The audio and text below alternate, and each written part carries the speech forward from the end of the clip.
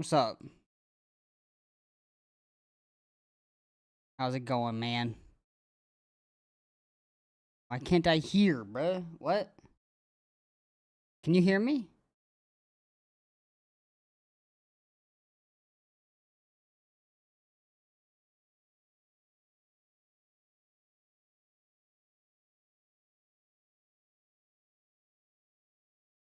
My Spotify?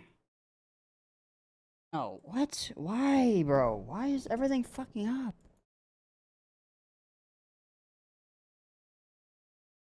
I just can't have one fucking session. Uh,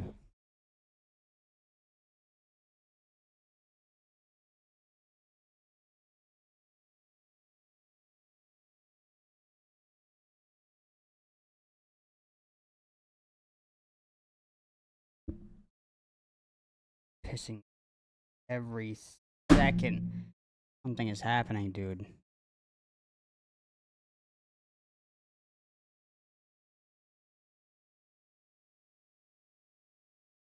Oh my god, it's because my fucking speakers put on my goddamn controller. What?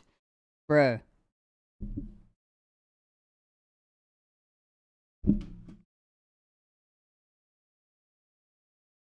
There. Jesus Christ, dude. Now let me fucking play something. Playing Sims.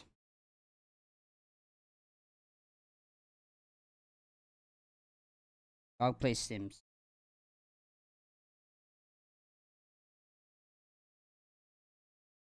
Hi, YouTube. I don't need my controller plugged in. I don't know why I'm using it. I can play this with my fucking mouse and keyboard.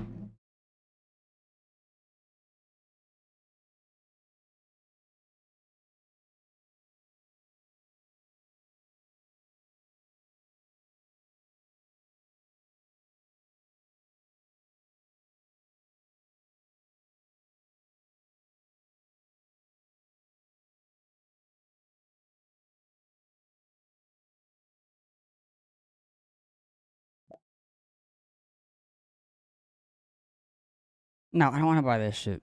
Leave me alone. Dog play Sims.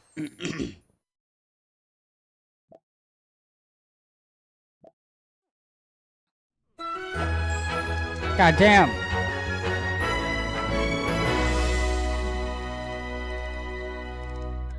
Alright, what was I doing with Jaden? Okay, Jaden. I think I want Jaden to do more stuff with his goddamn restaurant. So, Jaden, I want you to have fun with your restaurant. Not your restaurant, retail store. So he's okay. So he's good now. All right, get off of that. You're going back to your store. It's 8 p.m. actually. It's a little late to do that. So, oh, play. He's doing fucking nothing. All right. Oh, I forgot Pat's bed is just in the fucking hallway. Hell yeah. I'm gonna have him sleep in. What happens if he sleeps in Red's bed? Go to sleep, Jaden, even though you just slept for a full fucking day.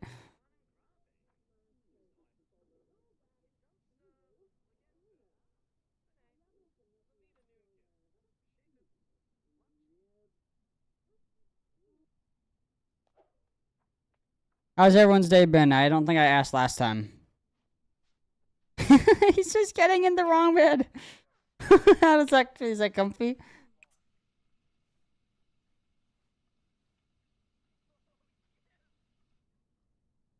No, I'm still annoyed because the day was a waste.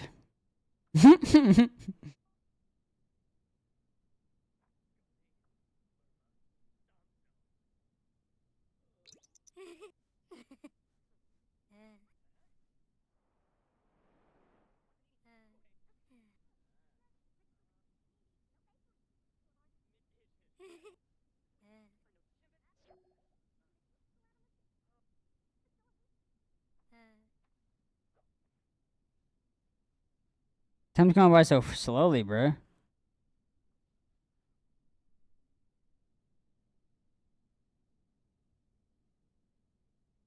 Me no happy. Oh, what the fuck? What is he doing here? Yo, bro. We did not invite you in. Get out of here. Uh-oh. What's he doing with Red? He's getting Red's plasma. uh, Did he just hypnotize Red? Oh, yeah, he's taking Red's plasma. What the fuck? Oh, shit. Bro, Red's just getting his neck sucked by his vampire.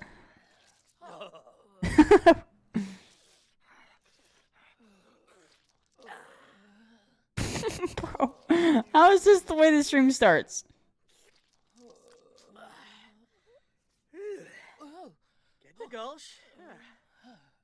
Good morning, Red. And he fell asleep. Nice job. Who's not asleep? Yeah, there's 4 Sims games.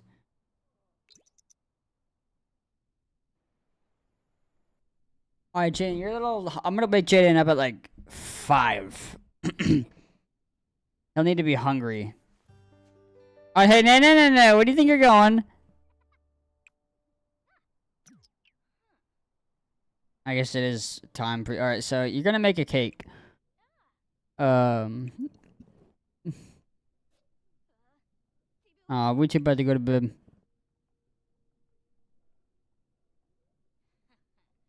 You're gonna bake a cake. He's gonna make sugar cookies. Yeah, great idea.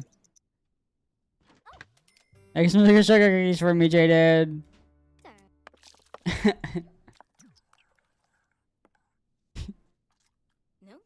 The lottery? Come on, Jaden, make that food beautiful.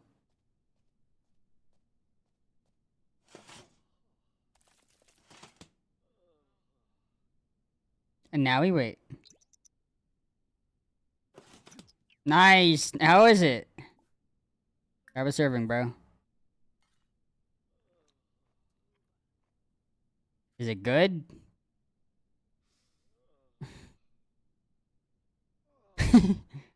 Is it good? Are you gonna eat it? I think he likes it. I did not feel his hunger much at all. Called a meal. It's like, it's 2 a.m. Hi, Jizz. Yo, Jaden, you missed Red getting his plasma sucked from a vampire. Bro literally came through the door and just sucked on Red's neck, and then Red passed out. I just realized you don't have a dining area.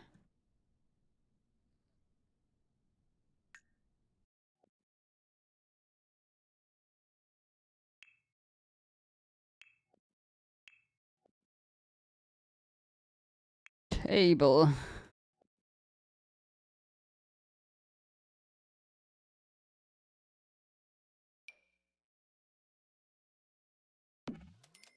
How dare you be sleepy? It's too early. There, you get 2 tables.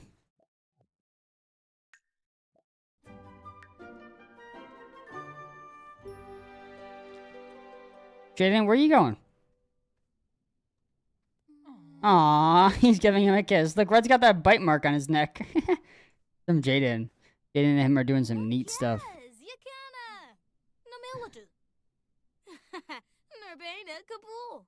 Uh-huh. This looks like a great husband couple. Bamboo!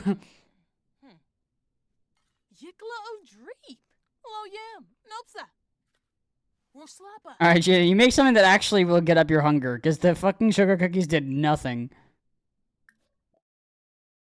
Make a cake. Donate.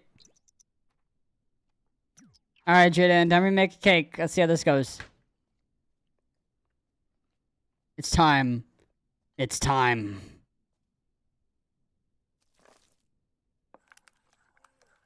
We must inspect it. He's so happy.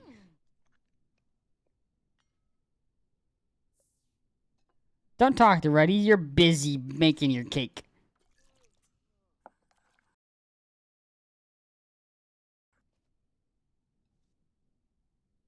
Come on, man. I want to see how this goes. Oh, oh. Bert and Ernie, man. You missed your character getting your neck sucked by a vampire. Oh, look how happy he is.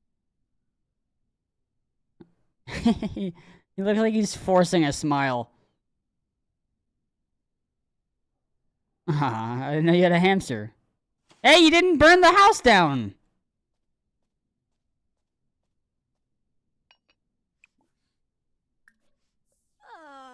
Malasnifa.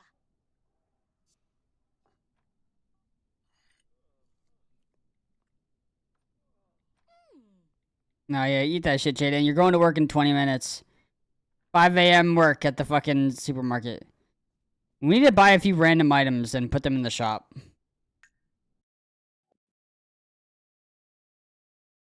We're gonna sell cobwebs. I wanna buy the cobwebs. The Spidey home. Damn it, it doesn't fit anywhere. There we go. There we go. We're selling that. I don't know if that'll work. We just need a bunch of random items.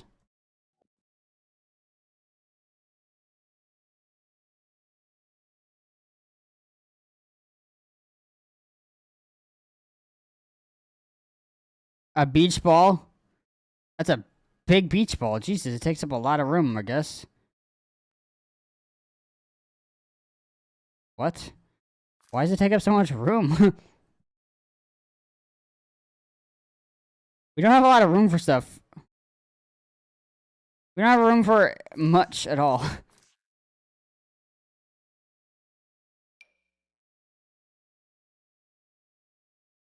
There we go. We're gonna sell... Hell yeah, jack-o'-lantern. Ghost. We're gonna be out of season. We're doing clearance of ghosts. What is this? A warming lamp. Yeah, sell that. A kiddie pool. I sell the kiddie pool. A Christmas tree.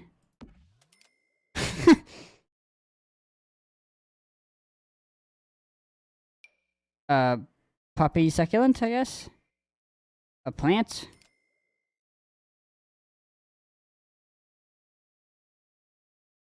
Anything you want your store to have, Jaden? Booning snoops.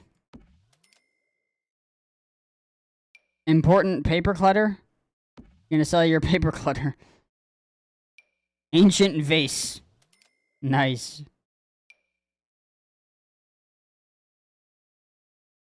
Gonna sell the paw prints. That's cool. You're gonna sell your radiator. You're gonna sell your iron. Your fucking. Wow, your place is amazing. You're gonna sell a fake spider. Your place is awesome. You're gonna sell a Cocoa Bear, whatever the hell that is.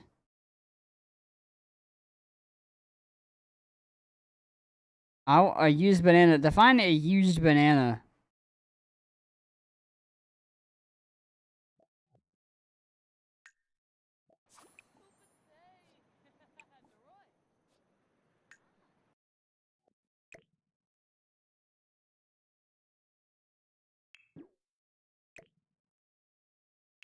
Alright, Jaden, I have a bunch of new items for you in your place.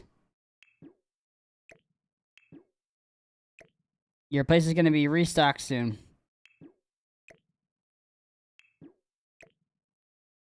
Aw, you can't have that. Damn it. The fuck you mean fresh?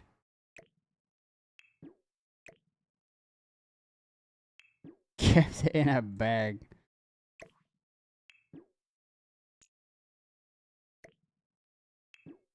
Yeah, I'm hyped for Jaden's restock. Alright, Jaden, time to go traveling. Travel.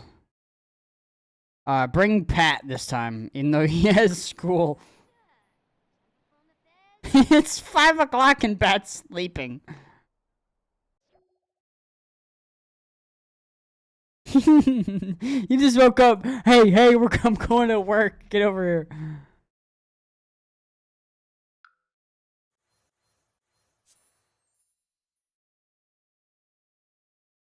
Hype.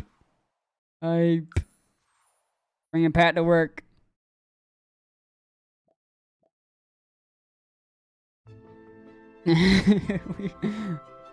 That's not Pat.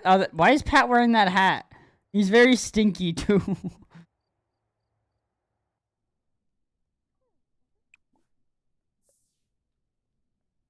Oh, I can't restock the item that I want to. What? Okay, wait. Nah, remove sign. I want to test something.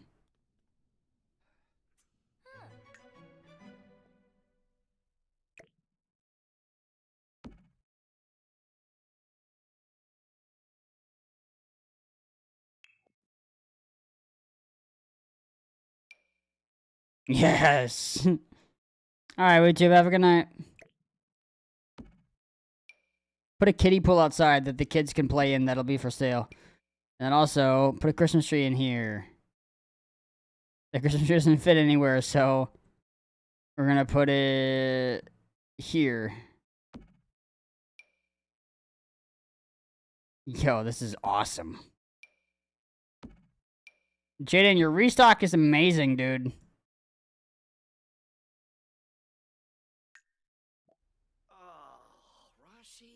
Pat smells. He doesn't want to smell, bro.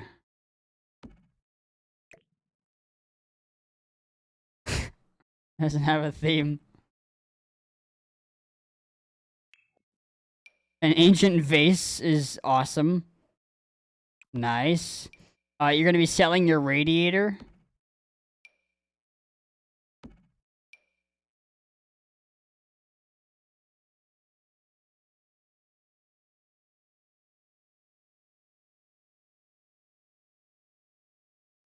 Hype.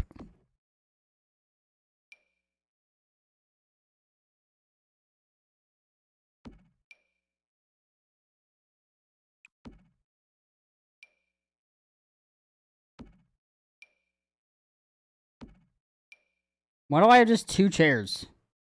Fuck it, you're selling both of them.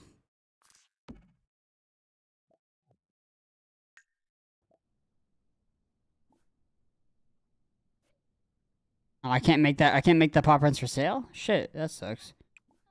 They're for sale. They're for sale. Remove sign. Remove sign. Jaden, stop your character from fucking playing with shit, bro.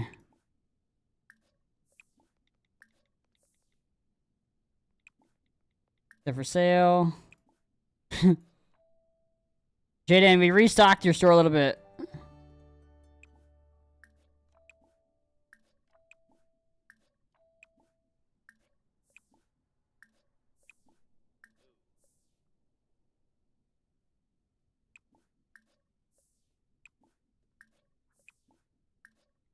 You have a lot of missing stuff. Jesus Christ.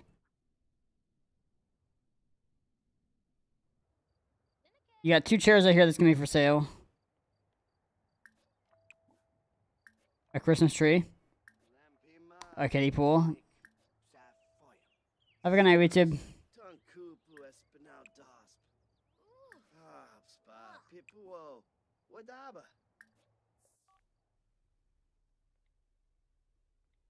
Still annoyed at how shitty it is, Ben.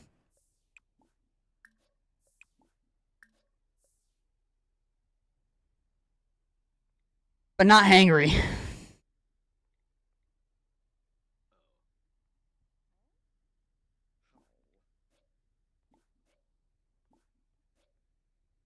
Alright, Jaden, what is taking so long?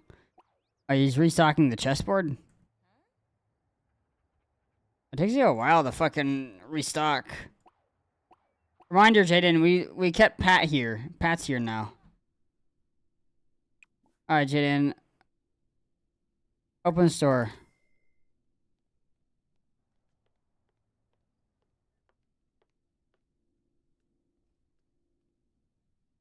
Let's see how long we can get you to work in here today. So we're starting about 7 a.m.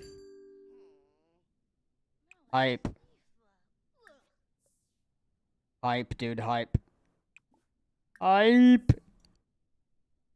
Yeah, you do, Jaden. Are you gonna have a better day than that one day? Am I calling you a liar? Yeah. Oh, yeah, Jaden, you restock that shit, bro. Where is everybody? 7 a.m. It's busy hour day. Did we set? Okay.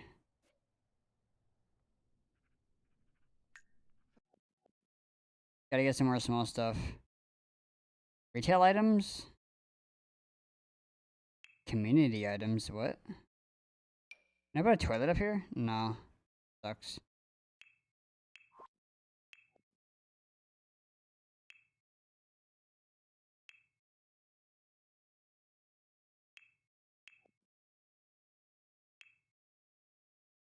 Put a bed and sell that. Put a bed upstairs and sell that.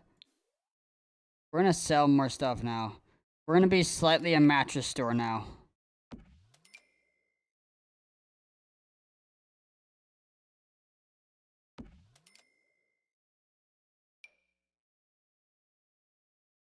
Great.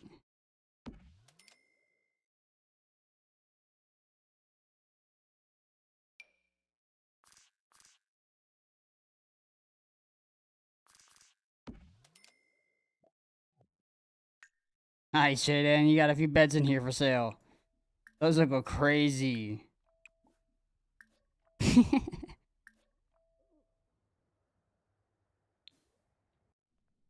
our first customer. What's up, man? Why do you look? Oh, that's our that's our employee. No great. Yo, Rene.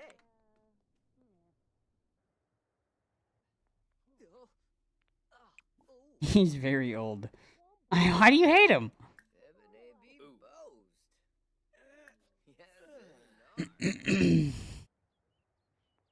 Why you guys looking at that light, bro? The fuck? Where you going?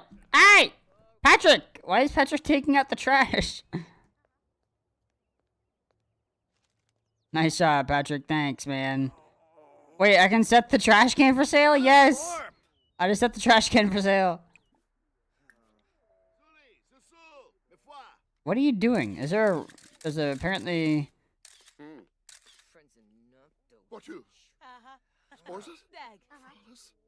More choices? Alright, greet customer, bro. We gotta start greeting customers. This guy's... Oh, wait, you're still fucking doing stuff. Yo, do something, bro. Do something. Manage. Design uniform. Can I do uniform stuff? Demote. Alright. We're gonna make him, outfit. Alright, bro. I'm hyped.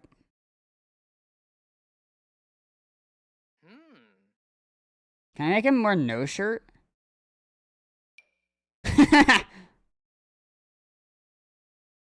Nice. Aw, barbells, that's nice. That's his shirt.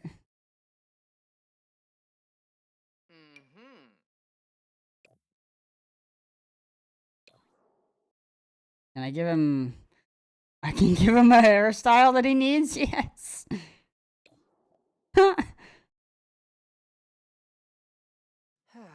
Hell yeah.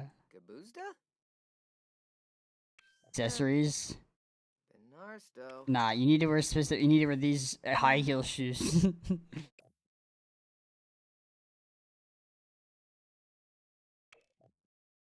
Oh my. Yeah, you need to get tats. Huh? Bro needs to get tats for work. And you also got diabetes when you're at work. Hell yeah.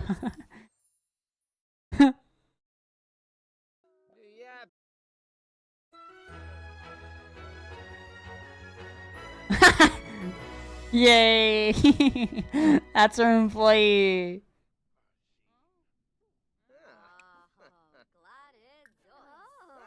Bro, it takes so long to fucking assign work task. Restock sold items. You do that. I'm busy.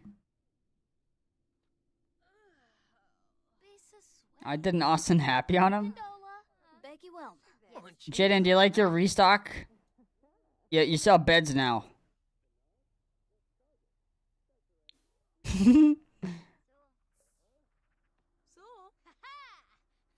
You're playing with your figure thing again.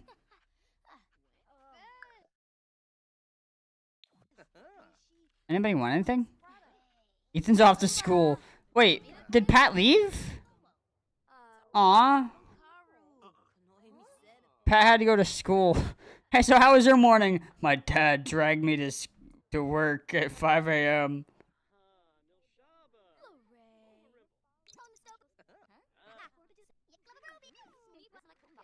Do a sexy pose for her. Sexy pose. Ask about love life. Great customer. Great customer. God, fucking kill him. Great customer. We haven't gotten a single sell. Wait, is the stream delayed or are you delayed?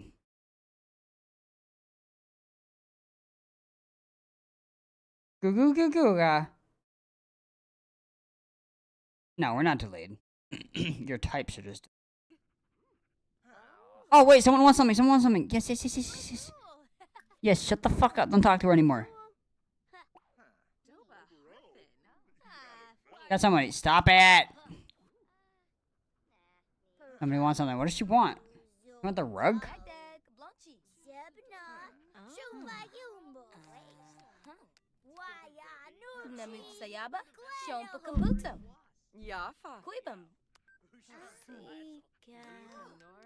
Look at our employee actually doing stuff.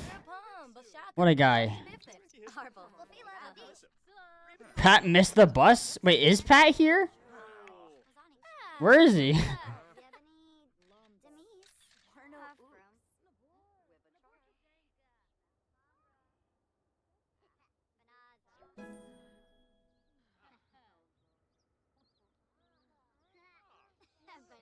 How do I find Pat? Oh, he's trying to get out of here, but he can't because I'm home. Hey, Pat.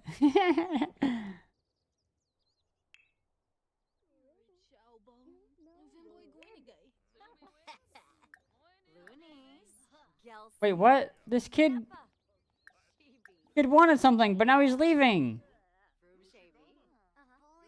Damn it, man.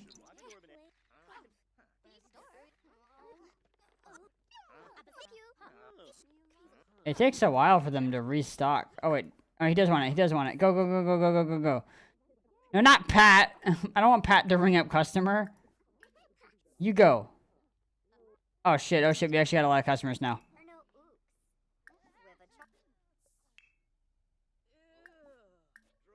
We just got like a whole fucking bulk sale. Jesus Christ. They didn't get up there. Hurry. The kid wants to buy the bed. Go. He has to pee. You have to pee, Jaden. Did he buy? He didn't buy it because you took too long.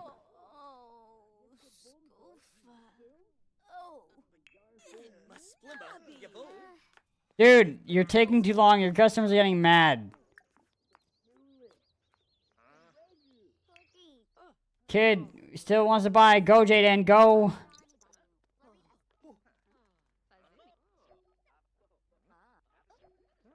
Oh my god.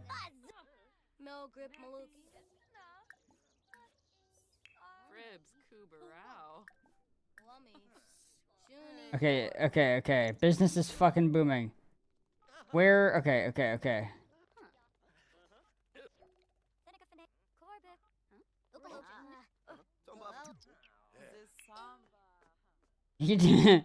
Dude, people are so impatient today.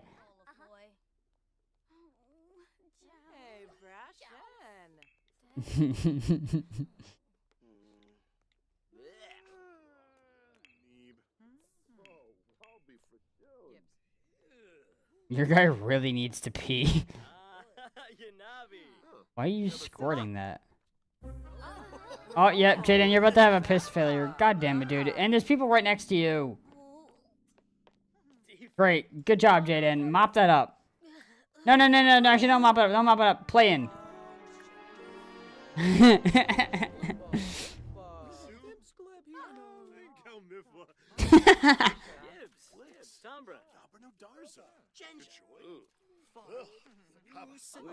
Bruce is playing in his own piss. Ariana, huh? Pat's really hungry. We might need to swap out this business for a restaurant. Because we're getting nothing done. There's so many people stuck over here. Pat is really bored. Why is Pat... That's our employee. Oh, my employee's really hungry. Where are you going? Oh, he's restocking. Great customer, great customer, great customer.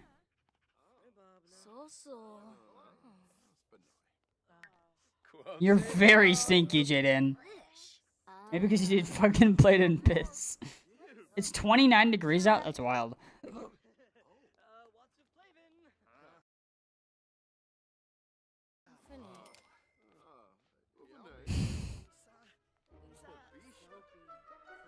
Jaden, you want a vet clinic? I can buy you a vet clinic.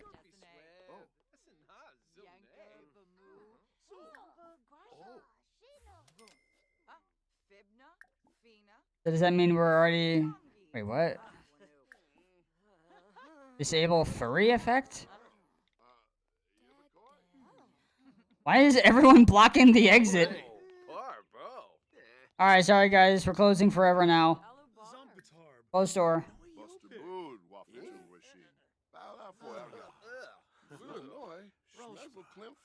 Business was fun. I worked one 26-hour shift and then decided it wasn't for me. What are you gonna do now? There's 3 puddles of piss over there. We lost a lot of profit. We did not do good. Sell store.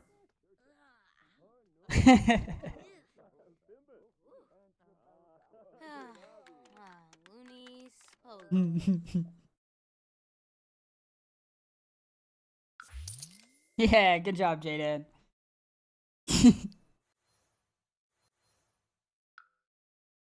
Where the fuck do we live again? I forget.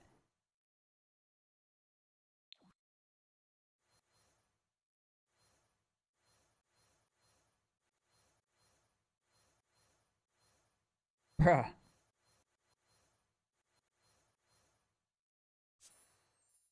We live here? No, we don't.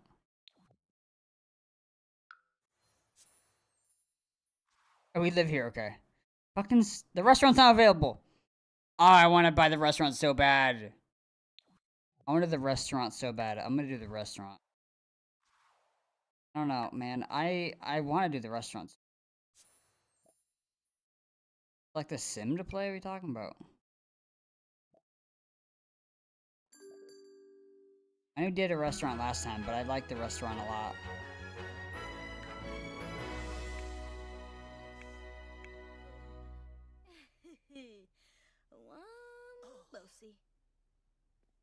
Wait, why are we not home?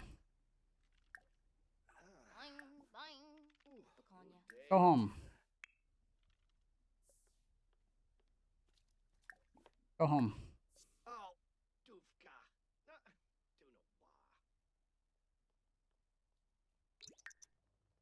Guys, go home. At least I didn't fall asleep this time. Where are you? Oh, Jaden's already home.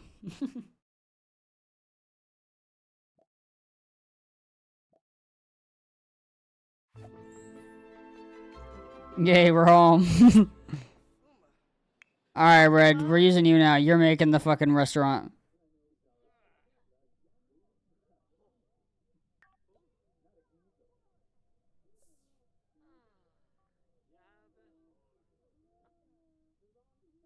Business. Buy a restaurant.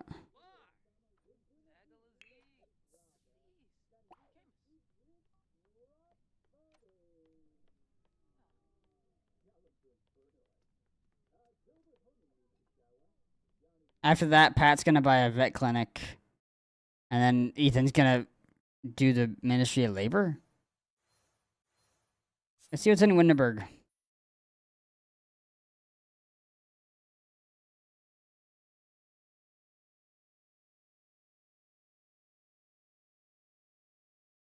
What's a place that I can use? I don't think there's any places we can buy your red.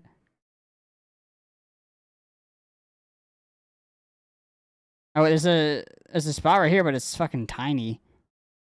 Yeah, this is not the area we should go.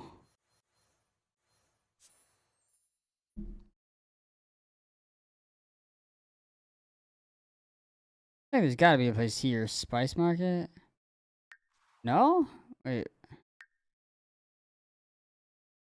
$240,000? That's all I have.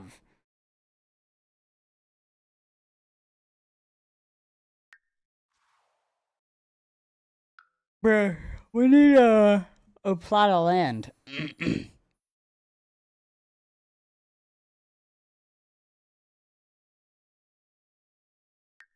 There we go, we can get this.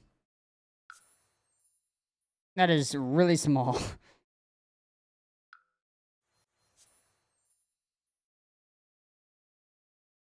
Here we go. We're gonna play in like the main area. We're gonna make our own restaurant.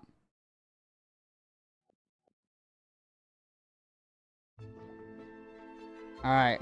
We're gonna add $150,000. A bit much.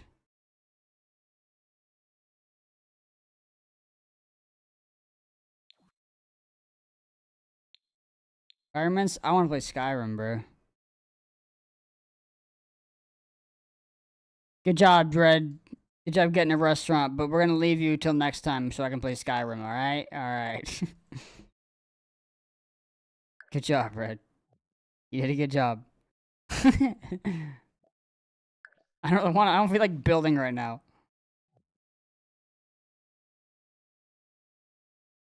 Skyrim was the original. Yeah, I know what we should play. We should play Monster Hunter Wilds. Sound like a good idea? Nah.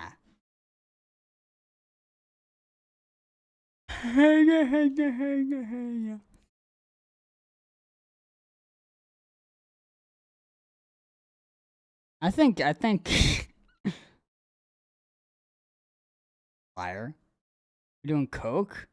We might. Not a bad sounding idea. Honestly, bro, like coke is kind of like cool when you think about it.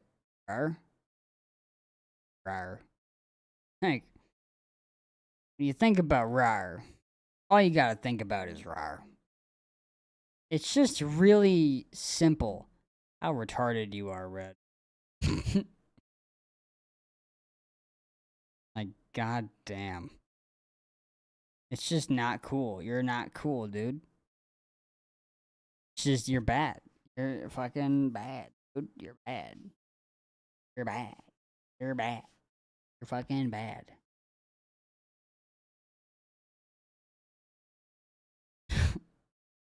We're changing games, guys. We're not playing fucking Skyrim.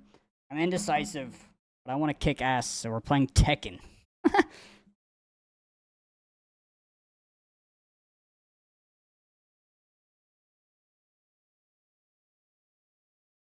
Wow, this is great resolution.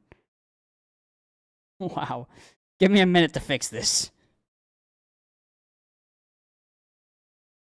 I haven't played Tekken in a while, so I'm kind of interested. Don't worry, I'm getting a black screen too.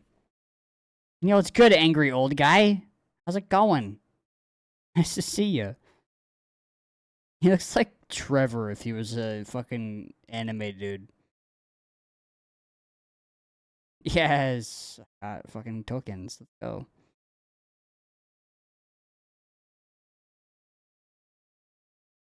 I don't care. Leave me alone. I need to edit the settings so I can fucking play my game. How do I check? How do I edit the settings? Options.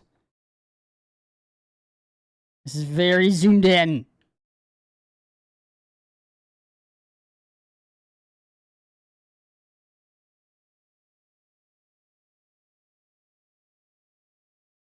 Yeah, it's way too fucking high. Is that better? I'm not showing anymore.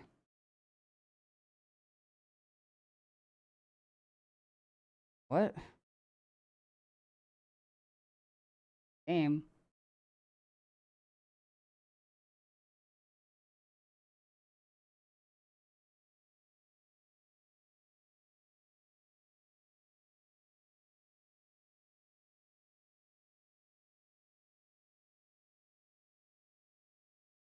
Why is it fucking up?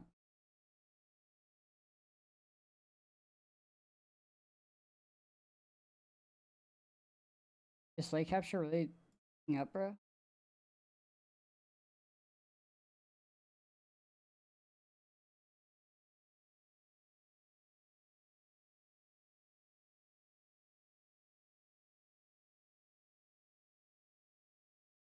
Why is it a black screen, bro? What? Let me play my game, dude. Come on.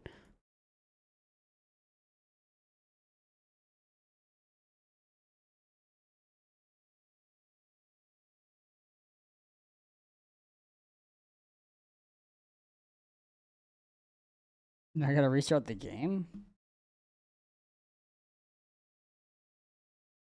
That was a game issue. Bro, I wanna randomly play Tekken. Let me play Tekken. Hey, there we go. We might have got it. Oh, I think we fixed it. Let's go. I wanna fight.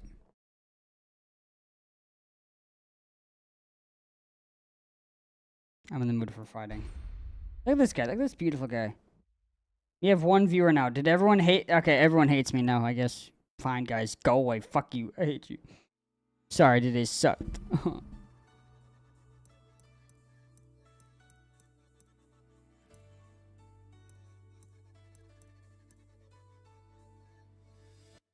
Arcade battle. We'll do arcade battle. Red, calm down.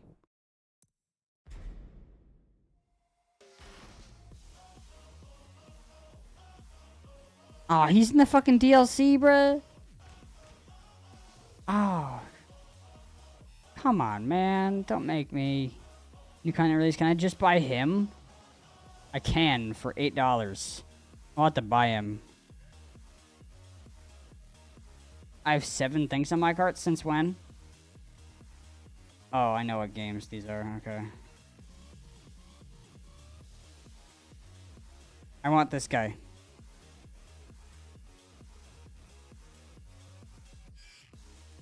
Will it activate midway?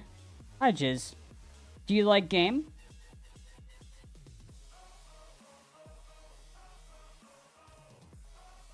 Can I activate him now?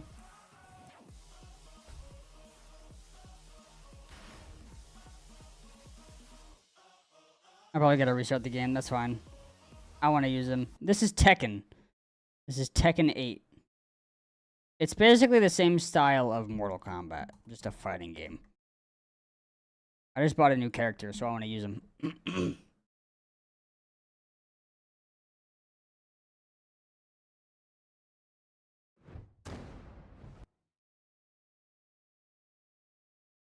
I might go for a night walk after stream, bro. It's been a while, and I need something to calm my nerve.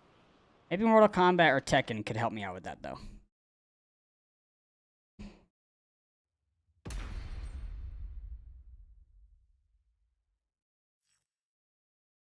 I do have an idea for a game after this I could play. That would not be disappointing at all. Yes! I downloaded him. Okay, I'm actually happy.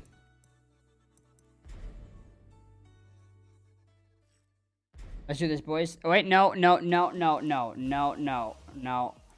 First battle has to be easy. I'm not getting my ass kicked. Oh. Alright, here we go, boys. Here we go. Can I pick who I'm facing or no? No, I guess not. Paul! Paul, it's the sheep from Minecraft. Hell yeah.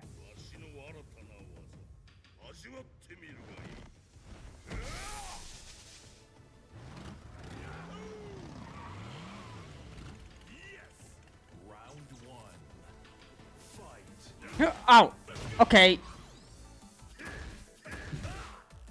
Ow, fuck. Jaden, are you delayed? Bam, there we go.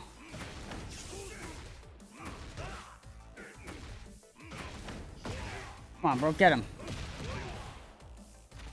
Oh, powerbomb! Boom, KO.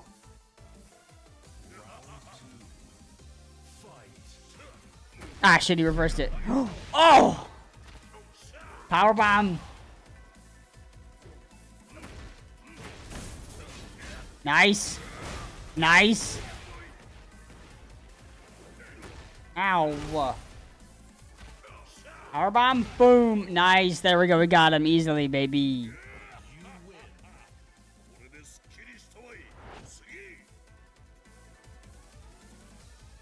Hell yeah.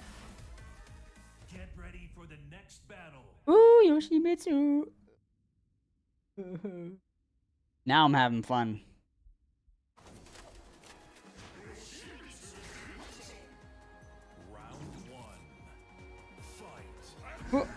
Oh, nope, you missed, you fucking fat piece of shit. Boom!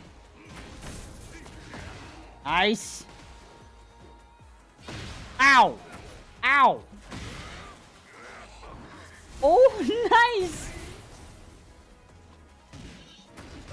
What's up, Isaiah? Got him!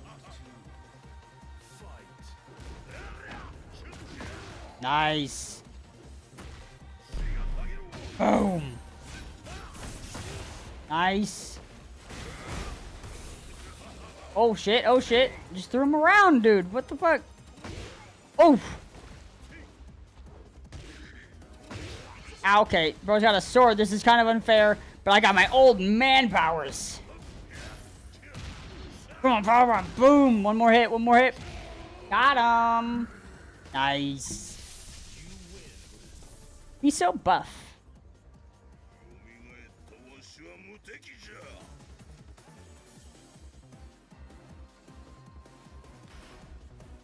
Get ready for the next battle.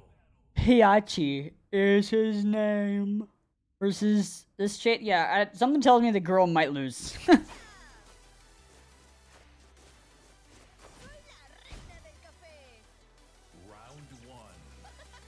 of thick. And immediately a headbutt.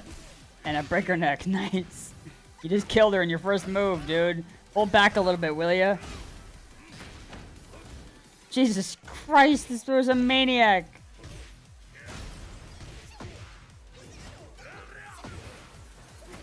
Ow. Fuck. You!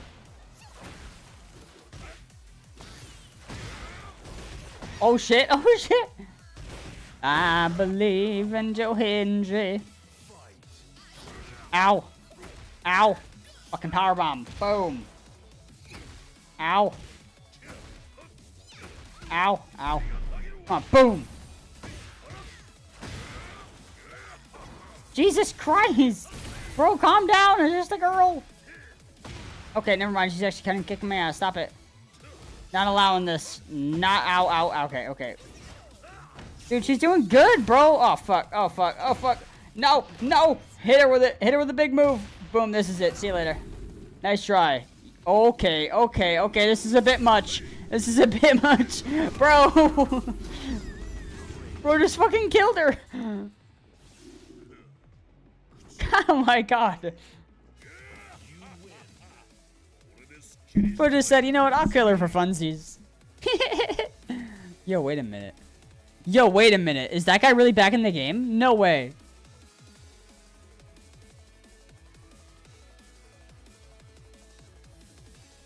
I gotta look at something. I gotta look at these fucking DLCs for Tekken. There's not really a lot.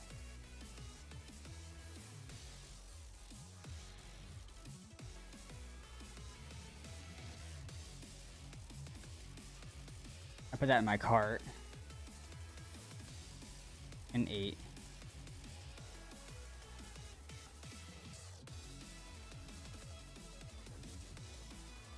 Okay, so there isn't actually a lot to it, but I'll buy that. There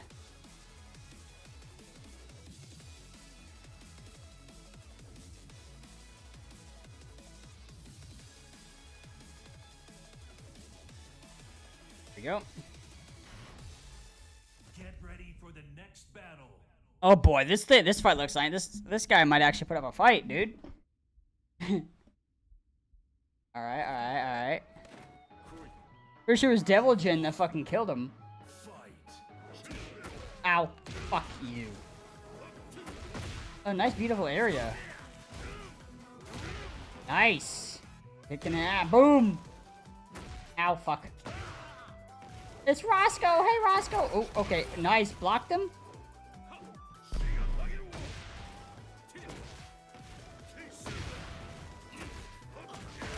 Got him.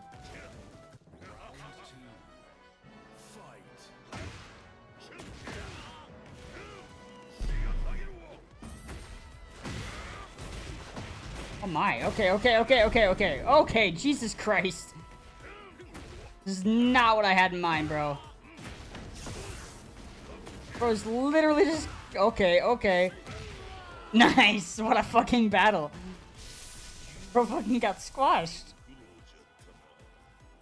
God damn.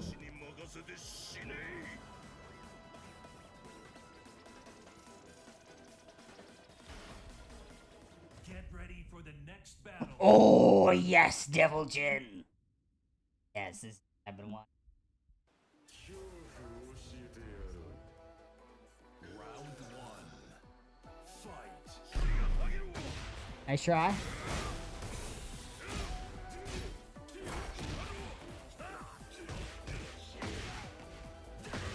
Ow, okay, Devil Jin. Okay, Jesus Christ, stop it.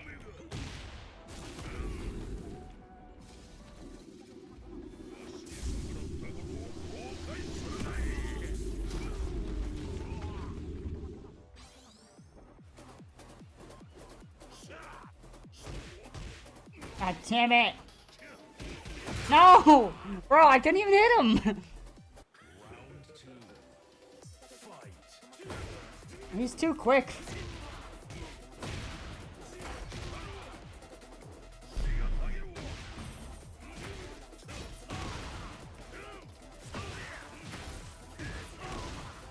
There we go, we got him that time.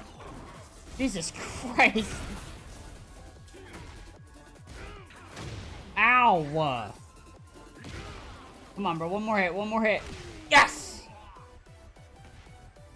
Final round. Start with the heat buster. Boom. Catch him off guard. Throw him in the air and hit him a big move. Boom. Power bomb. Oh shit, he reversed it? Nope, reversed that one. Oh, there you go. We're getting something. Ah, there you go. Yeah!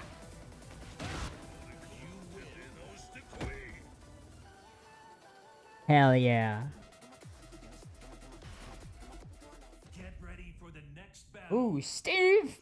Racing Steve! What's up, Steve? Round 1. Fight.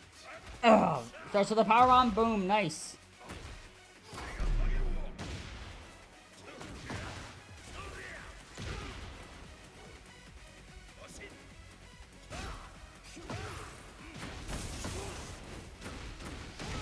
Oh my god, I'm killing this guy. Jesus Christ. Oh my god.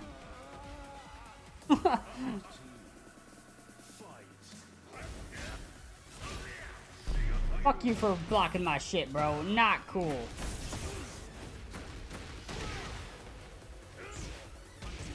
Ow. Okay. I'm sorry. Fuck you.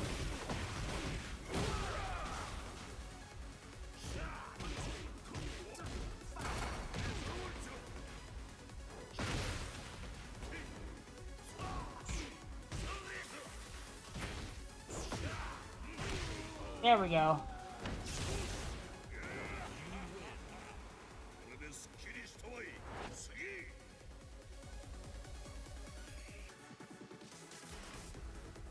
Get ready for the next battle. Oh, at least is gonna kick my ass.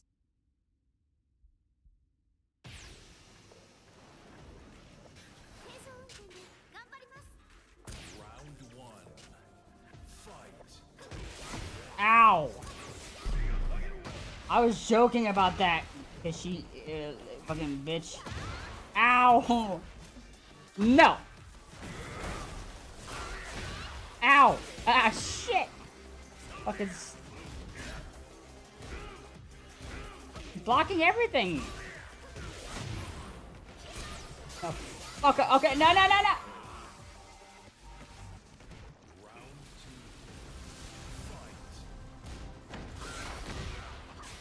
Dude, she blocks everything!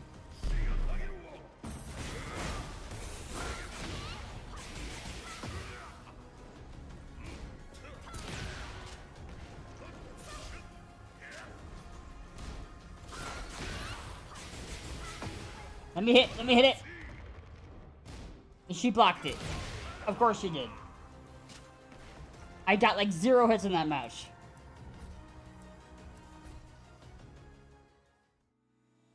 Alright. Yes!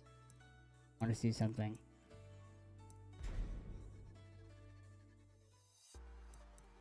Wait, that's just avatar customization, not character customization? I found a character? Or avatar? That's the... Okay.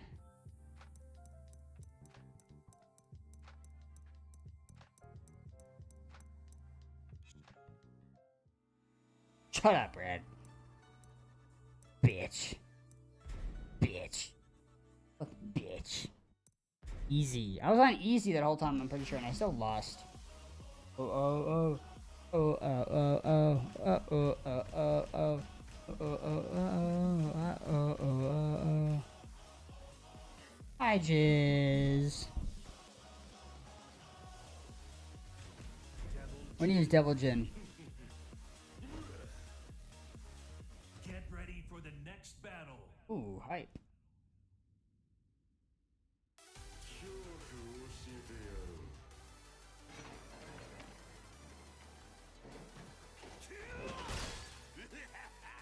Round one.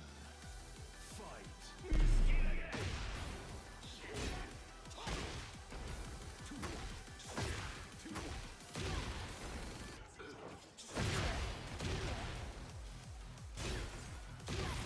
Yeah, fucking, we're killing him.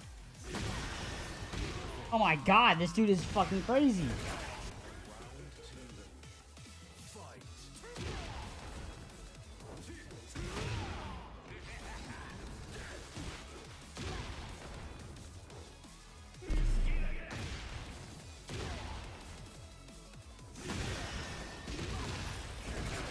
Oh my god. That was a little too easy. I'm about to check something real quick. Give me one.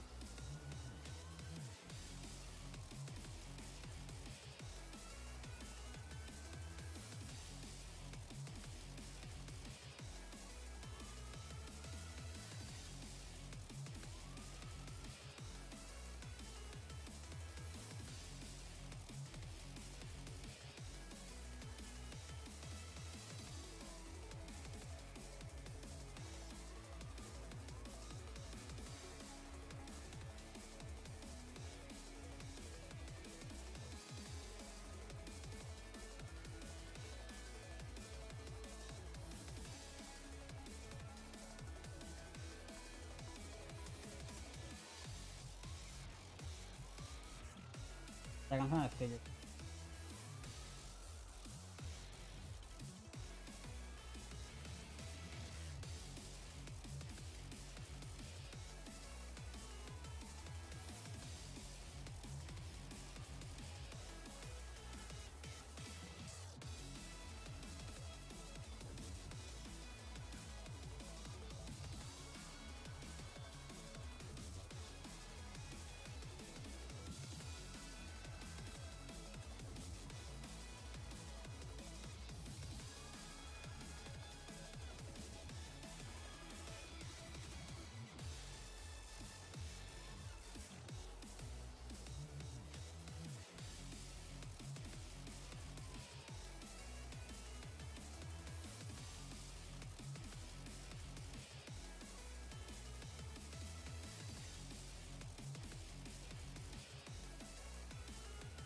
trying to figure something out because I want.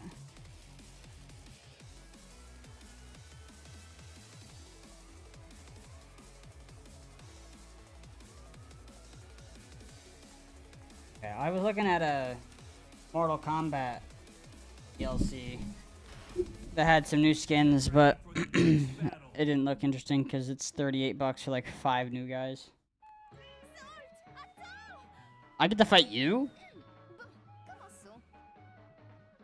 Okay.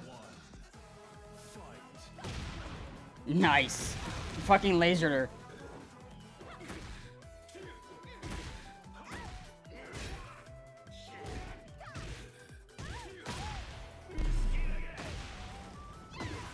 Ow. Ow. Fuck you, you fucking bitch. Was crushed? Nah. You gonna be doing this to my crush? Hell nah. I'll be doing worse.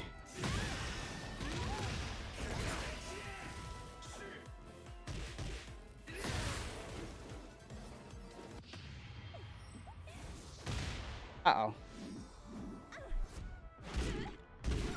Ow! Ow. Not losing to you, you fucking bitch. Finisher, boom.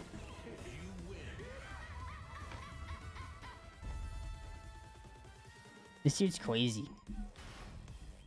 Get ready for the next battle. What's up, Victor?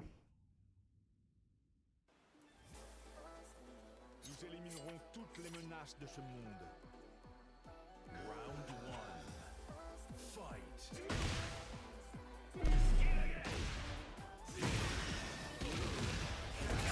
Oh my god.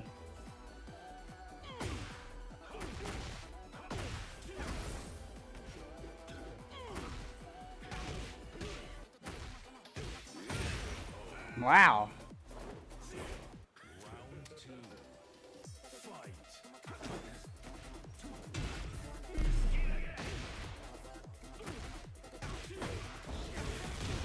Oh, fuck. What the hell?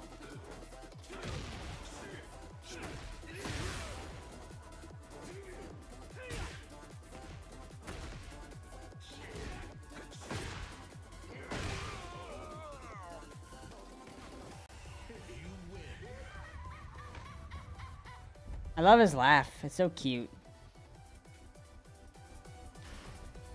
Get ready for the next battle. Ooh, interesting. 目を覚ますんだ。ジン。 Round one. Fight. Oh, Jesus Christ!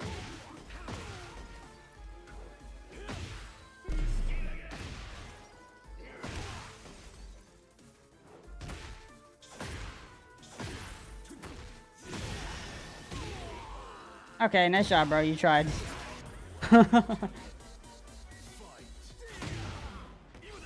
Oh shit, he got me that one. Damn, okay. I see you out here. You trying, you trying, you trying. Fucking piece of shit. You ain't getting me anymore, though.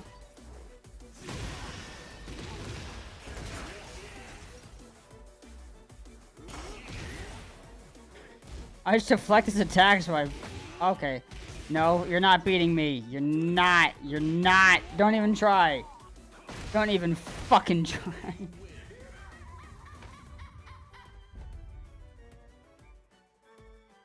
Hell yeah.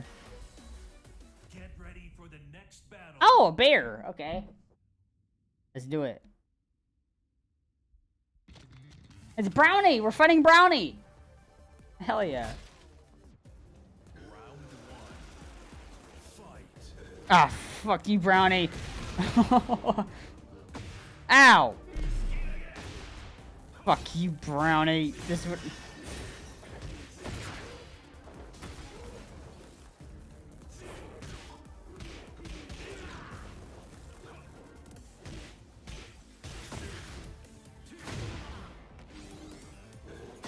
Oh, God. Brownie's kind of tough, not gonna lie. Taking a lot of my hits. Ow. Jesus Christ, Brownie. Fucking idiot. Love you.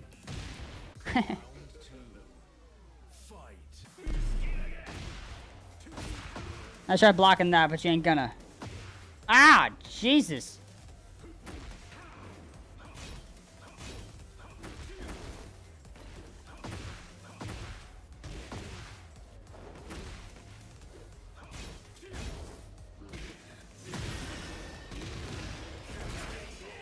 Yeah, that was easy. Nice job, Brownie. You tried. Oh! Get ready for the next battle. Ooh. Okay.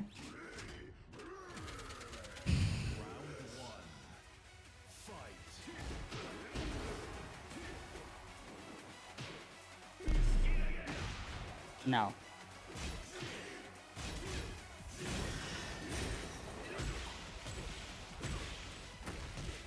Ow, ow, Jesus Christ, ow! Let me hit you, you fucking bitch.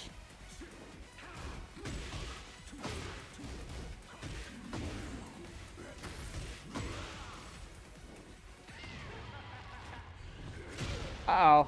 What's this gonna be? Uh-oh,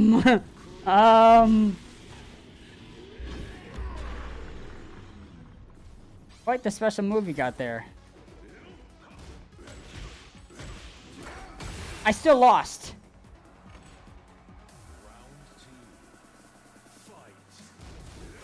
He blocks everything, bro.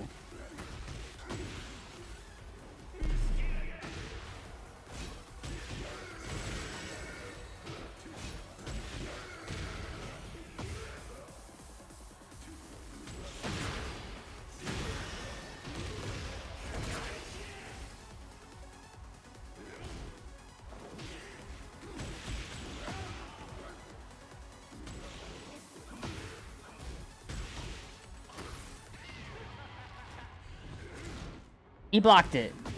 Great. Great. Are you serious, dude? Why do they just at one point just non-stop block you?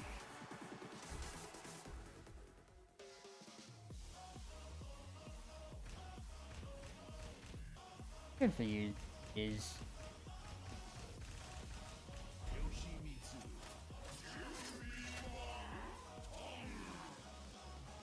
Get ready for the next battle. We're gonna fight Jack 8. We're gonna beat him with somebody, dude. Fucking do this, bro.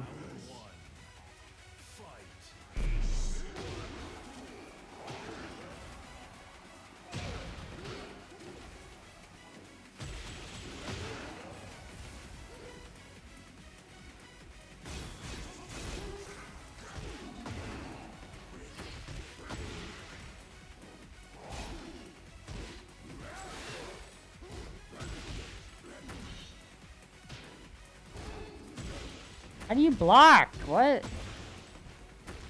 Oh my god. Are you serious, dude? What the fuck? I couldn't hit him for like a good 20 seconds there.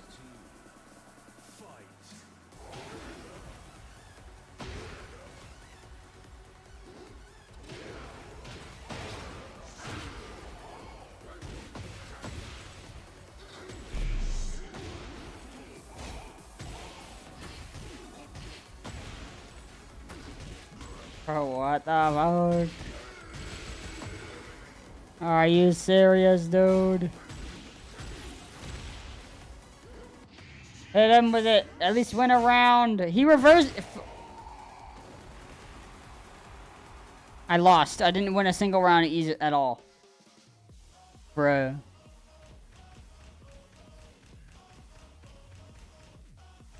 Good Paul. Get ready for the next battle. I'm not leaving until I fucking beat this guy. I need to figure out how to block, dude.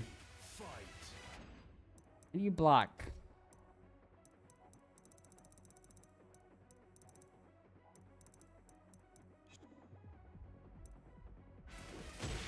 Doesn't tell me.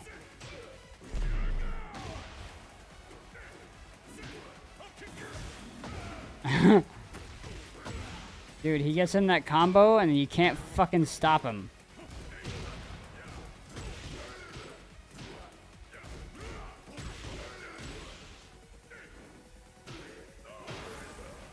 Okay, we're getting there.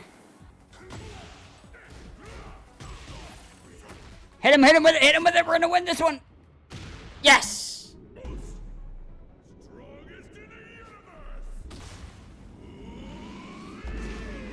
Won that round.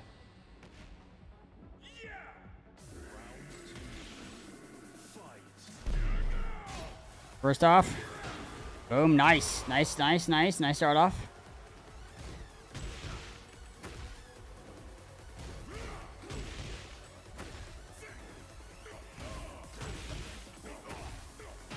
Yeah, I'm not doing a call. I need to fucking listen to music. I'm getting murdered right now, bro. What the fuck, dude? He gets on a roll and you can't stop him.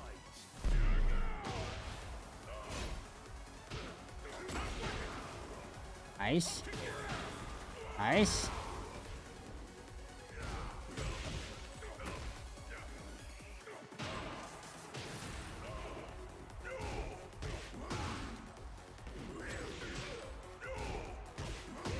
No, I'm so close. I'm not losing this.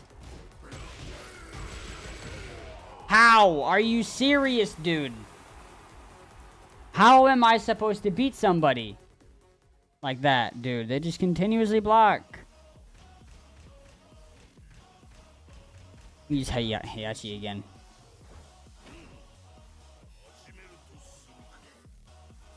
Come on, Heihachi. Let's try this out. Ready for the next battle. Why is it so fucking tough? I don't want to see your entrance.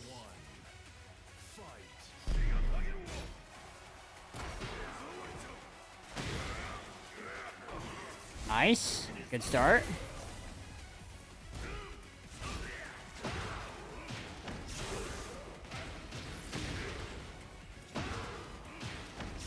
Awesome start. Flawless.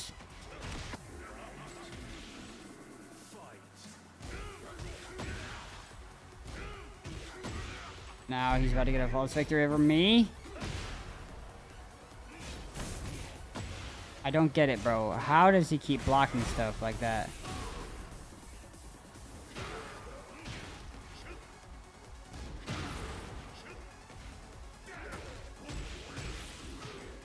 Hit him with it! Hit him with it! We're on the win! Come on! Don't reverse! Yes! We won!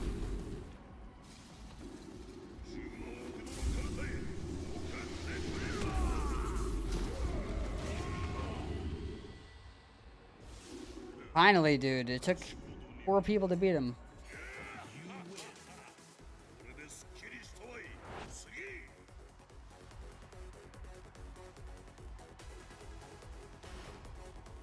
Get ready for the next battle. I'm gonna probably get my ass kicked by Lee. I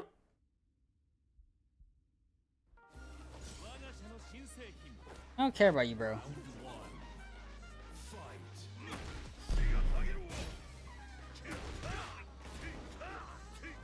Am I just facing a golfer? Power bomb.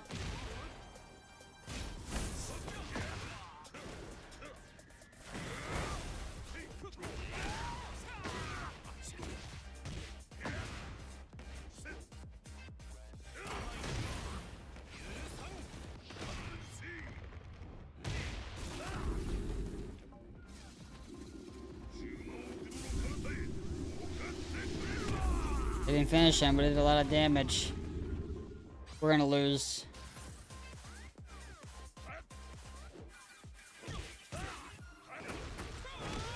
Yep, we're done. We're done.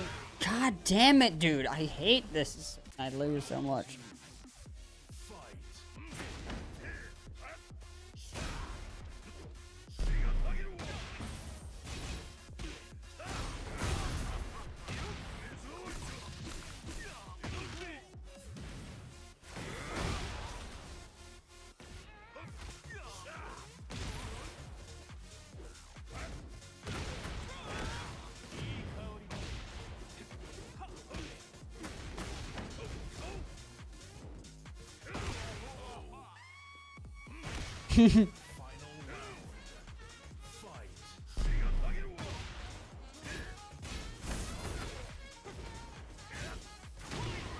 I don't get how he blocks everything.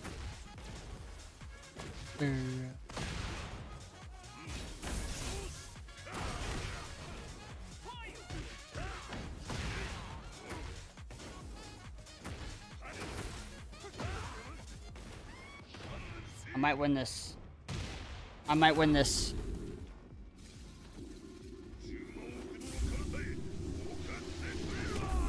No, he's super close. I got him? Yes! Oh. Hi, baby.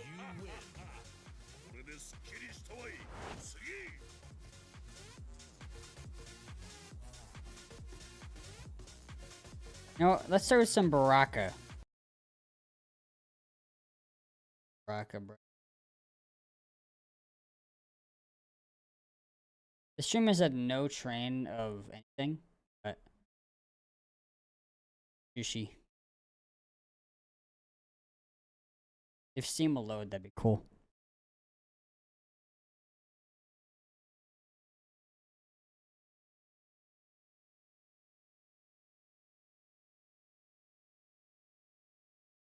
Who's ready for some Baraka? I am.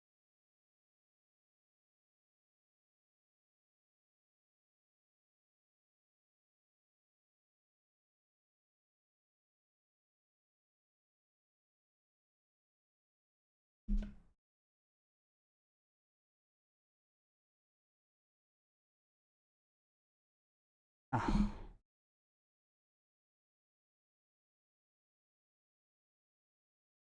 Okay, well, I guess we're not playing. Bruh, because fucking shaders have to load. I don't know, man. Why, bro? Why?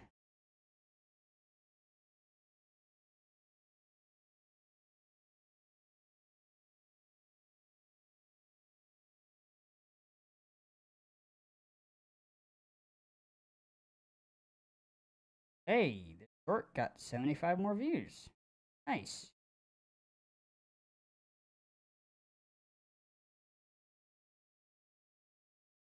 I've-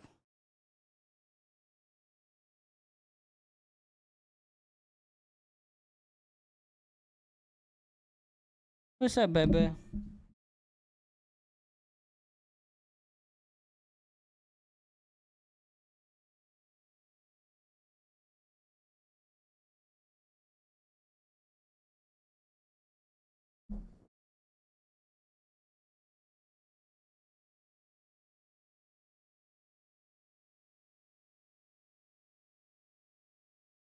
Alright, this is taking too long. Not waiting. That's fucking retarded.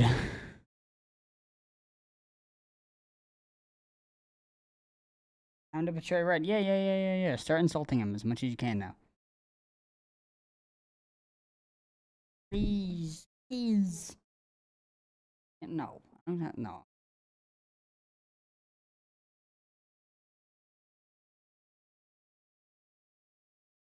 Hi, baby.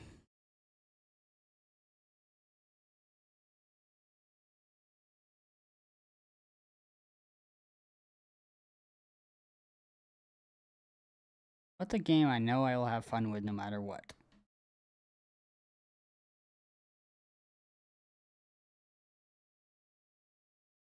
Yes.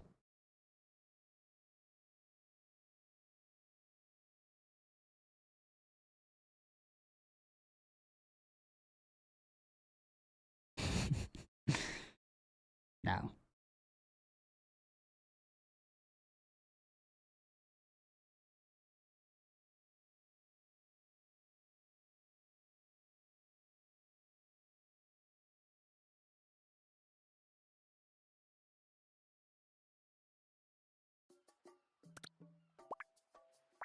Right, I just realized we didn't do shit for Animal Jam Halloween.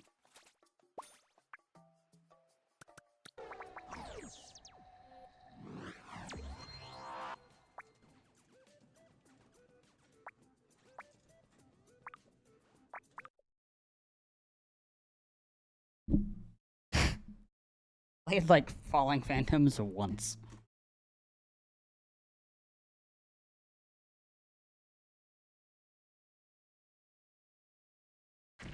Alright, here we go, boys. Here we go. I'm the eagle.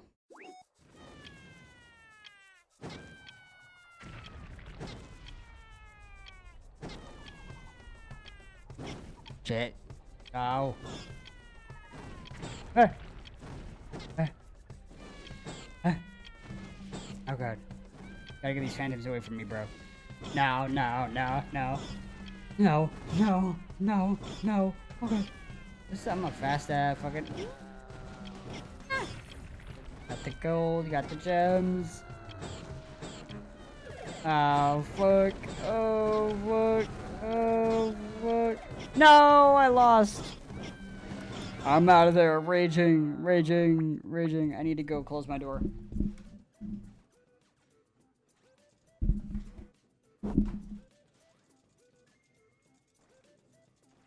I'll show you my favorite game.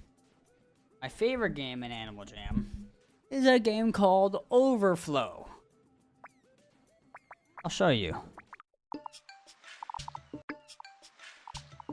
You just gotta do patterns. You gotta do like, you gotta make it go to here.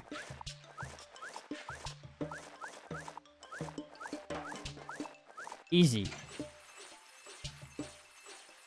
It's easy and rewarding.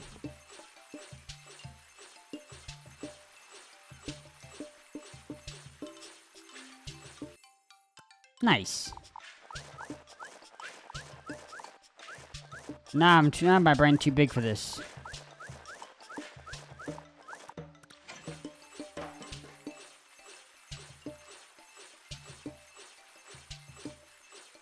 Jaden, you want to see our fashion game? Want to see Animal Jam's fashion game?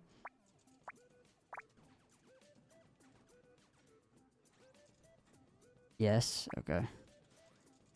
I'll do great. Best dressed, here we go.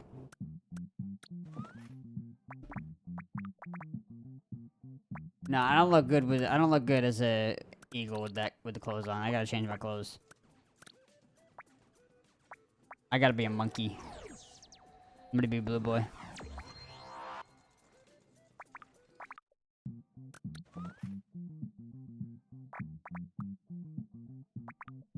I look amazing. I look retarded.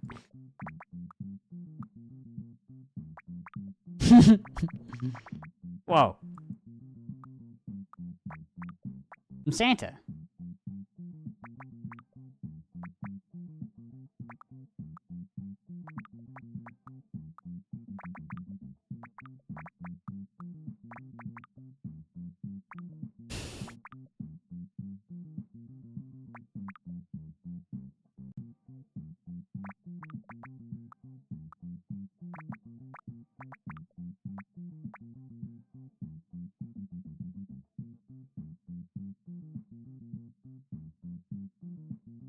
This is a good groove.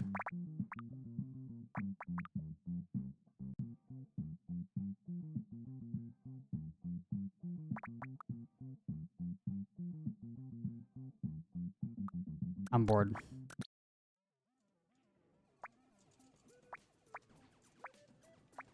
Is Animal Jam really the game to be playing right now? Or is Dog just really indecisive today? Dog is just really indecisive today. A shitty day makes me confused as to what to play. You want to see me get my? You want to see? You want? What if I play Uno?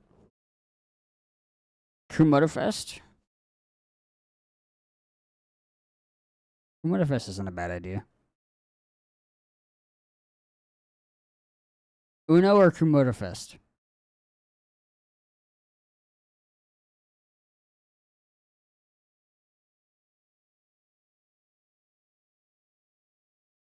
What we picking? I'll do Crew Motorfest. Pick before y'all.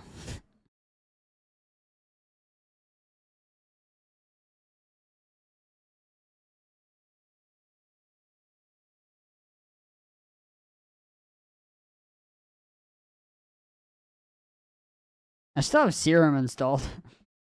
Jaden, yeah, you think we're ever gonna play Serum again? You know what? I'm gonna hide the inevitable. I'm gonna hide what I actually want to play. I'm gonna stop hiding what I actually want to play. My mind has been looking at Death in the Water this whole time.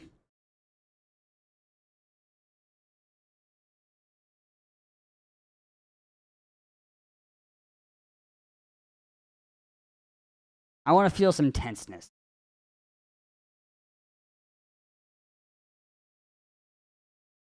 Are you guys okay with that?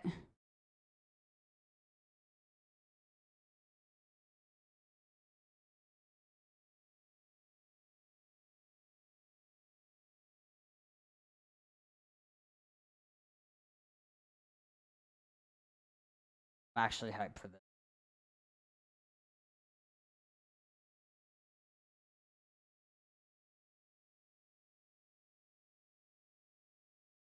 Stream has been an hour and a half of just a random flux of games. Stream sucks today.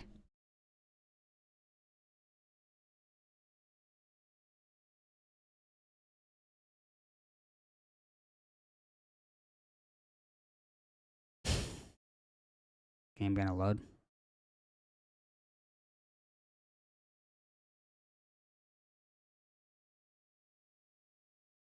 Game gonna load. Wanna play Shotgun Farmers? You wanna do? I might do like one round of death. I wanna do a multiplayer game.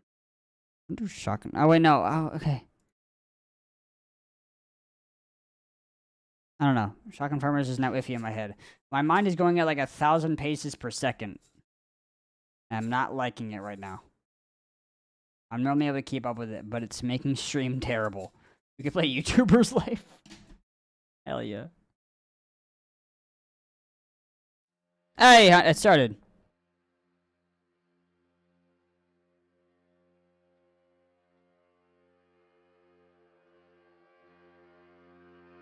All right, boys.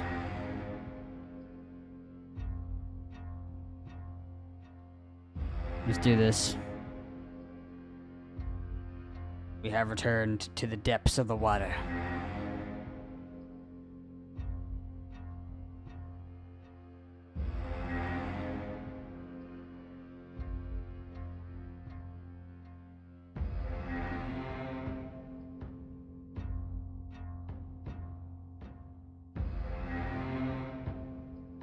All my patience was taken up by the fucking Monster Hunter stuff. Please load.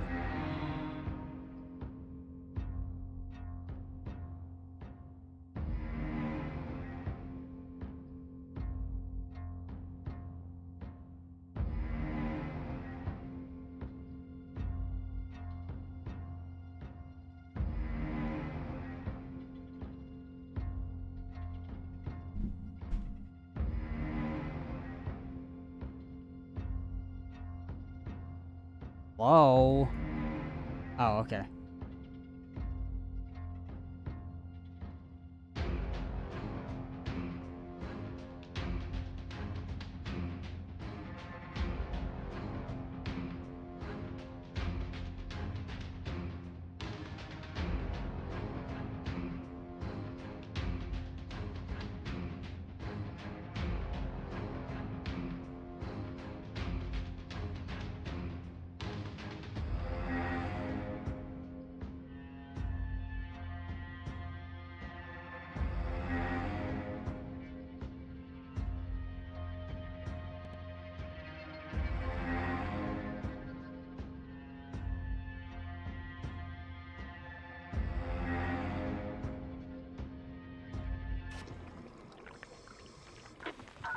The caves beneath Diablo's Reef have never been explored at night. Please be careful. It's easy to get lost in the caverns, and with all the Alright, here we go. activity, God knows what horrors awaiting in the darkness.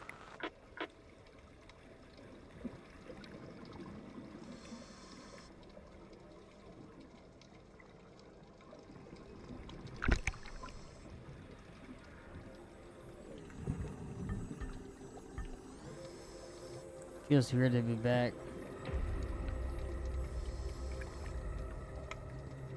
Oh shit, is you? Oh, there's like 3 of you.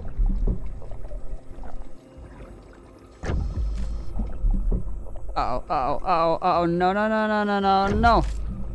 Oh, and there's a fucking shark. No, leave me alone. No.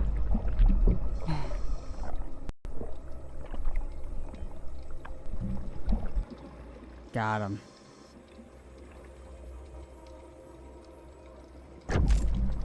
Oh, right before he got me, too. What is this? Best thing. Got more ammo, nice.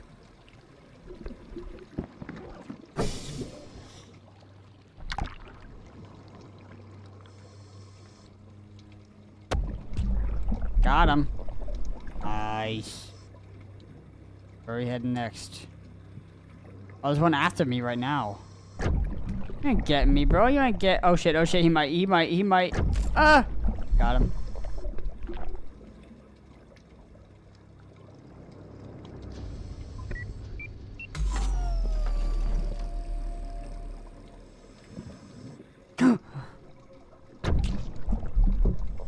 Fucking scared the shit out of me, bro.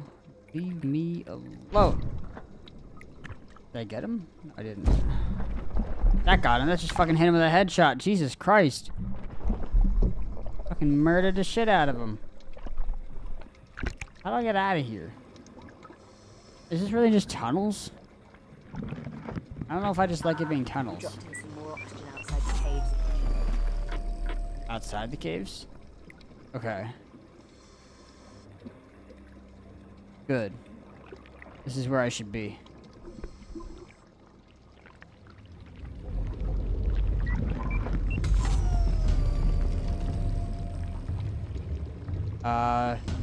Scary music is starting. Oh boy. It's happening. It's starting. It's starting. Oh shit. Oh shit. Oh shit. Oh shit. Oh fuck. Oh. Oh god. Oh god, I'm not ready. Oh no. You. Boom. Oh, whoa. Okay, you almost got me. No. Oh, fuck. Oh, fuck. It's one of you again. Ugh. Not letting you get me. Nope. Should reload, reload, reload. Boom. Got him. Got one. Wee, wee, wee, wee. Must go this way. Must go this way. I'm very scared. They're coming from, like, around me. Oh, you're coming from me? I'm gonna hit you with a headshot, bro. Hit you with a headshot. Boom! Got him. You want me, huh? You want me? Oh, fuck. Oh, fuck. Nah, you ain't get me. Boom! Yeah. Yeah.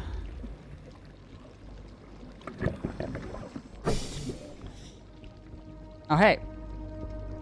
Poof! Got him.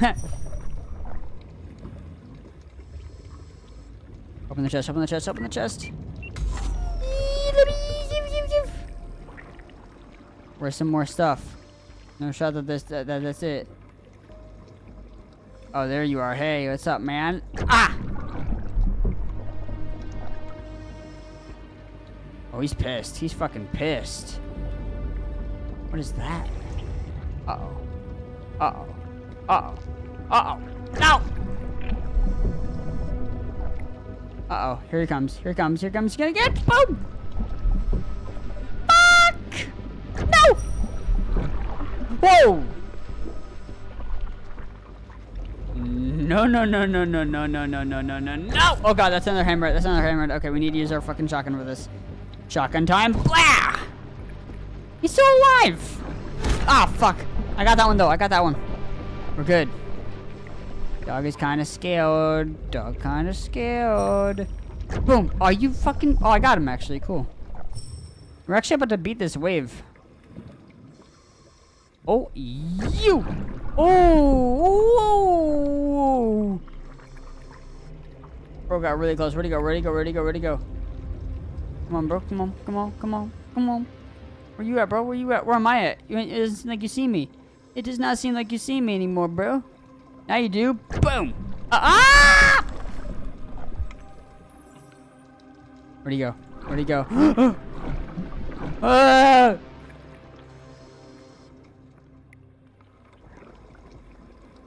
Ah! Shit! We need to kill this guy with our next shot. Not risking it anymore. Oh, he's still alive. You're still alive. Not anymore, bro. Got him. Nice. There's more coming. The game is not over yet. What's next, boys? What's next? Give me ammo, give me ammo, give me ammo, give me ammo, give me ammo.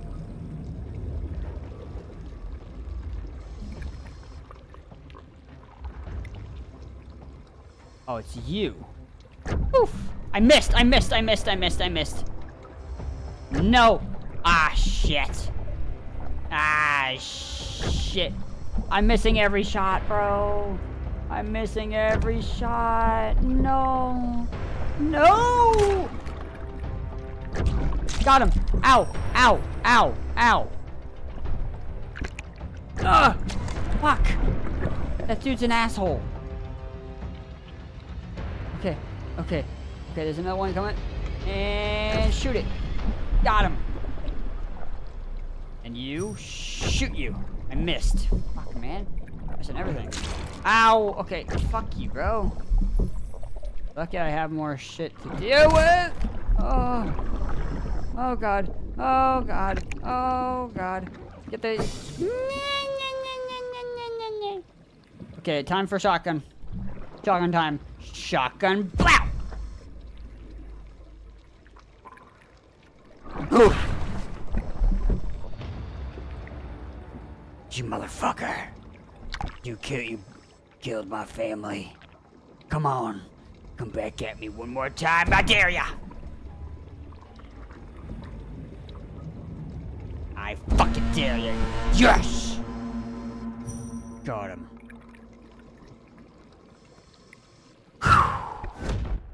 Nice. We did it. Upgrades. We should probably get a new gun. We don't have enough for a new gun. Not even close.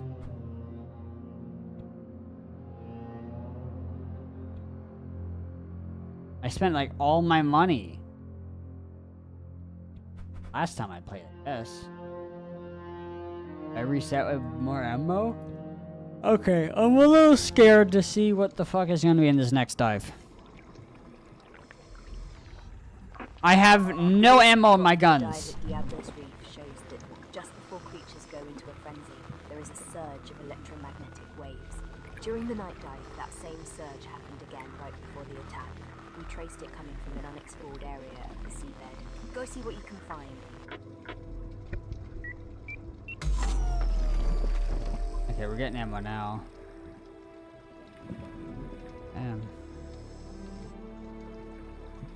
I did not expect to actually come back to play this.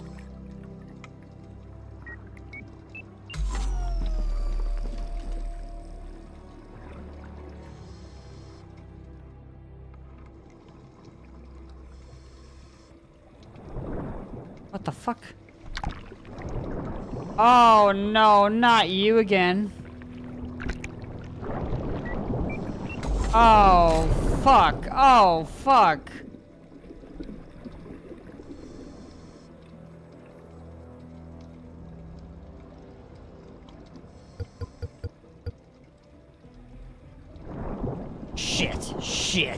Shit. Is that a person? That's a dude. What the fuck? Not safe here.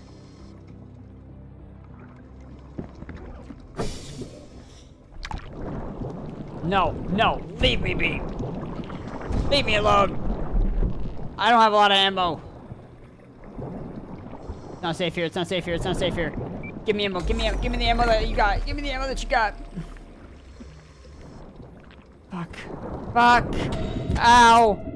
Okay.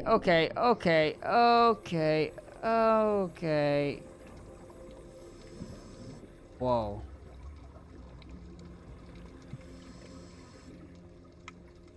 Where am I going? Oh!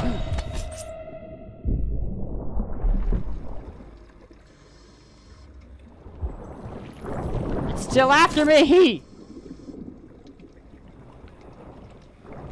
What am I supposed to do?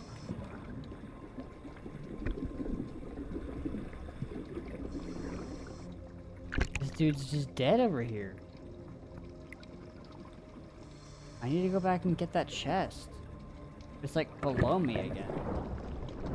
Dude, I can't compete with you, bro. Leave me be. You're the key to this thing. Ah! Okay.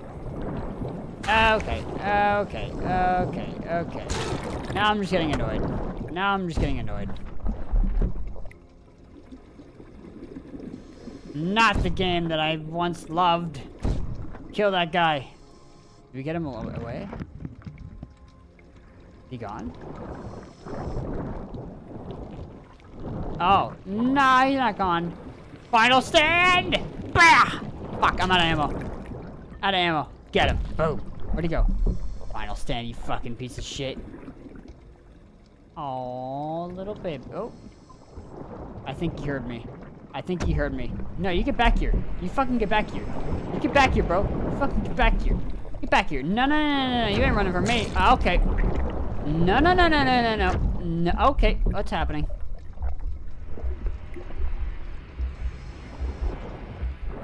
Oh, you want to do it, huh? You want to do it, huh? You want to do it, huh? He wants to do it.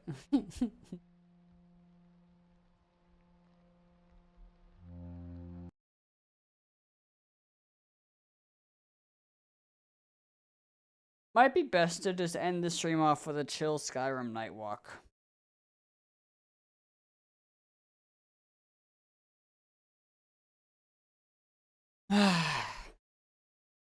It's hard to find a place to end this. Because the stream has been shitty. Because Dog has just been having a shitty day. I need something, bro. Sorry for the shitty streams today. Very sorry. You have a solution?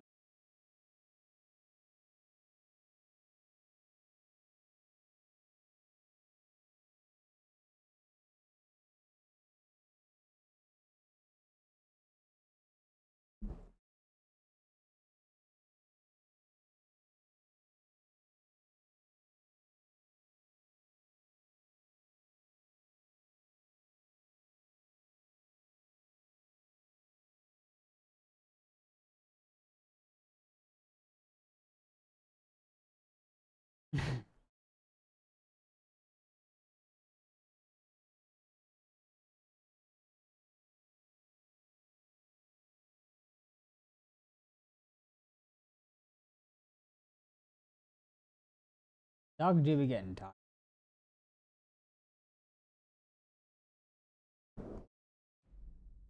I don't like today at all. Today very much sucks.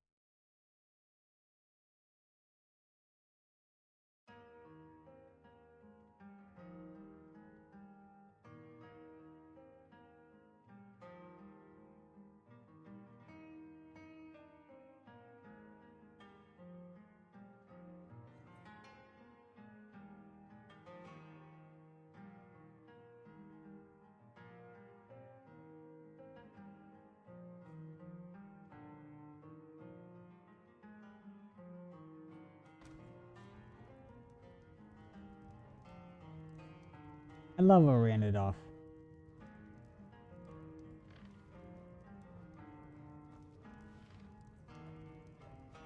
Alright, BFR, it's time to go. Yes, my friend. Sorry legs. Break's over. We do Listen, night walk now. the next inn we stop at, I'm up for a drink. We're at a freaking bar, idiot. Gosh. BLT sometimes gets on my nerves, you know?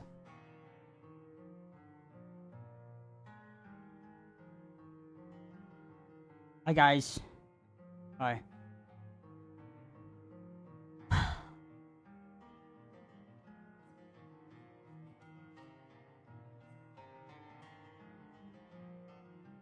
Let's watch a scary video.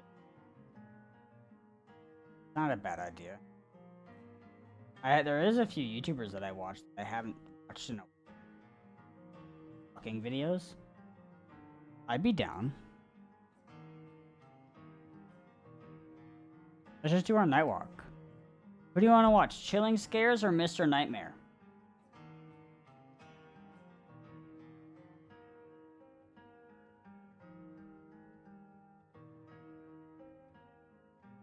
I'm gonna name this stream. I don't know what this stream was. Number 445.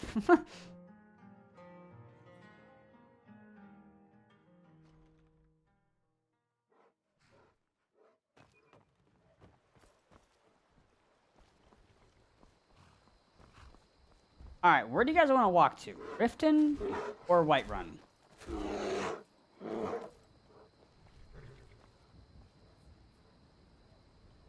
There's BFR.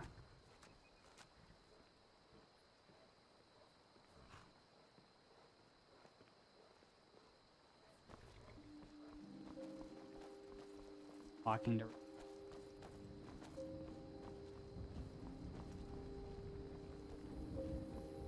We're routed! Fall back! What?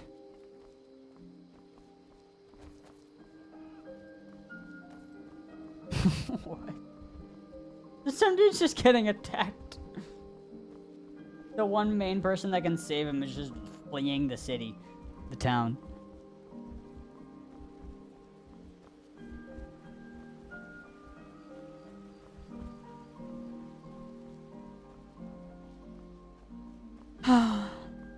This is nice. This is making me happy. Yeah, nice to see. Nice to see that the people that can help me. Oh, Jenny, want to see something cool I did last night?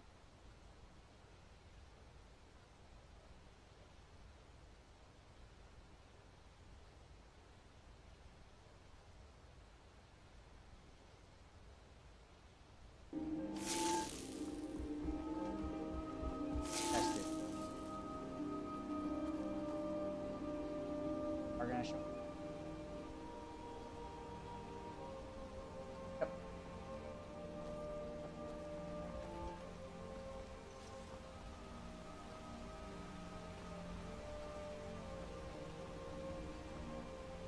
I see. I green screened the color of the background of the chat.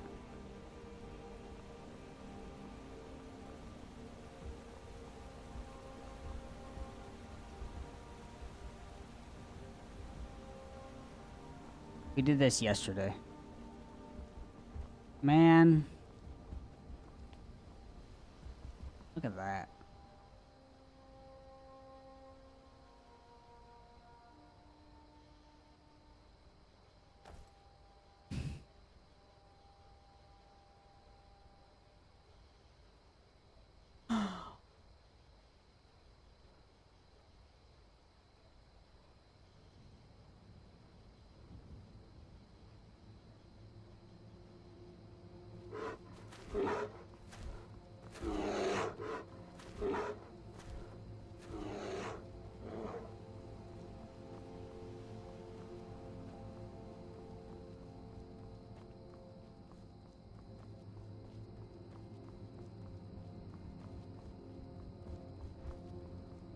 I would hope so.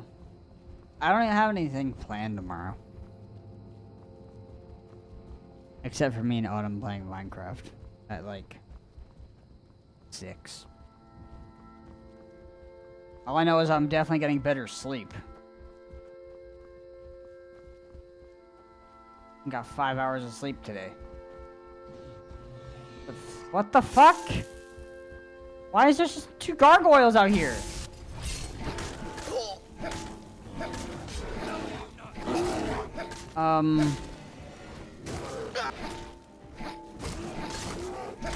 I've never seen them outside. Where's BFR?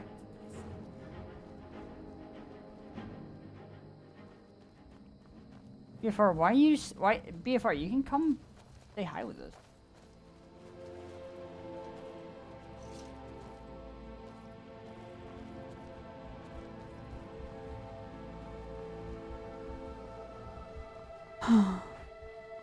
This is why Skyrim is my favorite game. I can hop into it at any time, feel better.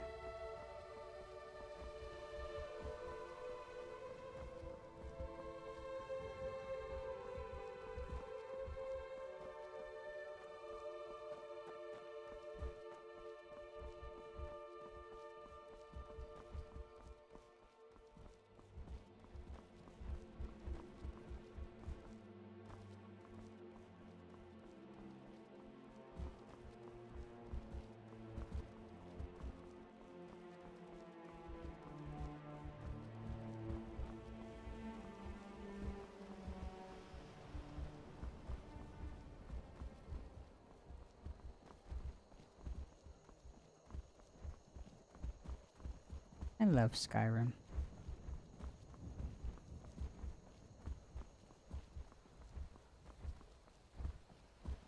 Who else loves Skyrim?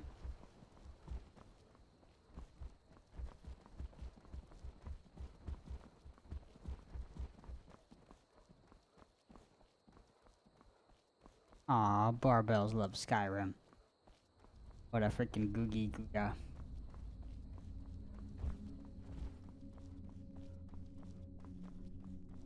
It feels more dark.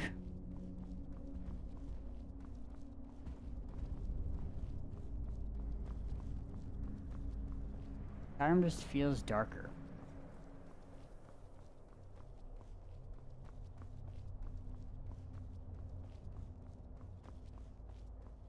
Is it winter in Skyrim now? We have a seasons mod installed.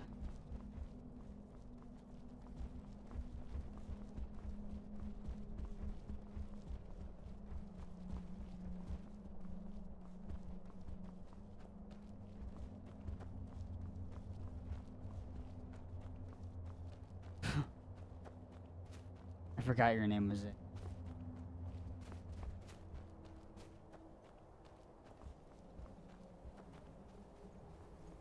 Footprints.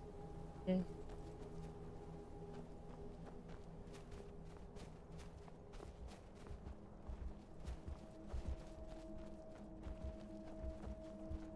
Dude, I love the winter in Skyrim. This looks cool.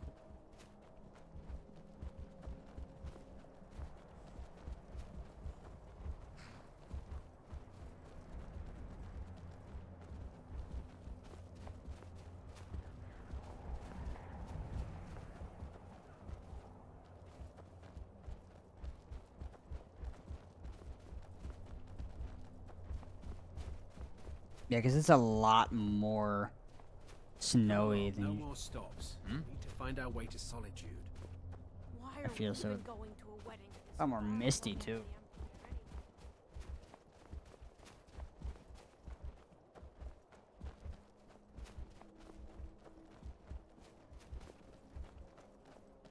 They didn't wake up. I wonder when Red left. I didn't even say he's leaving stream.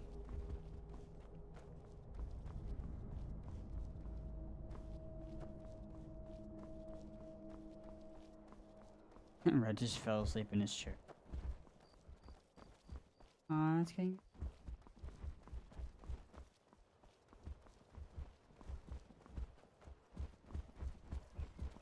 Translate that for me, Jaden.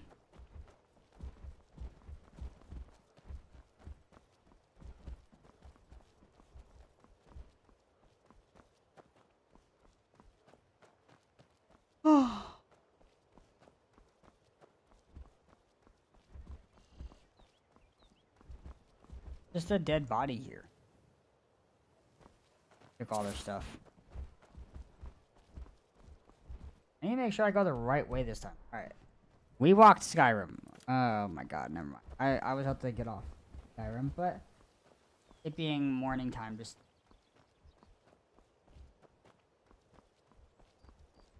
Who do you think worked on the stone roads? Who are the slaves world making stone roads? Is that kind of weird? Outside the Iverstead. I don't go to Iverstead. I got goosebumps with Skyrim music. I love it, dude. I love it.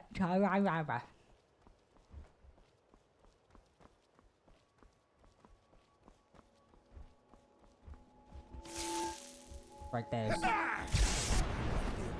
bad memory.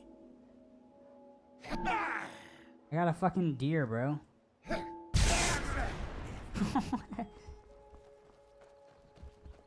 Nice way to go hunting. I mean, the god of thunder is hunting her.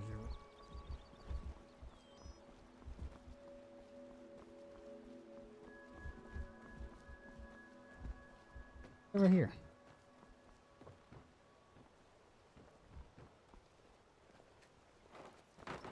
Heard they're reforming the Dawn Guard. Vampire hunters or something in the old fort near Riftline. We're about to get a good water view before we go off Skyrim.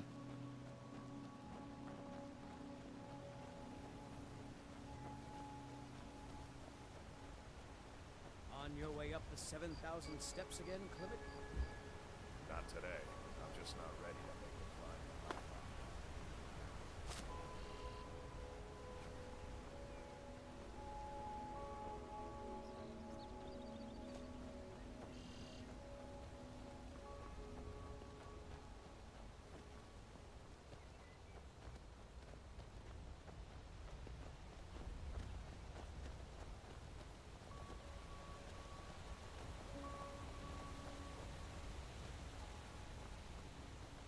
Beautiful. New outro? Smelly troll. Oh, god damn it. Ruining the fucking moment. Barely worked up a sweat.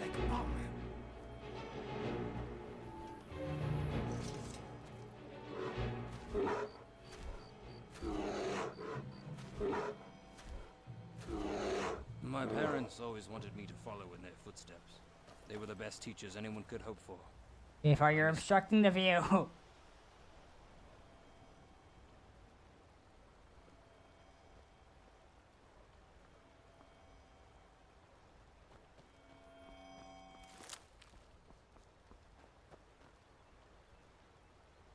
Nice. We watch scary videos now. There's that green light. Like a green light in the water. A reflection. Weird. Brownie!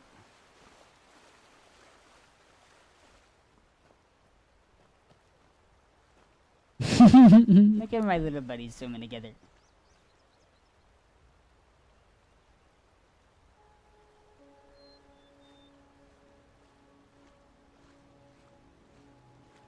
Oh, I was never great with the cold. I don't know how those Nords manage it.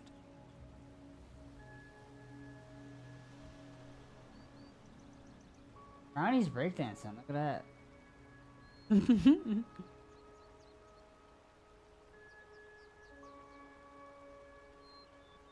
Yeah, bust a move, Brownie.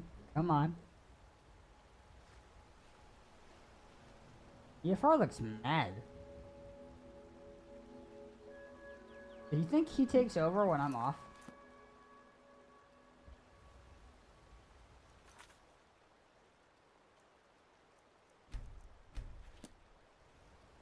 Be kind of fun. The Toy Story thing.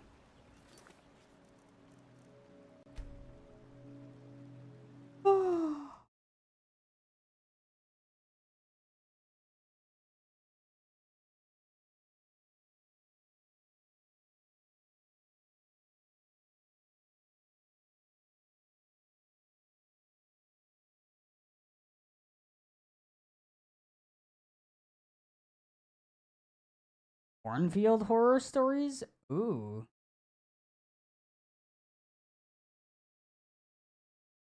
We got basement horror stories, Halloween horror stories, student horror stories, disturbing, arcade, weekend getaway, true diner. Diner horror stories? That's not. Oh, hiking.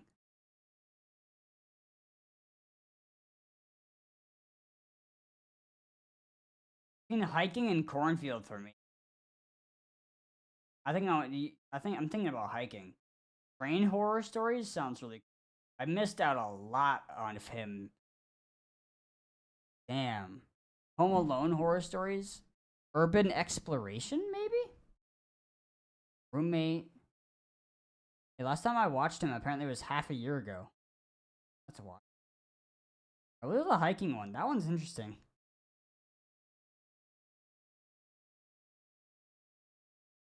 Turn on video. Yep.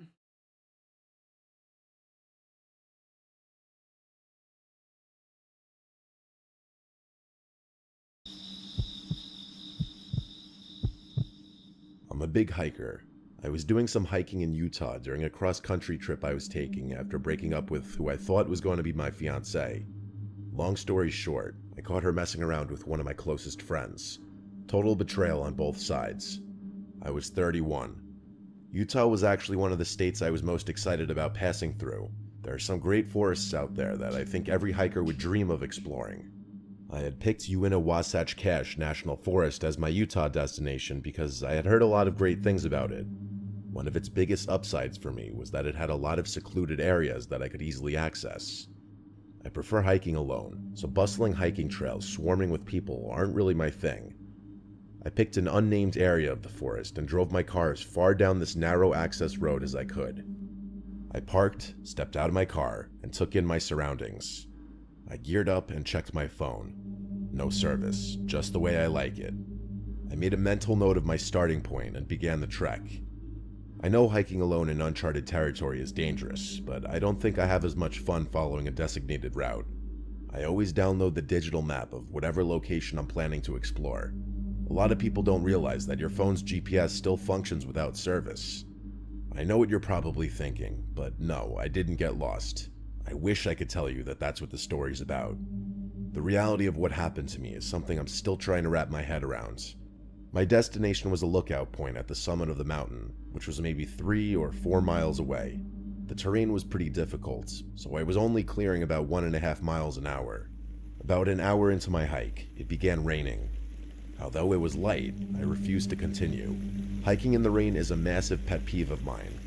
Annoyed, I turned around and began retracing my steps.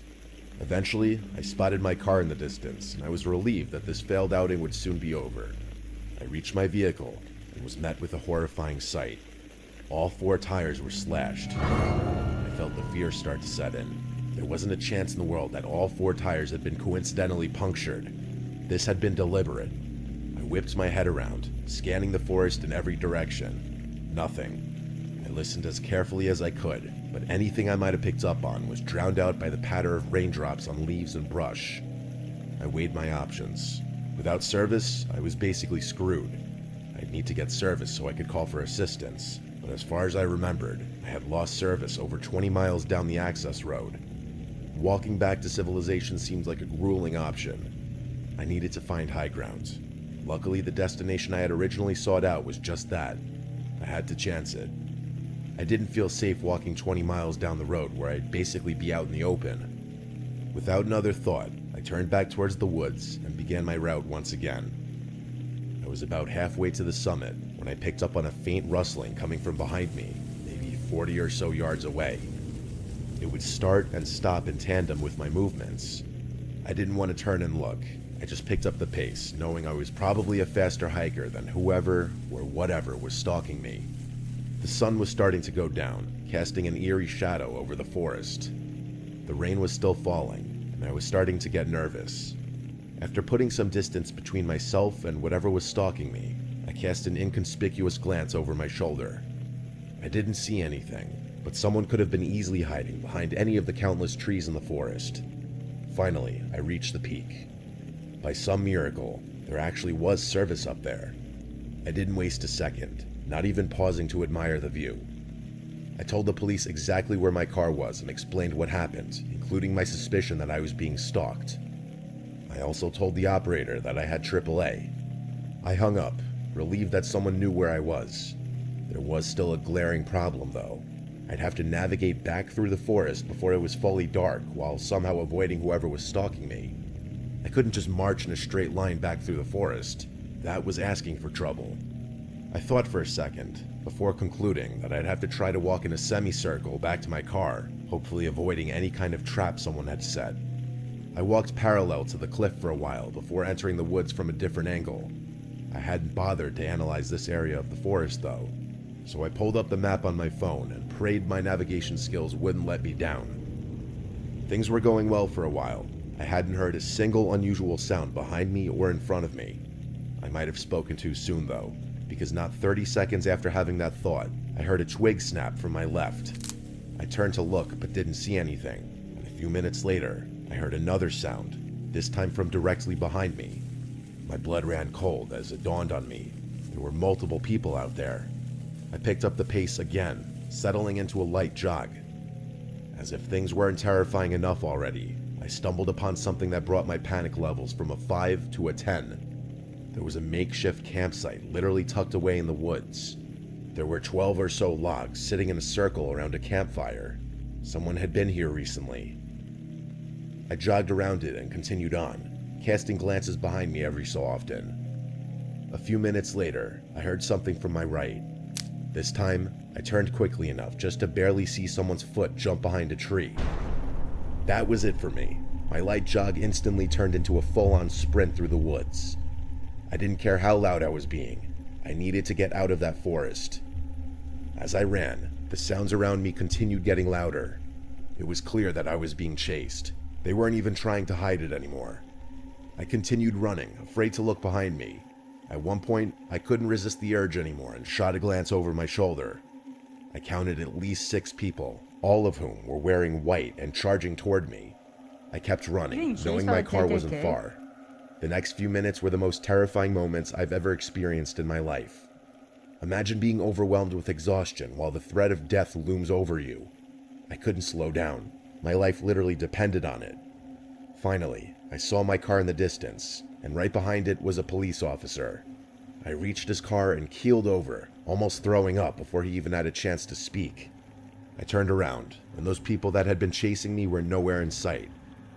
The cop told me that he had gone ahead and called AAA, which I was beyond thankful for.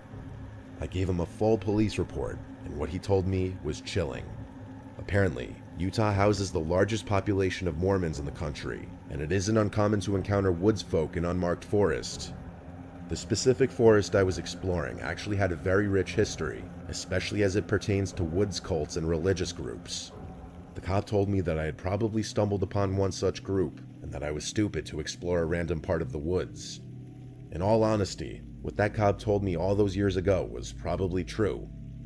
I still can't wrap my head around this, though. If they were mad that I was infringing on their land, why not just tell me that? I don't see why they'd feel the need to stalk and chase me through the woods, especially after slashing my tires. This experience... I mean, probably because they're freaking they're no longer a part of from fuck. I wonder who they're electing. I wonder who they're voting for. Experience is still something I think about all the time. Are they voting?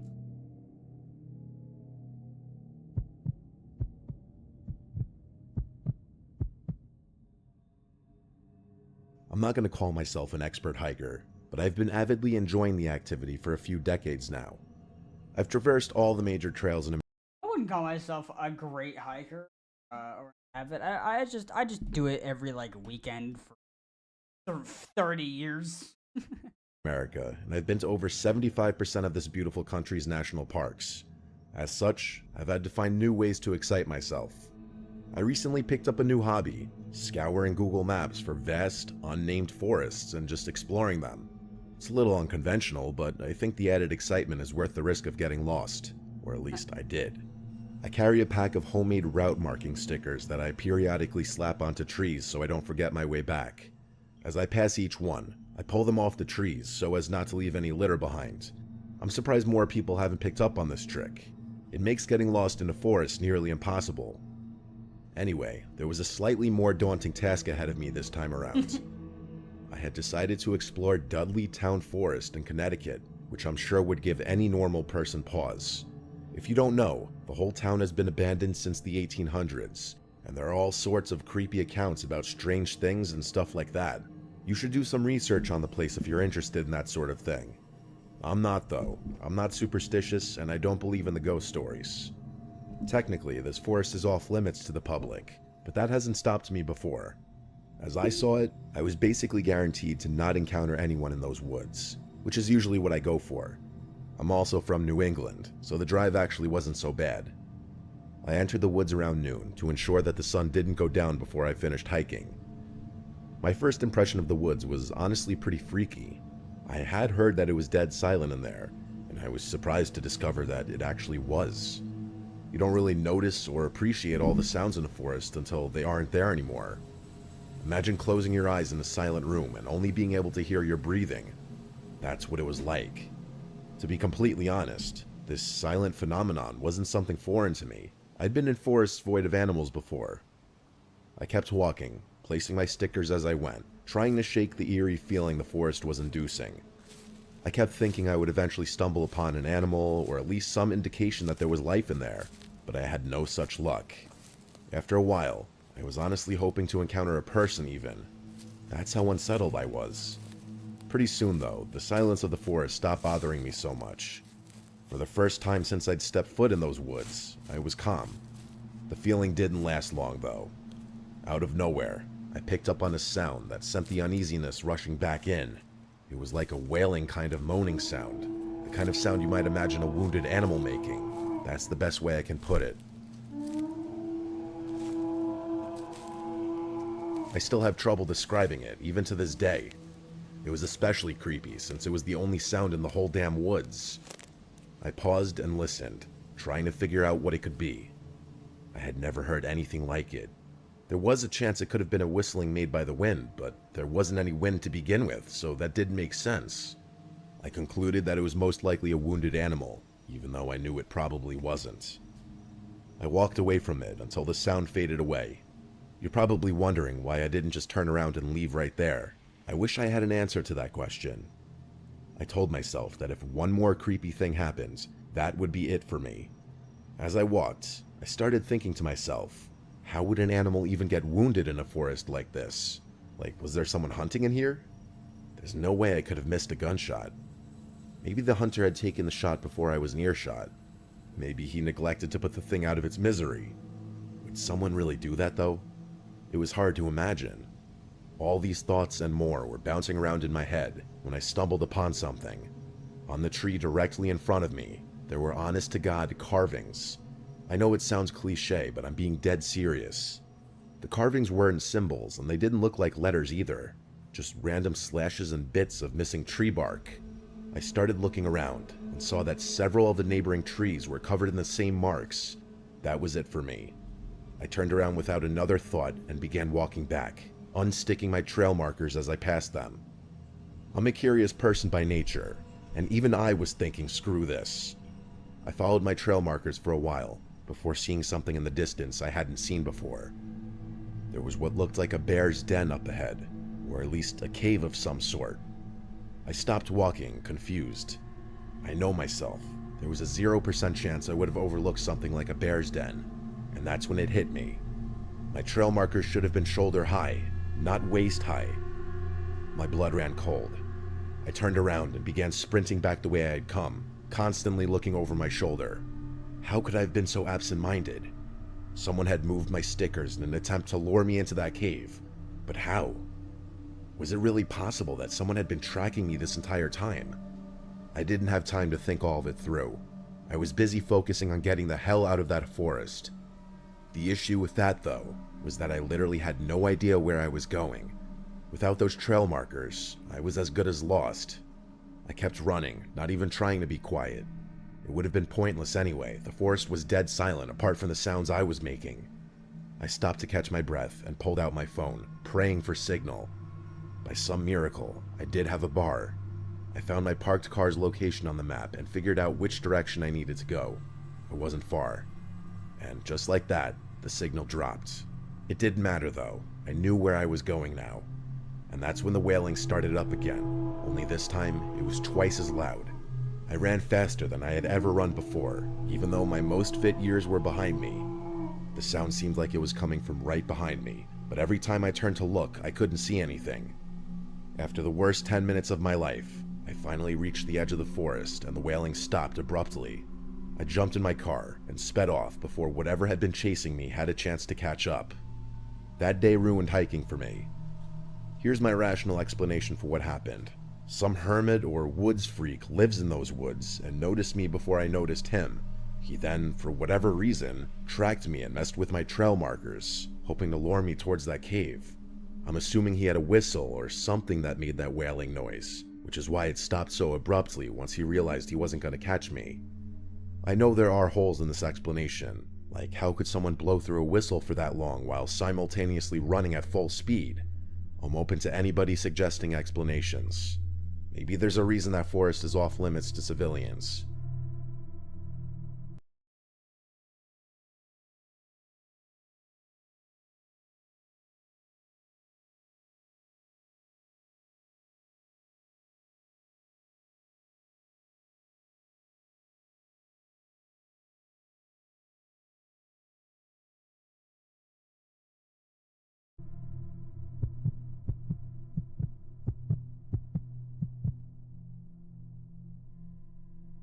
When I was younger, my childhood home was the most fitting for squad hangouts. There were a few reasons for this. My dad had a massive man cave in the basement with an almost unlimited supply of beer. Plus, my parents usually let us drink down there and left us alone for the most part. I lived on a pretty large plot of land, and my house bordered a decently sized woods. If you were to walk through the woods from my house, you would find yourself on a dirt road. On the other side of the road was the reservoir, a spot that has had my heart since I was a kid. I've cut countless holes in the reservoir fence, so many in fact that the Water Commission stopped repairing them. After all, it is illegal for any civilians to trespass on reservoir property. As a kid though, it was my sanctuary. I'd go there to smoke, to get away from my parents, to swim, to think. It truly was a beautiful place, and probably the only thing I miss about that era of my life. My friends and I were shooting a few rounds of pool in my basement with some obnoxious EDM music in the background, when my friend Chester had the brilliant idea of taking a hike through the woods to the reservoir. The boredom was beginning to kick in, so we all agreed. Plus, the sun hadn't gone down yet, so it wouldn't be a nightmare trying to navigate.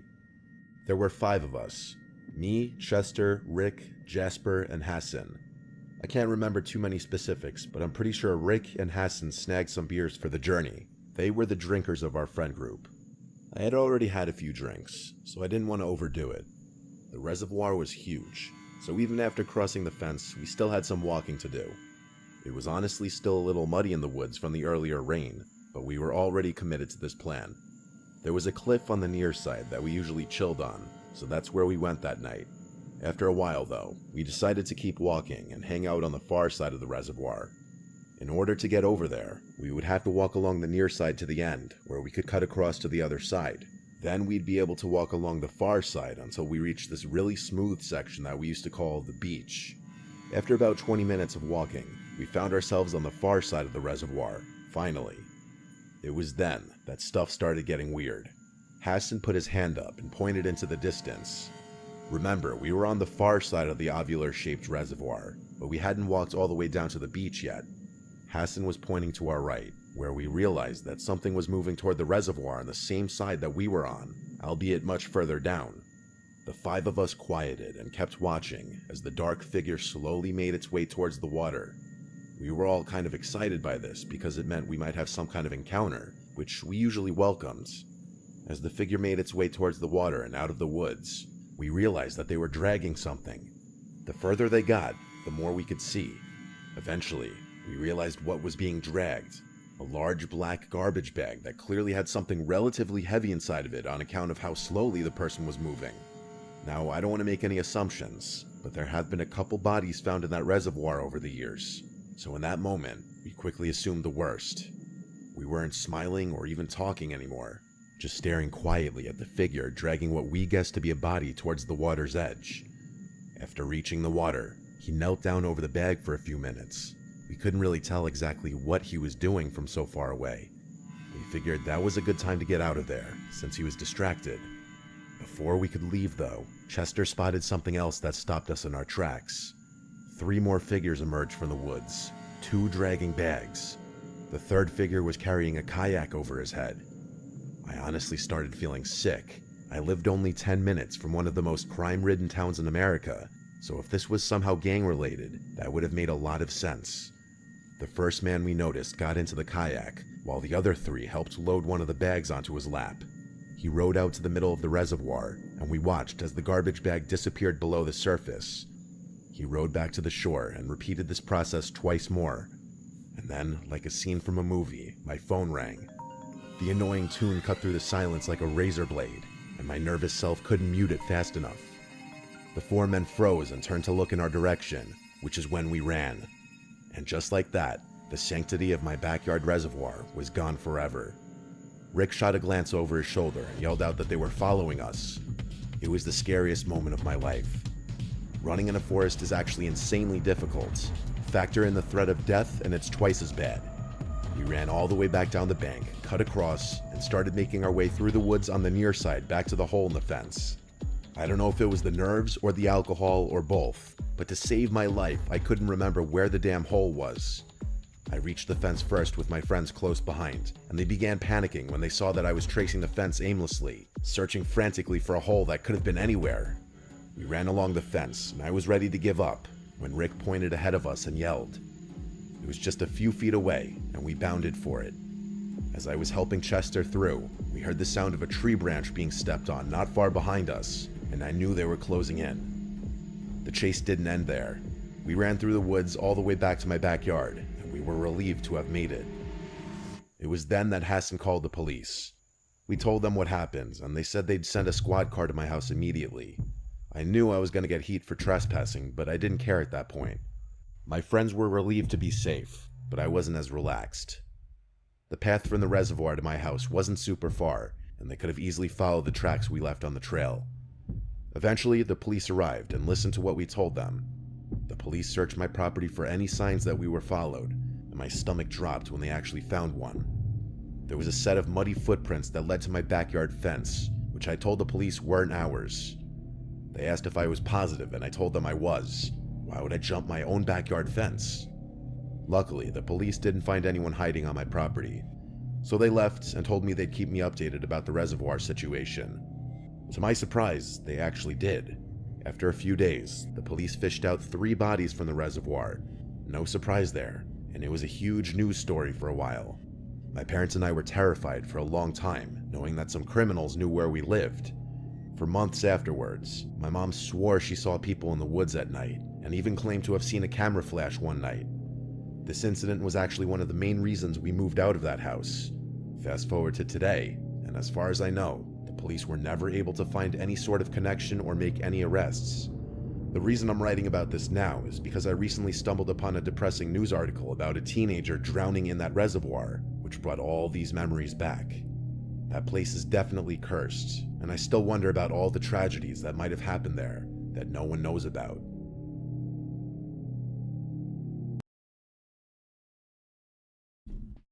That last one is crazy. What did y'all think about that?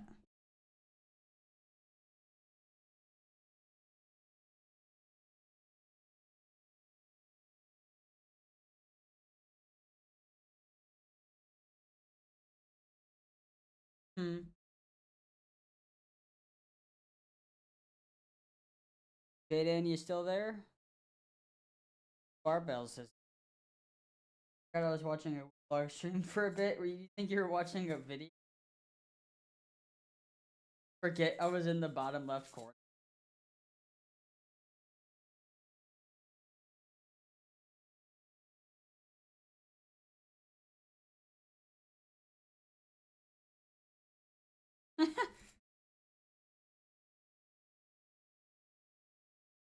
I want to see the basement horror stories. The basement horror stories are.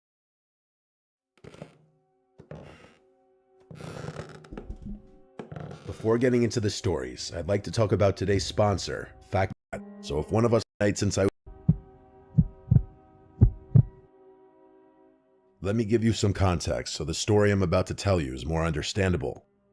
Our cat Cosmo has always slept in the basement. Every night since I was a little kid, our parents would scoop him up from wherever he was lounging and stick him in the basement. They detested all the cat hair he'd leave behind on their bed, which I guess was understandable. He was also an outdoor cat, so if one of us forgot to put him in the basement at night, he'd wake my parents up at 3 a.m. screaming to be let out. The basement's huge, the biggest room in our house, so I figured he liked having all that space. A little over 2 weeks ago, as I'm writing this, he started acting weird. There's a little landing at the top of the basement stairs just behind the door. That's where we'd usually put him. After a few minutes, he'd walk down the stairs and sleep on whatever piece of furniture he pleased. One night, I placed him delicately on the landing and gently shut the door, something I'd done a million times. As I was filling my water glass in the kitchen, though, I heard him meowing from behind the door. That was odd. He usually trotted down the stairs immediately. I finished filling my glass and walked over to the door, wondering if someone had maybe forgotten to fill his dish. I opened the door, and he darted out into the living room as if he were chasing something. I checked the dish, and it was completely full. Weird, I thought, turning to go find him. I put him back on the landing step, closed the door, and that was that. The next 2 nights were essentially the same. I'd put him on the landing, close the door, and start getting ready for bed. After a few minutes, I'd hear him repeatedly meowing. I'd go over to the door and it was always the same thing. He'd just linger at the top of the stairs, refusing to go down. I worried that maybe he was just getting old, but that was a thought I didn't want to confront just yet. It killed me to do it, but I just ignored him, knowing he'd walk down the stairs eventually. The day after that, he refused to enter the house at all. Usually when he wanted to come in, he'd just hang out at our front steps or by the back door until one of us saw him through the glass and let him inside. At one point, I noticed him curled up on our doormat. I went to let him in, but he didn't move. I went out and petted him a little before going back inside. A few hours later, I walked by the door again and saw that he still hadn't moved. It was getting late, so I picked him up and carried him inside, which he wasn't too happy about. I knew he didn't want to go to sleep downstairs, so I let him sleep in my room that night. It wasn't a big deal, and he seemed a lot calmer that way. Of course, that solution didn't last. For the next few days, my dad kept complaining that someone was leaving the basement door open. He was mad because it was letting all the cool air escape downstairs. Air conditioning wasn't free, which was something he loved reminding us. I assumed it was my sister. She's always been the type to leave doors and drawers open without thinking. I didn't really pay it that much thought. I was just happy that Cosmo seemed to have mellowed out after being allowed to sleep in my room. One night, I woke up randomly in the middle of the night. In my groggy, half-awake state, I glanced over to the door and saw something weird. There was a silhouette standing in my bedroom doorway. It was just standing there, perfectly still. I could tell it was a person because I could see their outline in the faint glow of the lamp we'd leave on in the den. I figured it had to be my sister, so I called out to her, but the figure moved away without a word. I was too tired to figure out what she wanted, so I just went back to sleep. A couple of days later, we discovered what had been keeping Cosmo away from the basement. A flea infestation. The whole place was crawling with them. It was disgusting. We assumed the fleas were the reason Cosmo had refused to go down there, which made sense, but it was strange how they came out of nowhere. We'd never had a flea problem before, and Cosmo always wore a flea collar. My dad yelled at my mom for not changing out his collar, even though she swore she had. My dad went all out, tearing through every corner of the basement to clean it thoroughly. We vacuumed the carpets, sprayed the entire room, and washed everything down with flea-killing solutions. He told us to stay out of the basement for the next few days so that any stragglers would die off without a host. It seemed like a good plan, and I figured that'd be the end of it. But then, a few nights later, another strange thing happened. I was lying in bed when I noticed light seeping in under my door, flickering on and off like someone was playing with the hallway switch. I told myself it was probably just my dad getting up to use the bathroom or something. But the flickering continued, going on for longer than seemed normal. It was starting to freak me out, but I couldn't bring myself to check it out. I lay there, heart pounding, staring at the bottom of the door, hoping it would stop. Eventually, it did. I forced myself to fall asleep after that, but I've never felt more uneasy in my life. A few more days passed without incident. My dad said the basement was probably clear, which was great because I had been missing playing video games down there. After getting home from school, I went down to the basement. As soon as I got down the stairs, though, I noticed something was wrong. There were still fleas down there, a decent amount of them. It didn't make any sense. After all the cleaning, they should have been long gone. I went back upstairs to call my dad at work, but he just said to give it time. He insisted that any fleas left would die soon enough. I couldn't shake the feeling that there was something else going on, though. It wasn't normal for fleas to keep thriving like that after everything we'd done. So the next day after school, I decided... Bullshit. We flea bombed my old house like 3 times and they kept coming back. So I don't believe them on that one. They don't need a host. They just need some floorboards to get.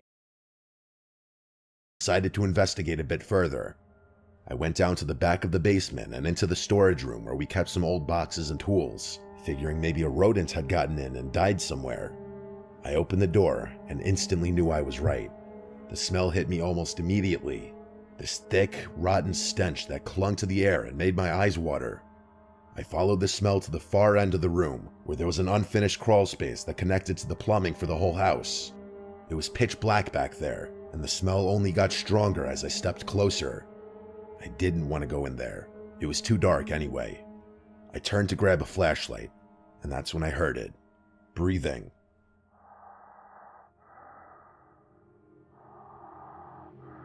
It was faint at first, but steady, like someone was hiding in there. I froze. I felt a pit forming in my stomach. The breathing got louder, as if whoever or whatever it was coming closer. I backed away. Before I could react, I saw a figure lunge toward the end of the crawl space, moving fast. A hand reached out for me, but I jumped away before it could grab me. I didn't stay to get a better look. I ran upstairs as fast as I could, slammed the basement door shut, and called the police. When they arrived, they searched the house, but there was no sign of anyone. They found some empty chip bags and food wrappers stashed in the crawl space, but that was it. Whoever had been down there had escaped through the storm door at the back of the basement. The officer said it was probably a homeless person who'd snuck in looking for shelter, but I couldn't help but wonder how long they'd been living there and how much they'd seen. My parents were twice as shocked as I was. We've kept the basement door locked ever since, and Cosmos still won't go anywhere near that door.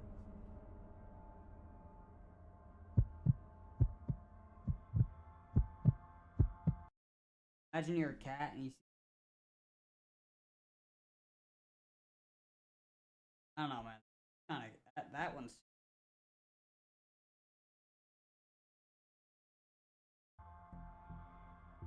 I don't remember every detail of this story since I was only around 7, but my parents have filled in some of the gaps over the years, and there are still bits and pieces that stick out in my memory.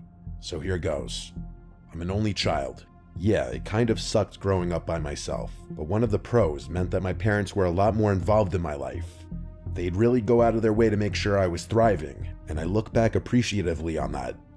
Every year around Halloween, my parents would transform our basement into a haunted house. It wasn't anything fancy, just some old decorations, fake spiderwebs, strobe lights, and a lot of enthusiasm. The whole thing was for a good cause. You had to donate canned food to get in, and my parents would give everything we collected to the local food bank. They even made flyers and passed them around my school and a couple of other elementary schools nearby.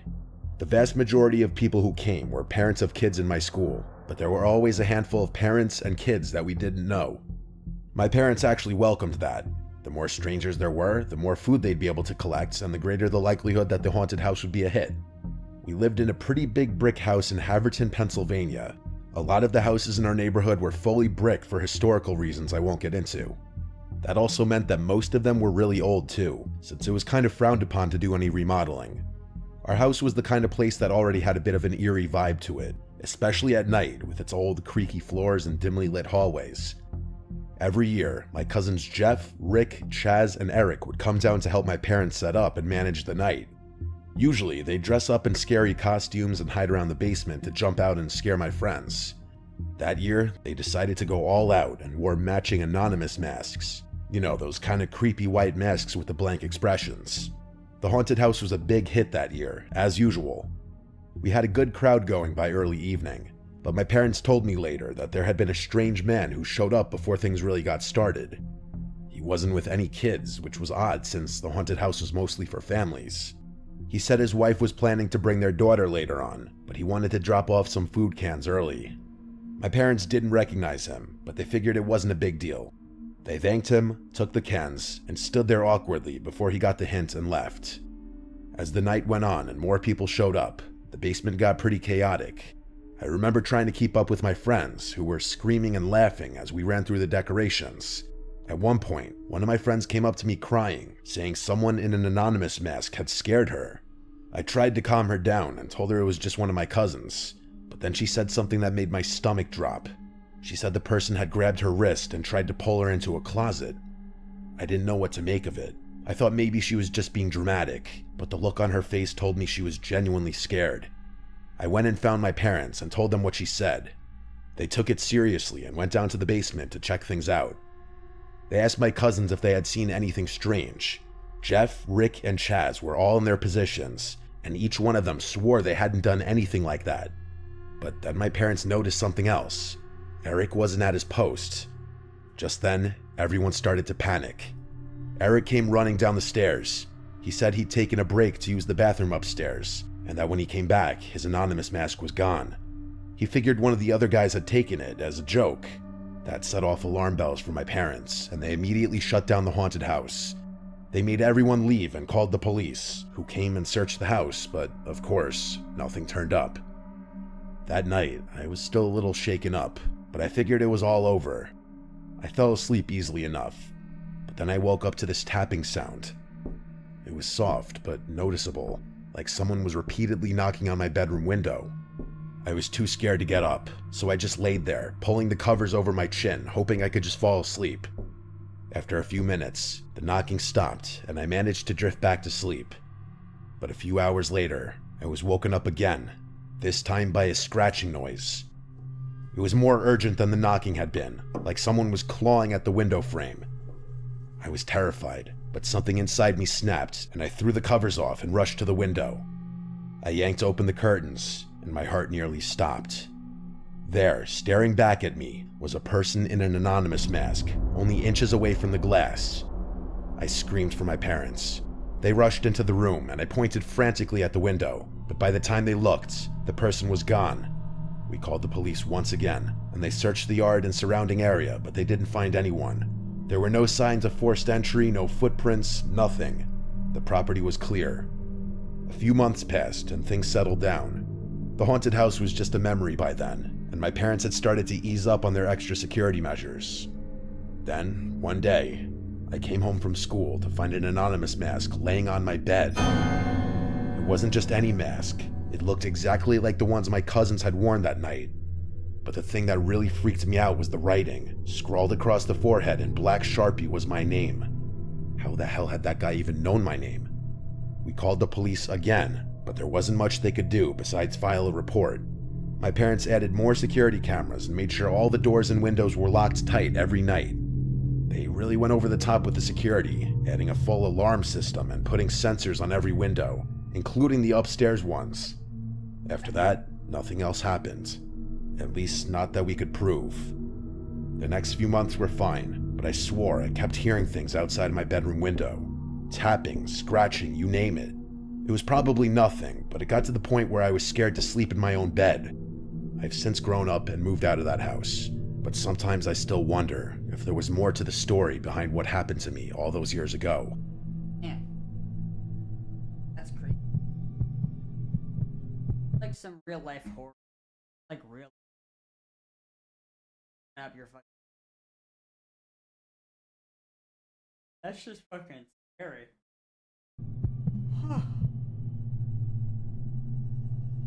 I recently got a job at a Mexican joint in a neighboring town.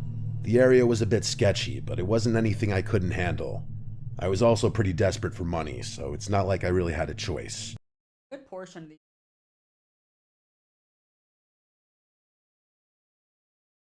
quick.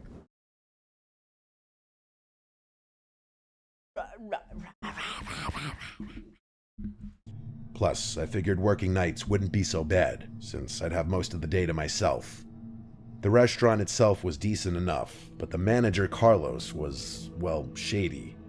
He always scheduled me for the worst hours, kept me late, and never seemed particularly concerned about following the rules. He was the type of guy who made you feel like you couldn't trust him. But like I said, I didn't have much of a choice. I needed the job. One night, while closing up, I started hearing these weird noises. I was mopping the tiled floor in the kitchen when I first heard it. As I was mopping, I picked up on these two muffled sounds that sounded like soft thuds and scraping. They were coming from below the floor.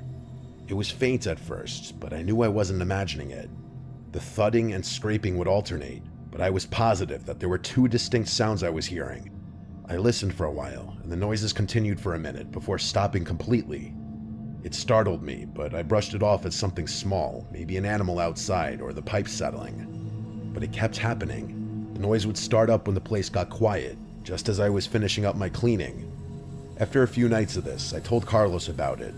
He shrugged it off immediately and told me it was nothing and to stop worrying. He went as far as to say the restaurant didn't even have a basement. That's when I got a little suspicious. I knew he was lying because I had literally seen the window wells around the back of the building. I wanted to tell him that, but held my tongue. I figured I'd give it another day. Maybe the noises would stop on their own. Of course, the noises continued. I complained to him the next day and told him that the place must have a basement since there were literally windows below the ground. That's when he gave me this strange look and insisted that there was no basement. He told me that the previous owners of the building had sealed it years ago, and no one can get in or out. Then he told me in a firm voice to just focus on my job and stop poking around. The way he said it, so dismissive and firm, gave me a bad feeling, but I didn't want to lose the job, so I dropped it. I figured maybe it was just some animal that had somehow gotten in. It was just weird that Carlos was so insisting on not checking it out or taking me seriously. For the next few days, the noises persisted. Every night it was the same, those strange, low thuds and occasional scraping, like something or someone was moving down there. I couldn't shake the feeling that something wasn't right, but I tried to ignore it. Then one night after closing up, curiosity got the better of me. I decided to take a look for myself. I walked around to the back of the building where the window wells were. I crouched down and tried to peer through one of the windows. It was pitch black inside, and I couldn't see anything, even with my phone flashlight. Just as I was about to give up, a light flickered on inside the basement just for a second. Then it snapped off before I could see anything clearly. I froze, my heart racing, unsure of what I had just seen. I rushed back to my car, too freaked out to go back inside, but I didn't tell Carlos. Something about the whole situation made me feel like it was better to keep quiet. I was not prepared for what was about to happen, though. The next time I closed, I couldn't resist the urge to go check out those windows again. I fully admit that my hands were shaking as I walked around the building. I knew nothing good was going to come from poking around. I crouched down to get a good look. This time, as I leaned in closer to get a better look, I saw it. Pressed up against the glass was a face. It was a man, but not just any man. He looked completely deranged. His hair was wild and his face was filthy, like he hadn't bathed in weeks. His yellow eyes were wide, staring right at me through the glass.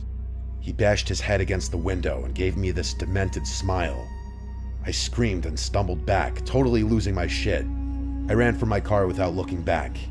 My hands shook as I fumbled with my keys, but I managed to get in and speed off before anything else could happen. The next day, I couldn't keep quiet anymore. I went straight to Carlos and told him everything. To my surprise, he didn't even try to deny it. Instead, he sat me down and actually told me the truth. He admitted that the person I had seen was actually his brother, who had been living in the basement. He said his brother was mentally ill, dangerous even, and Carlos had been hiding him down there to keep him out of trouble. The basement had been sealed off to the public years ago, but Carlos had found a way to let his brother live down there, away from prying eyes.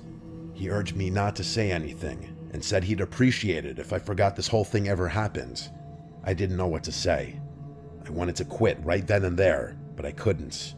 I was so strapped for cash that the idea of looking for another job didn't feel like a real option. So I stuck around, convincing myself it would be fine as long as I stayed away from the basement. I tried to keep my head down and avoid Carlos, but the whole thing left me on edge. A few weeks later, something happened that made me regret staying. It was late, and I had just finished closing up. As I walked to my car, I noticed something or someone lurking in the tree line next to the parking lot. It was just a figure, but I knew in my gut it was a person. I had a feeling I knew who it was. My heart started racing, but I pretended not to notice. I kept walking, trying to stay calm, but then I heard footsteps behind me. I glanced over my shoulder, and there he was, the same man from the basement. He was hobbling strangely toward me, but clearly moving as quickly as he could. I scrambled for my keys and managed to unlock the door and throw myself inside just as he reached the door. He slammed his face against the window, smearing it with dirt and sweat, and started pounding on the glass. I screamed, but I couldn't think straight. All I knew was I had to get out of there. I sped off as fast as I could. I'm not sure how I made it home that night without crashing. I've never been more scared in my entire life.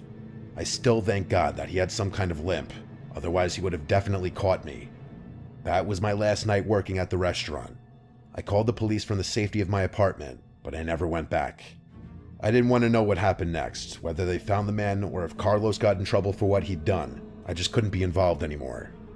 Even now, though, I can't shake the feeling that Carlos might come looking for me one day. I don't know if he'd go to great lengths to do something like that, but it's a thought that sits in the back of my head. I never found out what happened to the restaurant, Carlos, or his brother, and honestly, I don't think I want to.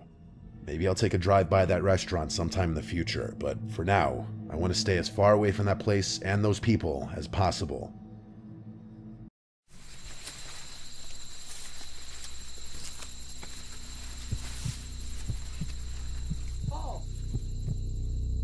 This happened when I was a kid, so some of the details are a little fuzzy, but I still remember the important parts.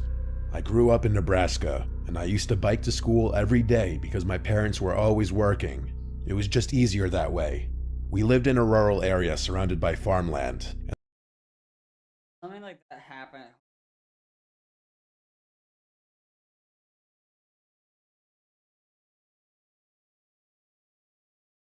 I don't think you have a base. No, we don't.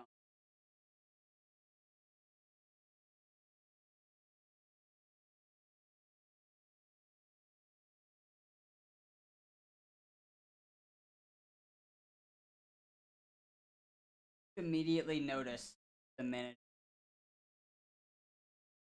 it'd be gossip a day. That would go by really, not just a one, not be like.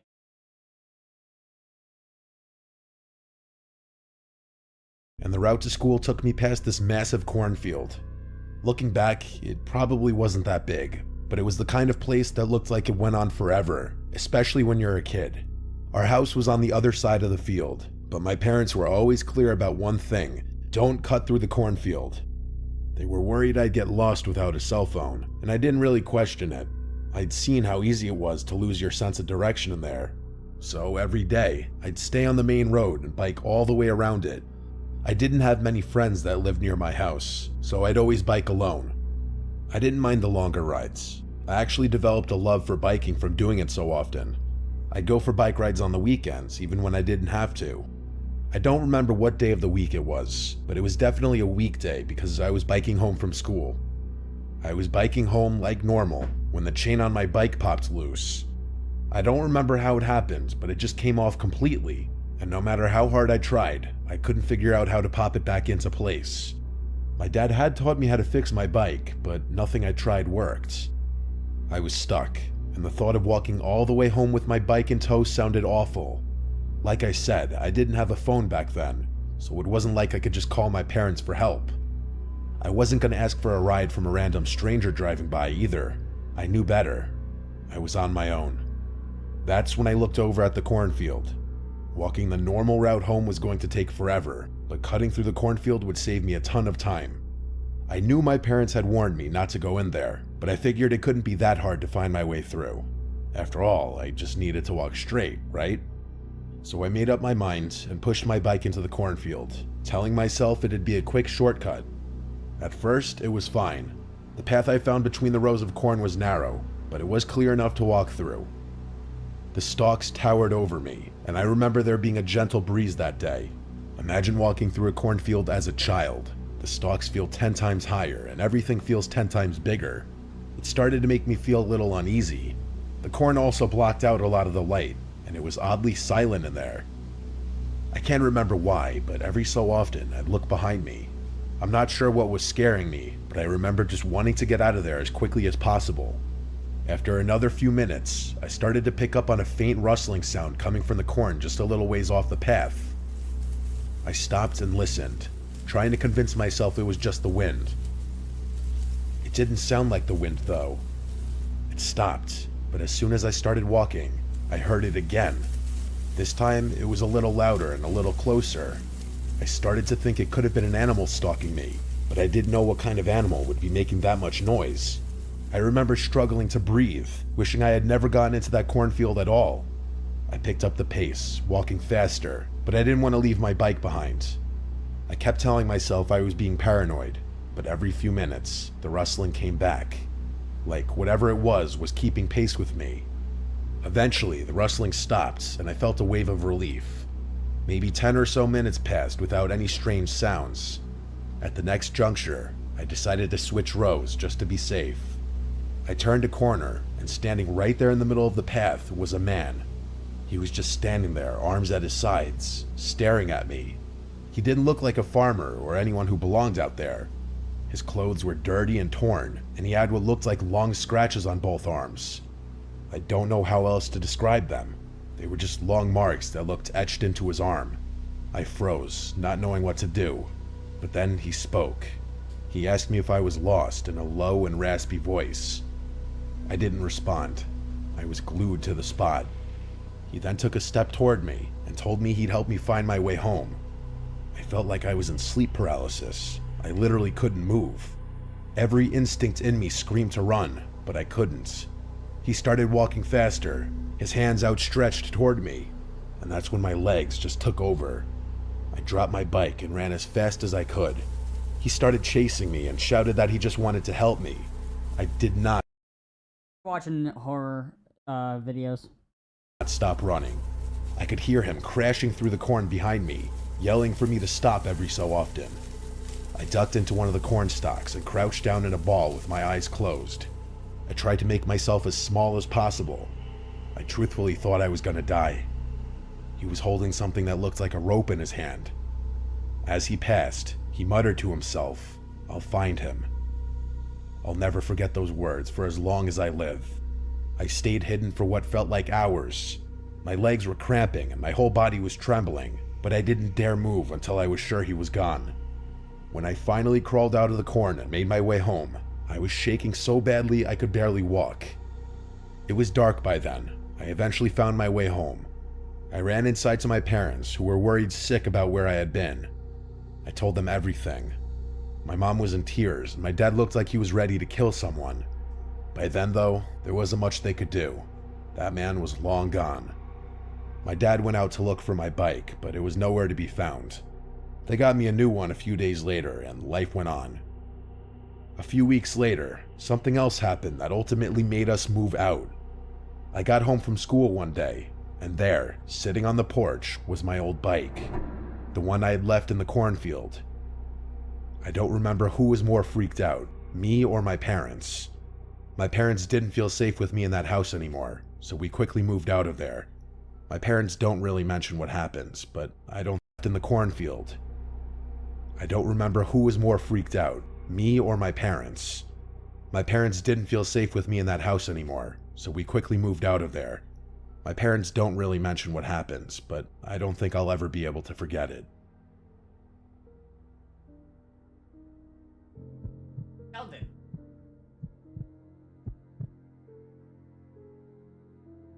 I was 28.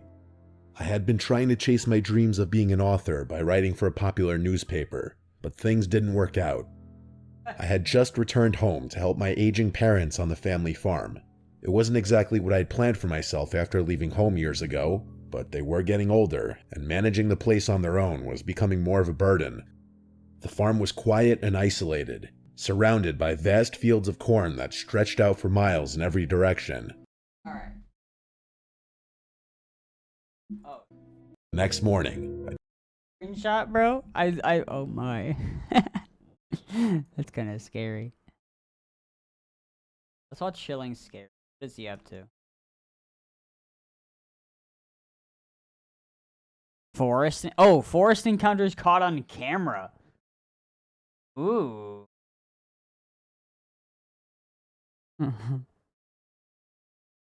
This one's actually caught on camera. In January.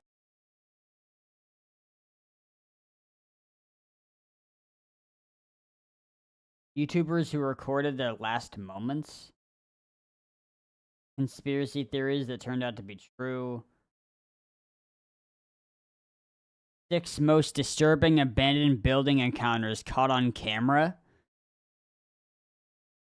Urban legends that turned out to be true. Disturbing 6 most disturbing forest encounters caught on camera. 6 most disturbing burglars caught on home security camera footage. Bruh. What are we thinking? Abandoned building or forest encounters?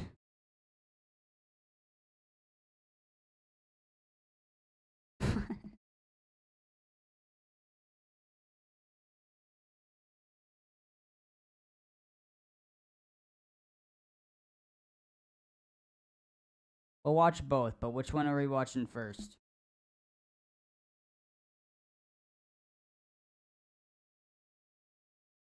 Do forest?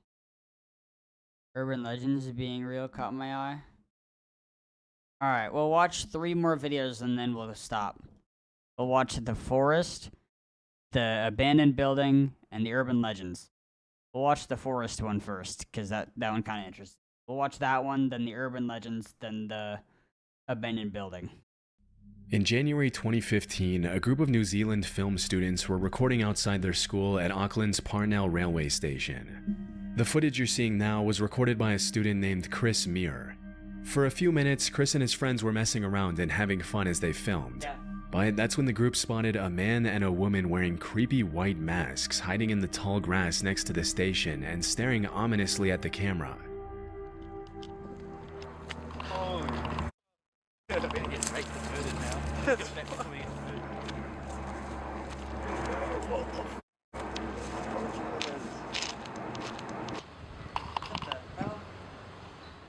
As it was later revealed, Chris and his buddies first thought that the masked people were probably pranksters from the school trying to creep them out, which is why they can be heard laughing throughout the footage.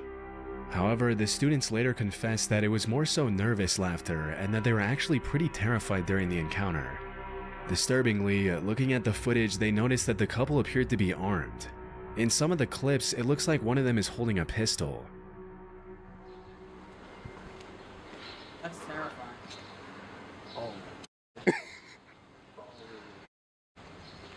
Where's the other one? Where's the other one? Hey, yo, where's your buddy? I don't see him. As soon as the suspects got a little too close for comfort, the group ran back to the main road, after which they reportedly saw a police chopper approaching the area of the incident. It's not entirely clear who called the cops that day, but based on my research, this wasn't the first time the couple had harassed the public with their creepy masks and weapons. Earlier that week, they had terrorized a woman at Auckland's Domain Park, but left before the police were able to arrest them. When the cops arrived at the train station, Chris and his friends gave them the report, after which the Auckland Police Department uploaded a Facebook post where they urged the suspects to come forward and warned civilians to stay far away from the masked couple if they saw them. They also cautioned that if they saw someone carrying what appeared to be a weapon, they had no way of knowing if the weapon was real or fake and would be forced to approach the situation as if it were real. Shortly after that, the suspects reportedly came forward to talk to the cops. Throughout the investigation, the authorities didn't release a whole lot of information to the public about who these people were, whether their weapons were real, or what their intentions were. But one thing we know for sure is that this wasn't just an innocent prank. In fact, when a lot of people online started accusing the students of staging a prank just to get attention, a spokesperson from the school came forward to clarify that the masked suspects had nothing to do with the institute. According to an article from Vice, a police spokesperson later confirmed that the weapons were fake. But I wasn't able to find any official confirmation of this, and to this day, not a lot of people know who the suspects were or why they were terrorizing the public for no reason.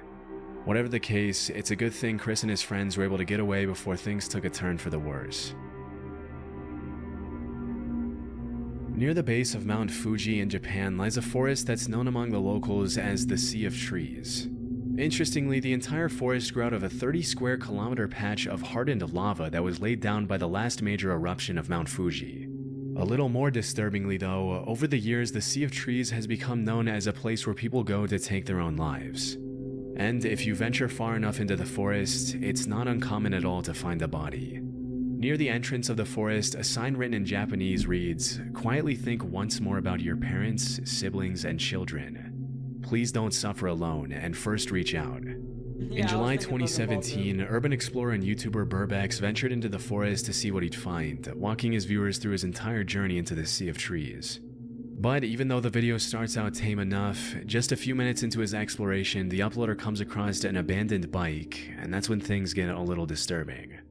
I'm only a few meters away from the road right now, but I've already found an abandoned bike. It's actually a pretty nice bike. Let's take a look at it. Why didn't this guy get canceled?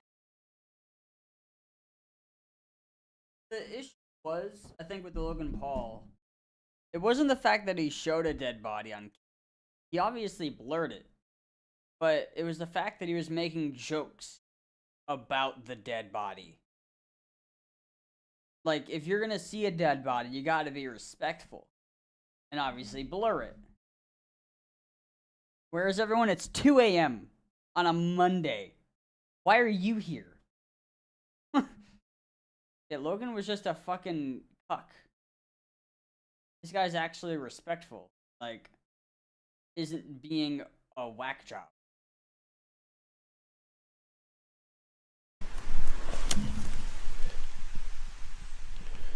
I don't think it's been here a long time.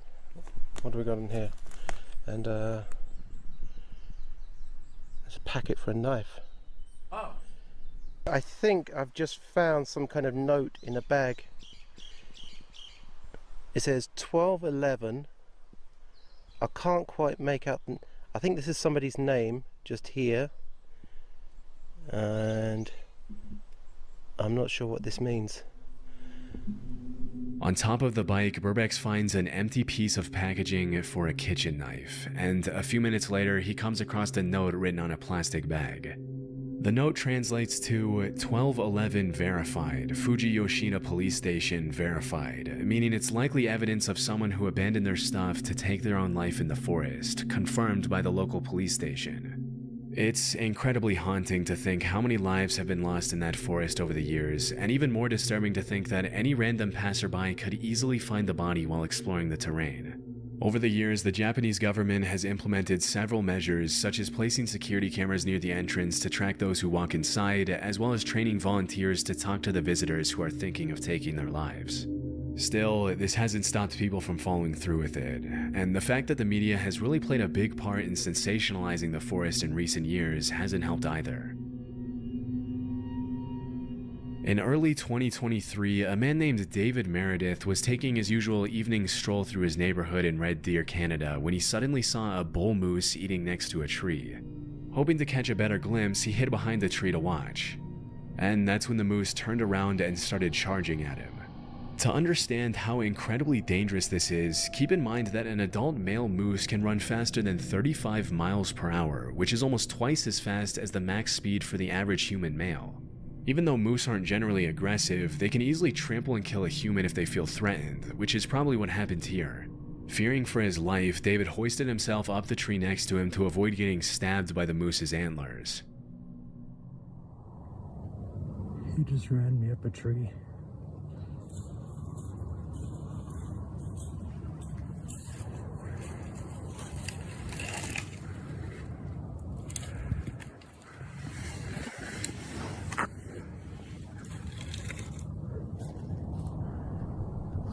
As soon as he was out of the moose's reach, he started recording.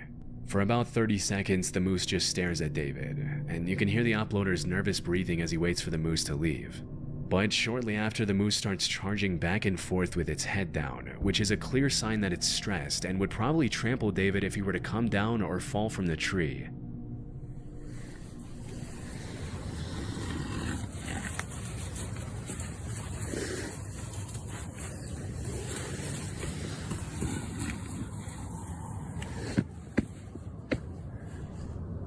Based on what he mentioned to the news station that interviewed him a couple of days later, David stayed in the tree for over 10 minutes waiting for the moose to leave him alone. When asked how he climbed up the tree, he demonstrated how he pulled himself up by a flimsy-looking branch, which is honestly one of the most concerning parts of this whole situation. That branch breaks, and David would have been at the mercy of a very angry moose and might not have lived to tell the tale. Luckily, after seeing that David wasn't coming down, the moose finally gave up and ran off, thanks to which the uploader was able to come down safely after waiting it out for around an extra half hour.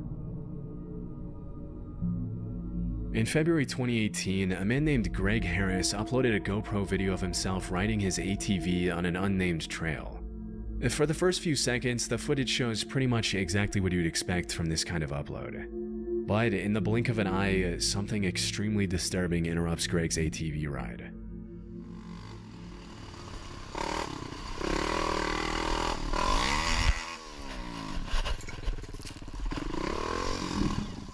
What is that? What?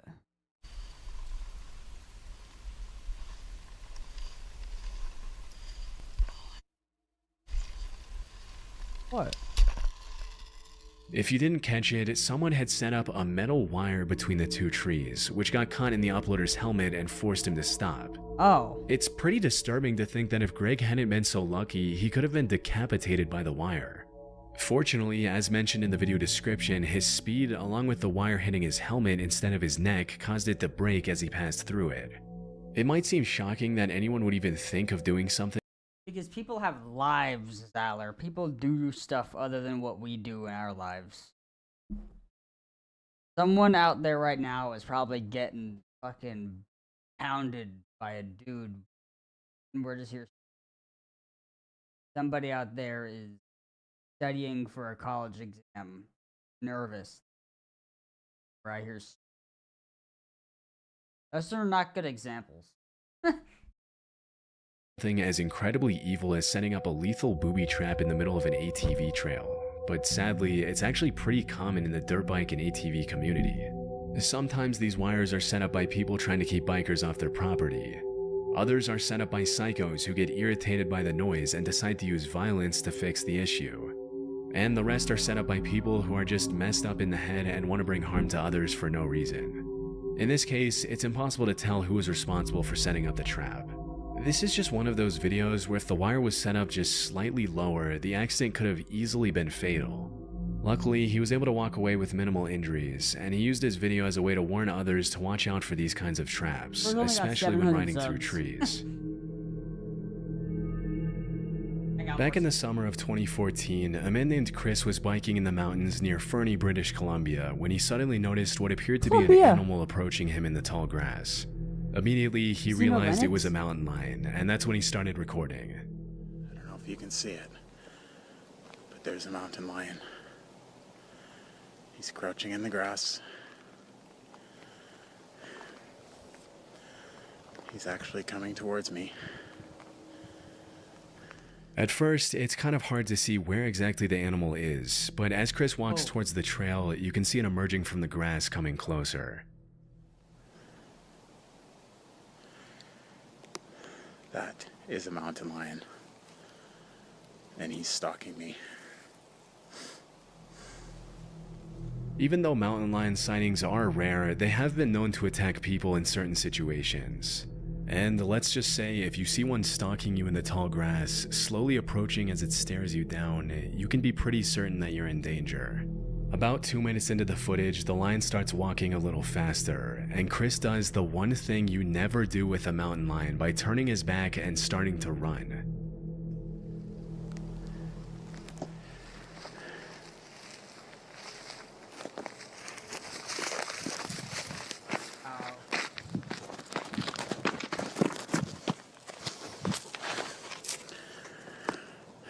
Hey, Mr. Mountain Lion. How are you doing? Nice to see you. Nice to see you. I am much bigger than you. Over the next couple of minutes, Chris tries to get the animal to go away, but it only walks around him and continues to stalk him, staring him down in the tall grass near the entrance to the woods. A couple of minutes later, the uploader manages to take a few steps toward the main trail back to his car, but he doesn't get too far before the mountain lion cuts him off again. Stay back. Stay there. And that lion kind of does look a little chill.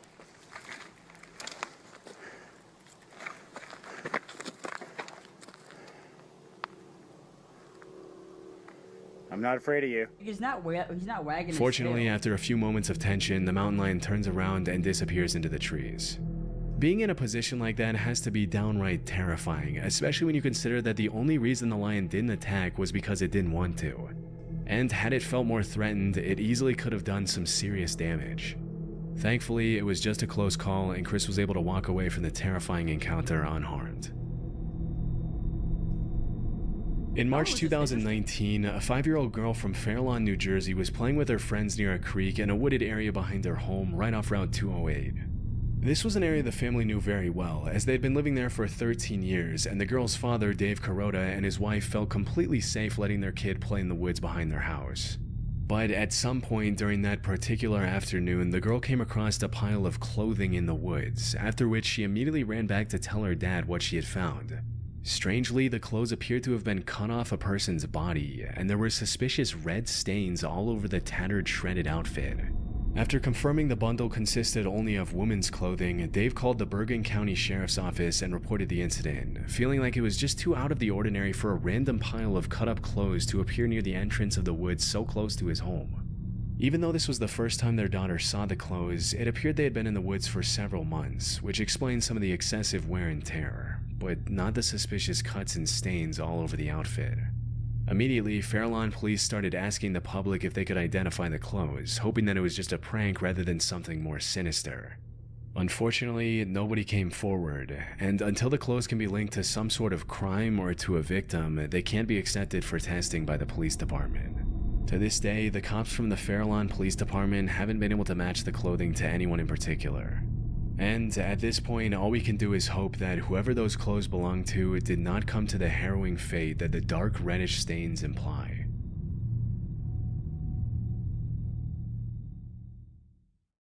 I don't know, man. I feel like woods are peaceful. I used to live near woods. I used to live in a very woody area. Nothing happened in them. It's only certain areas of the world.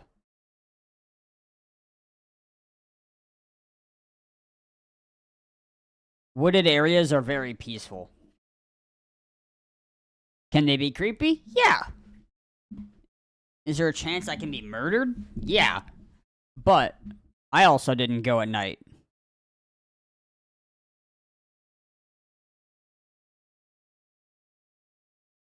What were we watching next?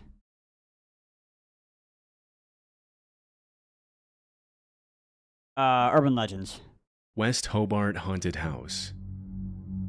West Hobart is an inner-city suburb located in Tasmania, Australia. Over the years, dozens of allegations of supposed hauntings, ghost apparitions, and other paranormal activity have been made by tourists and residents of West Hobart. And it's honestly not too hard to see why, as West Hobart is a pretty old town with a generally creepy vibe. As is usually the case, most of these stories have either turned out to be fake, or the people making the allegations didn't have enough evidence to support their claims, which makes it almost entirely likely that they're hoaxes. But as it turns out, at least one of these stories actually has some amount of truth to it. Back in the late 80s and mid-90s, rumors started spreading of a house in West Hobart that was apparently so haunted it drove its residents insane. At first, the rumors created a huge buzz all over town, with the locals doing everything possible to stay far away from the alleged haunted house. It wasn't until months later that the authorities got involved and finally got a clear picture of the situation. While it was true that the house's residents appeared to be going insane, it didn't have anything to do with paranormal activity, but with the fact that a datura vine had been growing through the trees directly above the home and dropping leaves into the family's rainwater tank. For a long time, the family had been inadvertently consuming microdoses of the plant every single day, which made them slowly but surely start to lose their sanity as they sank further and further into delirium. In case you've never heard of it, datura is a species of plant within the nightshade family, also known as Jimson weed, the devil's weed, or devil's trumpet, and you'll see why in a second. Even though the plant itself looks pretty harmless, it's known for having extremely powerful hallucinogenic properties, which is why it was used for centuries by Native American tribes in coming-of-age rituals and other important ceremonies.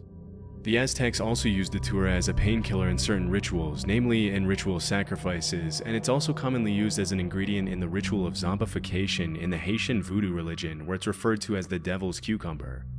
As you can probably tell by now, datura isn't your typical recreative hallucinogen, and there's a reason why it's really only ever used in hardcore spiritual rituals and ceremonies, and sometimes by naive people who have no idea what they're getting themselves into.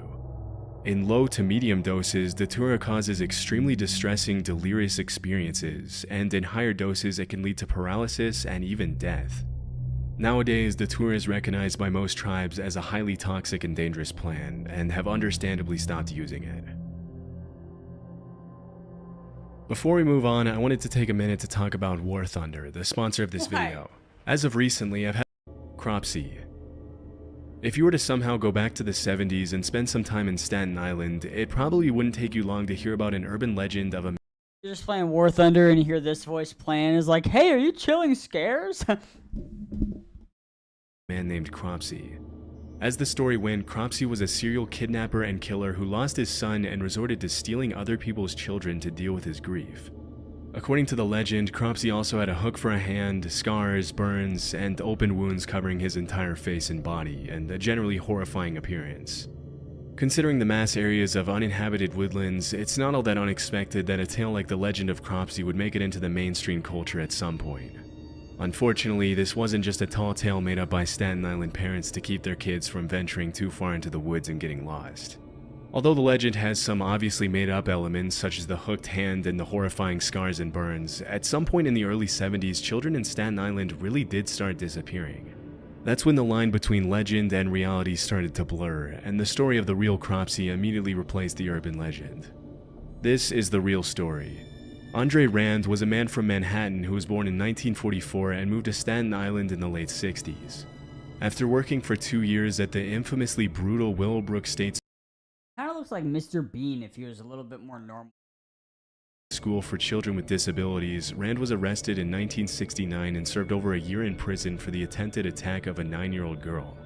As soon as he was released 16 months later, reports started cropping up of more little girls disappearing all over Staten Island, including 5-year-old Alice Pereira, who was playing in her building's lobby when she suddenly disappeared without a trace. Over the next decade, Rand was the prime suspect in the disappearances and deaths of several other young girls in the area. But it wasn't until 1983 when he picked up 11 kids from a local YMCA and brought them fast food before taking them to the airport that he was finally arrested and sentenced to 10 months in prison again. Throughout the 70s and 80s, dozens of young kids disappeared in Staten Island, and although Rand was often the last person to be seen with them, there was ultimately never enough evidence to put him away for a long time. For many years, he would often be seen hanging around young kids, going on walks with them, and even taking them to lunch and dinner with him at local restaurants. After years of letting him walk the streets as a free man, police would finally have a breakthrough in the case in 1987 when they found undeniable evidence that Rand had been behind the disappearance and murder of Jennifer Schweiger, a 12-year-old girl with Down syndrome. Not smash. In 1988, he was sentenced to 25 years to life, and while he was behind bars, more and more evidence was found that tied him to several other disappearances in Staten Island in the 70s and 80s. Unfortunately, he was only charged with one additional major crime in 2004, which was the kidnapping of Holly Ann Hughes, thanks to which he will spend the next 13 years behind bars until 2037. If he lives that long, he'll be 93 by the time he gets out. The Maine Hermit. The Kennebec Valley is one of the most beautiful regions in Maine, with over 5,000 square miles of forests, rolling hills, and natural paradise surrounding the Kennebec River. Many cabin owners of the North Pond area in the Kennebec Valley have described the area as the most peaceful place on Earth. But it hasn't always been that way. All throughout the 80s, 90s, and early 2000s, there were reports of over 1,000 break-ins in the North Pond cabins. For decades, nobody knew who was responsible for the thefts, especially since they were always carried out when there was no one home. As the cabin owners soon noticed, the break-ins seemed to follow a pattern, always peaking in the days before Memorial Day and after Labor Day. As for the stolen items themselves, they ranged from food, to cooking utensils, to books, to propane tanks, to toiletries of all kinds. In the absence of a concrete suspect, the locals eventually named the thief the North Pond Hermit, even though by this point there was nothing to suggest the break-ins were being carried out by a single person. Although it wasn't uncommon for groups of homeowners to venture out into the woods to try to find the North Pond Hermit, they never found a trace, which only added to the legend's mystery. One afternoon in 2002, 100 people attended a North Pond homeowners meeting, and when someone asked how many of them had suffered break-ins, almost all of them raised their hands. As you can probably guess, the North Pond Hermit quickly turned into somewhat of a boogeyman, with the legend frequently being shared over campfires in the area. For years, nobody thought that the person or people behind the break-ins would ever be found. But in April 2013, a man named Christopher Thomas Knight was arrested in the middle of the woods in the North Pond area by an officer who had made it his sole mission to bring the thief to justice. As soon as he was brought to the police station, the cops asked him why he wasn't answering any of their questions. At first, it seemed as though he was having trouble speaking, but eventually he responded that he was ashamed of himself.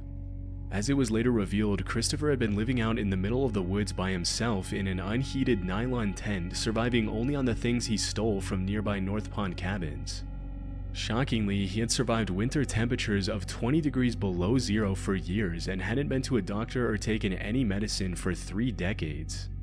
What's most incredible about the hermit's story is that for the entire time he lived in the woods, he didn't have a single conversation with another human being, except for one time when he ran into a hiker and only said hi.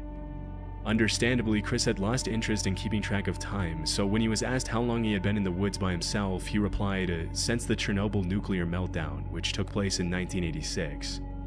As investigators later found out, he was 20 years old when he decided to become a hermit, just a couple of years after high school, although he never gave the authorities a real reason why he Bro was out there from, what, 87 to 2013? About 26. That's crazy. He decided to disappear. In all his years of isolation, he went to extreme lengths to preserve his privacy. He never lit fires, only moved at night, and hadn't had any kind of communication with the rest of society for more than half of his life. He'd never driven a car, sent an email, or even known what the internet was until his arrest. Interestingly, as the cops dug deeper and deeper into his story, they realized that his only real possessions were his glasses, which he had been wearing for 30 years and could even be seen in his Lawrence High School yearbook picture from 1984. Everything else, down to his underwear and jacket, had been stolen. After the investigation, Knight was sentenced to 7 months in prison, after which he once again disappeared. According to the cops, he's now living a quiet, peaceful life in rural Maine. Purple a Key. Throughout the late 1980s and 90s, Imagine living alone for 26 and coming back. Bro really was away from the world from 87 to 2013. Bro missed the entirety of the WCW to Monday Night WWE war. Bro missed Hulkamania. That's what I'm getting to. WWE. But dude, bro missed like a majority of the fucking technology upgrade.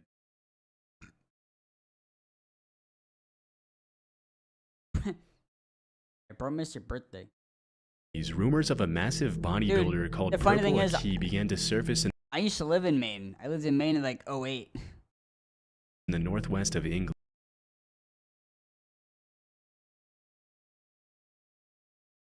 I don't like that intro to sound. Imagine I'm on the next Chilling Scares video, bro. Uh-oh. Look to my left, there's just some dude. Hey, what's good? England. According to the allegations, Purple Aki would supposedly walk the streets of Liverpool hunting down young muscular men and rugby players and oddly ask them if he would let them feel their muscles. If they complied, he would allegedly squeeze their muscles for much longer than was considered socially acceptable and would then ask them to perform squats so he could feel their quad muscles. Some teenagers reported that Purple Aki even went as far as to ask them to pose for him and often offered exercise and nutrition advice for those who gave him the time. Because the rumors were so incredibly ridiculous, nobody really took them too seriously at first, and eventually the story of Purple Aki turned into an urban legend with crazy details being gradually added to the tale, including one where Purple Aki would allegedly swallow teenagers whole if they let him feel their muscles. But as time went on, it became clear that Purple Aki wasn't just a made-up character created by bored teenagers looking to get some laugh from their friends, but a real person named Akinwul Arobic. Aki was often seen traveling across England by train carrying a plastic bag and asking young men if he could feel their muscles. Naturally, this made a lot of people uncomfortable, and it wasn't uncommon for Aki's face to be featured in local newspapers after several encounters with the law. Most of the accusations against him were related to his creepy behavior around teenage boys, but around 1986, the story of Purple Aki took a really dark turn. Early that year, 16-year-old Gary Keller was walking home from school when he ran into Purple Aki, who immediately asked to feel his muscles. Freaked out by the weird request, Gary said no and ran away. Later that same year, Aki followed Gary to a local outdoor swimming pool, and when the teenager noticed, he ran to New Brighton train station and jumped onto the railroad tracks to get away from Aki. Sadly, the story ended in tragedy, as Gary was accidentally electrocuted by one of the rails. considering the whole thing happened because Gary was being chased, Purple Aki was convicted of involuntary manslaughter, charged with harassing 14 different teenage boys, and sentenced to 2.5 years in prison. In 1988, Aki filed an appeal and complained that the only reason he had been convicted was because he was black. Ultimately, the judges agreed there wasn't enough evidence to prove Aki had been directly responsible for Gary's death, and believe it or not, he was freed and awarded £35,000 in compensation. Between 1988 and 2006, Aki went in and out of jail for failing to resist his compulsion to touch, feel, and measure other people's muscles, and in 2003 he was arrested for an additional 15 charges of harassment and witness intimidation, for which he was sentenced to 6 years in prison. Just like any other predator, he was also forbidden from waiting outside schools in the area. A few months later, he was jailed for 15 months for getting up to his same antics. Upon his release, he was once again arrested a few weeks later in 2010 and then again in 2015. After his latest release, he reportedly moved to Leeds, where rumors started cropping up that he had passed away during the pandemic. However, those rumors were put to rest when videos started surfacing in 2023 of Aki walking the streets of Leeds asking random dudes to, you guessed it, feel their muscles. That is still going around. This guy's still doing his stuff. He's been doing this for years. First, just obsessed with rugby players. This is crazy. Like, there's spottings of him as late as last year. Fucking wild. As of today, Purple Aki is alive and well, and will probably continue in his same behavior with or without permission for many years to come. Les Loyens. According to a Swiss urban legend, people have allegedly been running into a mysterious human-like figure in the Fribourg forest in the western part of the country near the town of Mals since the early 2000s. Based on the dozens of allegations that surfaced over the years, the figure has been described as being around 6 feet tall and always wearing a vintage-looking gas mask covering his entire face, a boiler suit, and a cloak. Most people who supposedly ran into the figure reported he or she was completely harmless, but this didn't make the encounters any less terrifying, and it wasn't uncommon for people to report the figure to the police when their children reported feeling scared. As expected, it didn't take local residents long to start adding their own crazy twist to the story, with some claiming that the creature was the ghost of a mentally unstable soldier, while other popular theories assured it was an alien. For a while, the story was classified as an urban legend, and the mysterious humanoid was given the name Les Loyens, also known as the Ghost or the Hermit of Mals. Throughout the early 2000s, Les Loyens was mostly the subject of local oral legend because there was no real evidence to support its existence. But in 2013, the story gained international attention when the Swiss/French newspaper Les Matins published the first ever photograph of Les Loyens, which was sent in by a hiker. After the photograph was published, there was no turning back, as people from all over the country started to make trips to the woods outside Mals for a chance to catch a glimpse of Les Loyens. The last known sighting of Les Loyens took place in June 2013 when a local woman named Marianne Desclous saw the figure clutching a bunch of flowers as she was walking outside. Later that year, Les Loyens' clothes were found in the middle of the woods along with a wooden note titled "The Death Certificate and Will of the Ghost des Mals." In the letter, Les Loyens accused the media of having murdered a harmless being by revealing its existence and turning him into a circus freak. The letter also mentioned that due to the unwanted attention, Les Loyens had to abandon its daily walks, which were referred to as happiness therapy in the letter.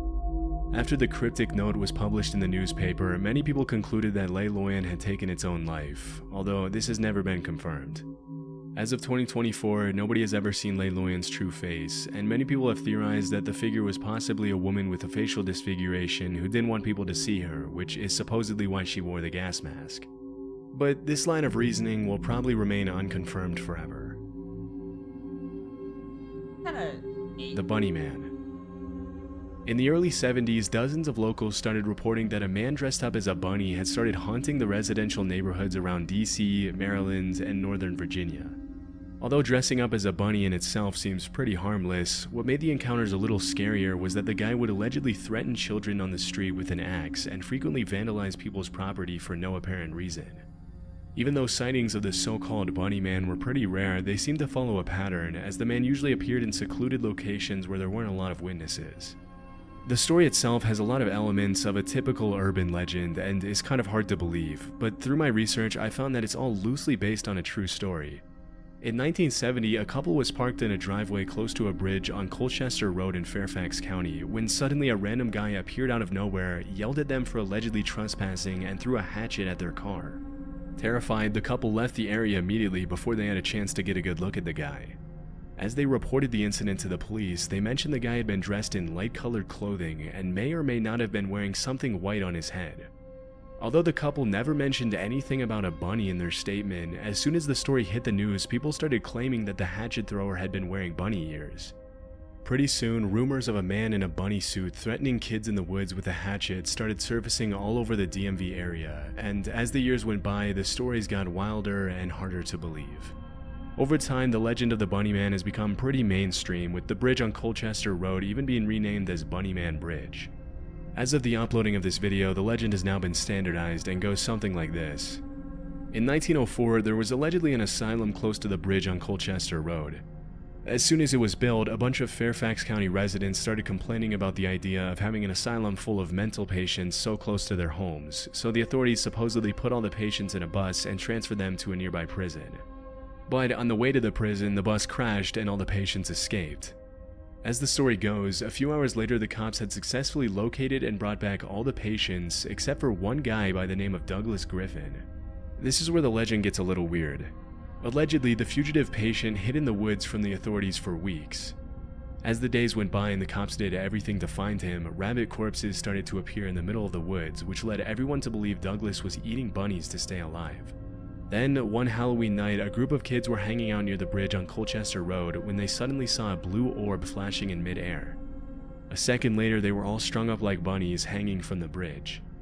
As the legend goes, if you go to Bunny Man Bridge on Halloween night at midnight, the same thing will happen to you. Obviously, none of this is true, but it just goes to show how much of an impact the story of the Bunny Man has had on mainstream Virginia, DC, and Maryland culture. Nowadays, there's even Bunny Man t-shirts, a Bunny Man horror movie franchise, Bunny Man beer, and everything in between. Needless to say, the area surrounding the railroad overpass near Fairfax Station is now a major attraction for both tourists and locals alike, and will probably remain that way for many years. I'm having fun with this. We'll watch this last video. Jared Coker Urbex is a small YouTube channel where the uploader posts raw footage of his explorations of abandoned locations all over the US. Since 2020, Jared has uploaded over 200 videos of some pretty cool Urbex footage. In March 2022, Jared uploaded a video where he explored an abandoned dog treat manufacturing factory in Wichita, Kansas. For the first few minutes of the video, the exploration is pretty uneventful, and except for the usual couple of strange thuds and bangs that can be heard nearby, it seems like Jared's alone. Even though it's relatively common for homeless people to hide out in abandoned buildings, it doesn't seem like anyone was squatting in the factory that day.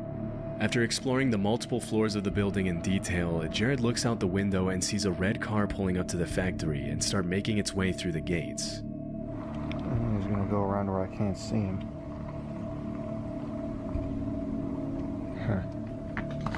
I really do gotta get out of here now. I don't like that.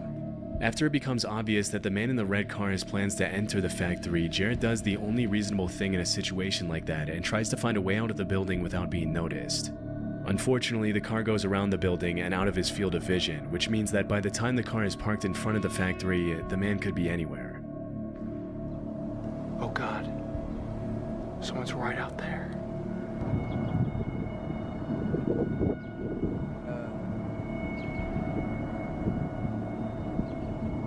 What do I do?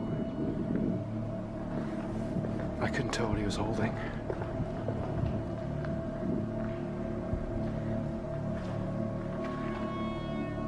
The man can be seen walking through the woods toward the front entrance of the factory. To make matters much worse, it appears as though the man has something in his hands, and from a distance, it's impossible to tell whether it's something as simple as a flashlight or a potential weapon.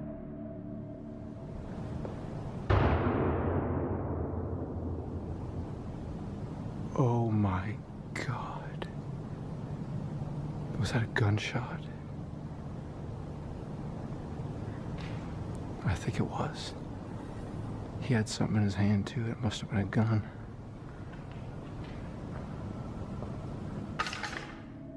Over the next few minutes, Jared does his best to find a way out undetected, which is much easier said than done when you have no idea where a potentially armed man who probably knows the layout of the building much better than you do is hiding. And just when it seemed like Jared was going to make it out undetected, this happens. Whoa, whoa. Stop right there. Whoa. Who else is with you? Oh, it's just me. You scared me to death. Okay, get over there now. What? Sit down. Give you handcuffs. Huh? Put them on. Got it? Okay. Either I can put them on or you can put them on. Take your pick. I've never put on handcuffs before. Just put them on each side of you. How's that? Put them in front of you. That way you can carry them in front, okay? What's going to happen? What's going to happen is the police is going to come and then you take your name and they'll get you for criminal trespassing. It's nothing these days. It's a lot better than me shooting you, isn't it? Was that what I heard?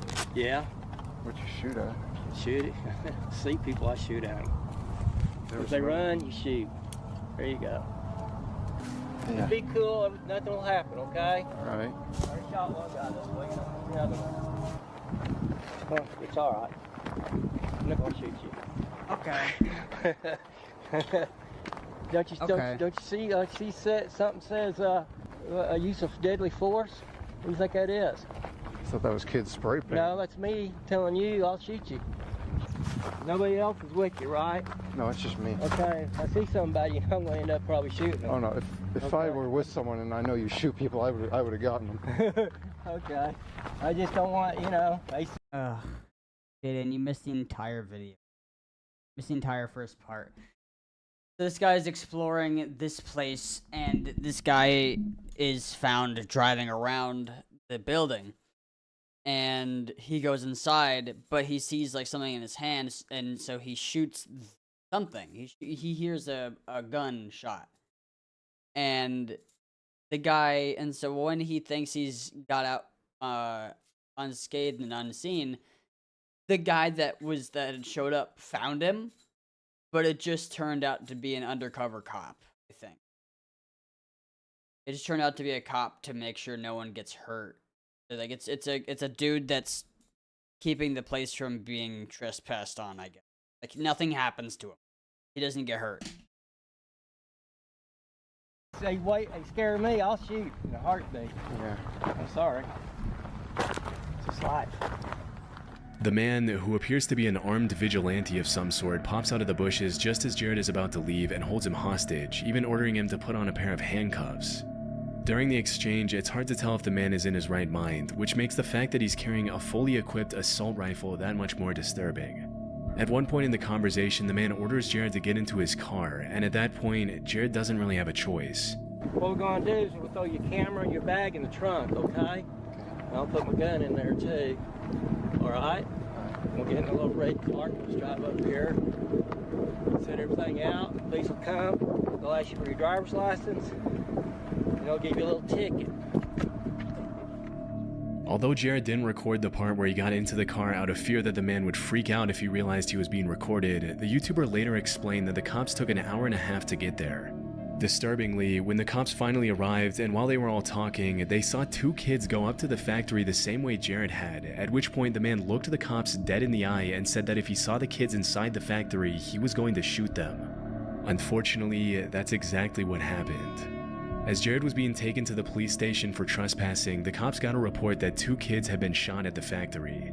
Thankfully, it turned out that the man was bluffing with his weapon, which was only loaded with non-lethal pellets. But still, the kids had to be taken to the hospital to be treated for their wounds. During the investigation, the man was identified as 62-year-old Ken Thomas, and even after shooting at the two kids, he was only sentenced to 2 years probation. Since that day, Jared hasn't gone back to the abandoned factory again. Bro, that's wild. In 2019, a group of 5 real estate investors walked into a distressed property in the Angora neighborhood of southwest Philadelphia. The visit to the distressed house started out pretty ordinarily, but a few minutes in, just as one of the investors was about to walk up the staircase leading to the second floor, they noticed something extremely disturbing. Look at this walking track right here. Look, the wire, right, that goes up. Look at the nail with over knife there. system. Oh my god. Dude, that kill somebody, Look bro. what is there, the knife.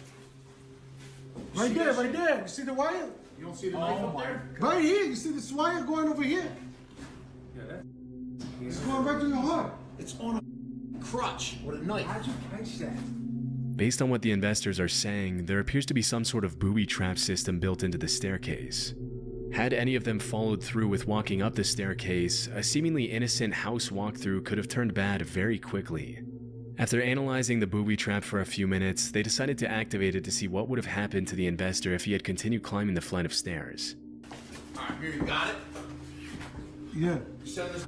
Look at where you tripping. Stop at the Yeah. bottom of the step. You think? Yeah. What is it? At the step. Whoa! Yeah. Look at that. Yo, that straight up killed you right in the head. Look at it. Yo, that's right. No, hold on. You need to stop more. You need to step over. Yo, that would have got you right in your neck. Oh my God, right in his head. Yo, you got My head. Disturbingly, the knife comes down right at the level of the investor's neck as soon as the wire is activated. It's hard to imagine what kind of psychopath would booby trap a house like that, knowing that whoever walked up that flight of stairs probably wouldn't live to tell the tale.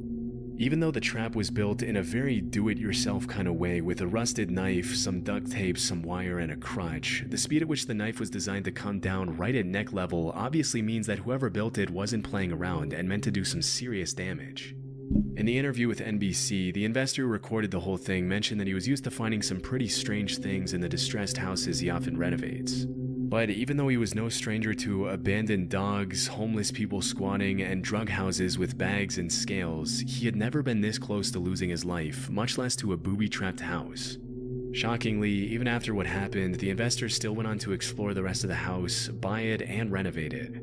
Oh, wow. Fortunately, they didn't run into any more traps along the way. Finders Beepers History Seekers is a YouTube channel where urban explorers Matt and Andy document their visits to hundreds of abandoned locations around the world. What's funny about this channel is they always bring their dog Bear with them on their exploration, setting him up with his own GoPro camera to capture footage they might otherwise miss. In March 2023, they uploaded footage of their visit to an abandoned house in the UK. Throughout their first few minutes of their exploration, Matt and Andy come across all kinds of old history books, kitchen utensils, and other abandoned objects, but for the most part, nothing too out of the ordinary. About 25 minutes into the visit, as Matt and Andy are sorting through dozens of history books lying around the house, this happens. And then why's that got a lock on it there for a bathroom cabinet? That makes no sense at all. Bear, you're just causing so much bother. Oh? Did you hear that? Someone has definitely just run down those stairs.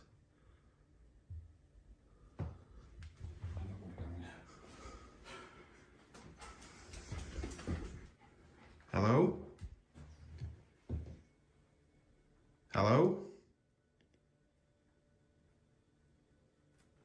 Thank God the dog stayed down. Hello? They stayed there and there. Hello? We're not secure. We're not going to do anything. We're not going to hurt you. We're urban explorers. Just having a look round. Hello?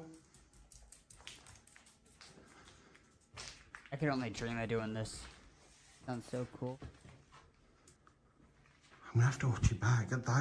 That was definitely somebody running down the stairs. 100% that was someone running down the stairs.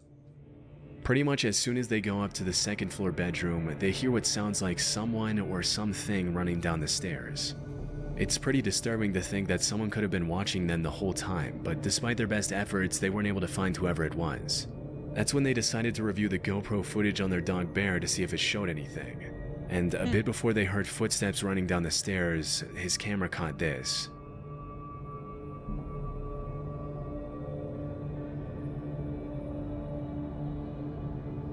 Oh, the dog found a dude under the bed.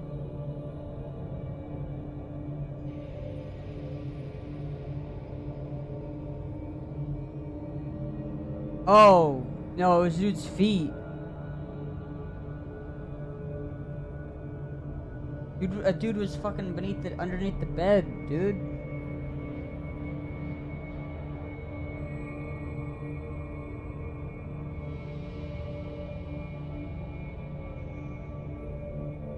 Bro. Disturbingly, there was someone hiding under the bed in the second floor bedroom. Even though it's hard to see everything clearly with the dog footage, it's pretty obvious that it was a person hiding under the bed. After the encounter, Matt and Andy continued exploring the house for another 20 minutes, and they confessed to feeling pretty on edge after leaving. To this day, they still don't know who was hiding under the bed.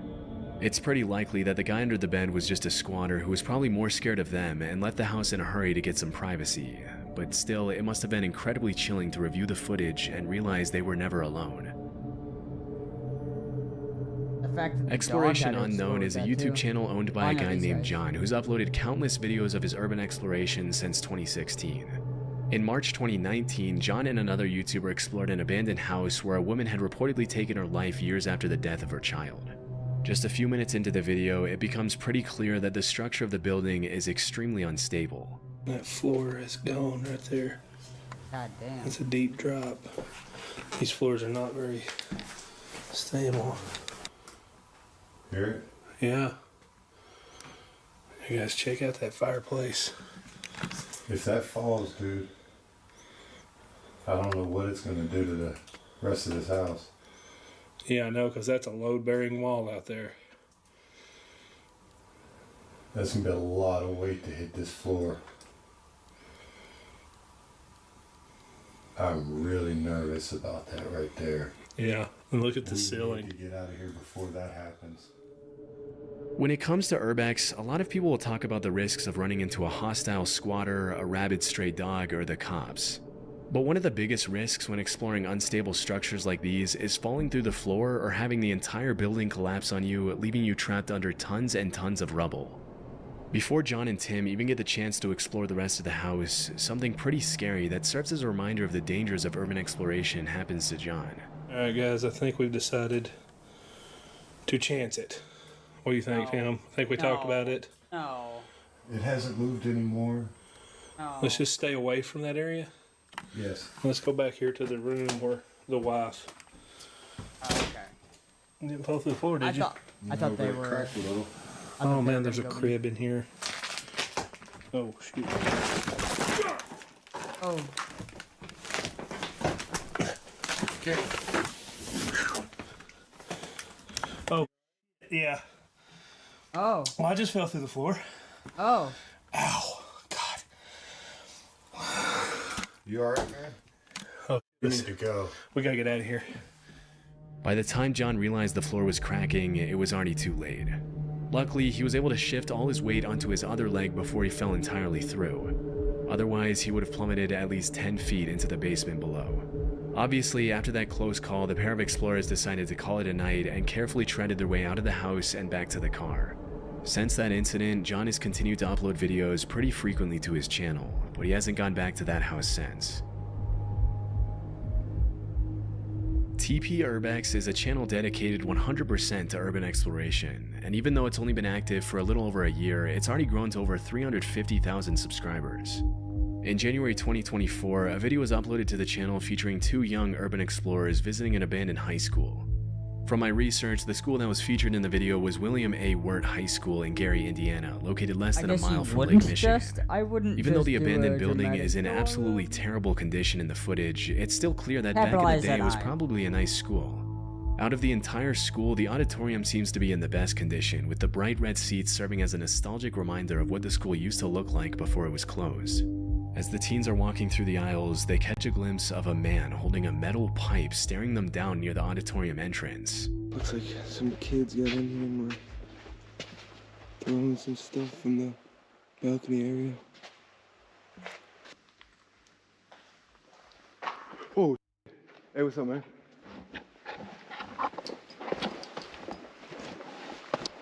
You want us to get on out of here? You want us to... Hey, we'll leave, bro. We'll leave, all right? Come on.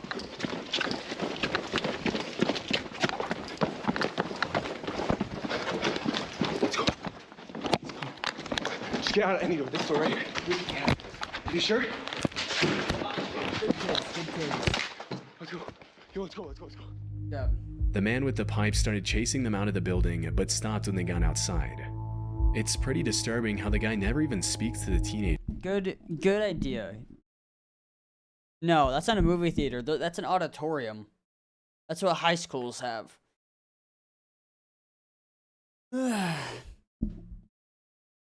This is literally a school. A high school. Yeah. Honestly, I feel like that's the most logistic situation. Because I could definitely understand, like, if you just see the dude, your first reaction isn't going to be like, oh, I better run. It might be. But, like, your body's going to be in shock for that second and not know what to do. He just starts chasing them with a metal pipe that he probably planned to use as a makeshift weapon. When this kind of stuff happens, you really have to put yourself in the shoes of everyone involved. I mean, the guy who chased them out, like usual, was probably a homeless guy who had been squatting at the school for a while. Through his eyes, the abandoned, decrepit building is his home, and having two teenagers come in unannounced to disturb your peace when you have nowhere else to go must be pretty irritating. But for the explorers who just want to have some fun in an old building, getting chased out by someone who's armed and probably not in their right mind is also a terrifying experience. In September 2020, John and Tim from Exploration Unknown uploaded a video where they documented their visit to an abandoned altar in the middle of the woods. From the very start of the visit, some red flags came up that John and Tim should probably have taken as invitations to leave. Where are we? It's supposed to be public land. This is private property, bro. Well, maybe it's like this over here, somebody's private property. And I know this over here should be like public land. After seeing the sign, it's unclear if the two explorers are on a private or a public road. But a couple of minutes later, after following the directions they were given, they got their answer. I saw something behind you. Shh. Okay, dude, key light. Kill your light, dude. Key. Oh my God, dude, it's a car. Shh. Hide. Dude, they were waiting. Somebody's here. Shh. Get down. Oh God, dude, we gotta get out of here. You shut that engine off. Oh God, he's getting out.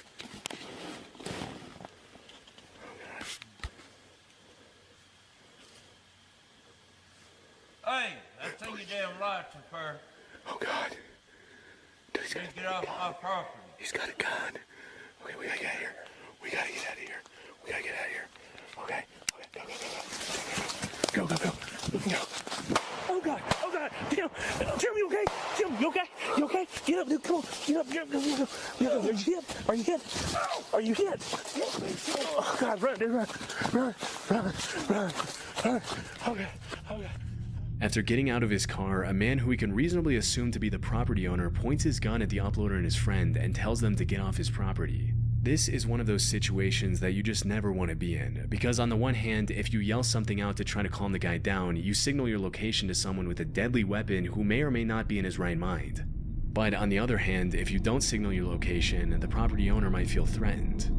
As they were running out of the woods, the man shot at them, and initially it looked like Tim fell to the ground from being shot at. But it seems like he just tripped either by something on the ground or by being startled by the sound of the gunshot. Fortunately, Tim and John were able to get out of those woods unscathed, and they never went back again. I really don't know where John got his intel about the supposed abandoned altar in the middle of the woods, but it was clearly faulty. And it's a good thing he was able to spot the guy in the car ahead of time. Otherwise, who knows if this video would have even been uploaded. That one was a good video.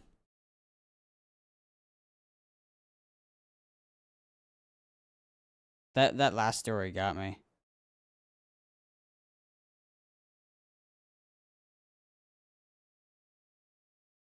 Shooting people as they're running away is the exact opposite of self-defense.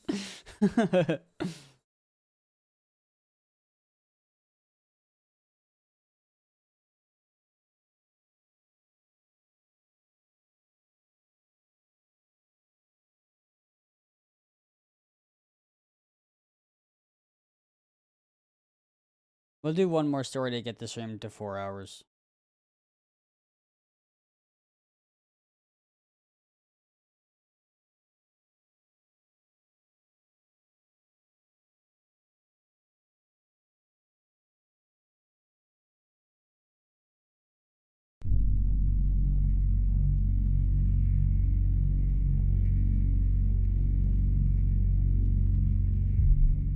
This footage was captured in Flint, Michigan on April 24th, 2023.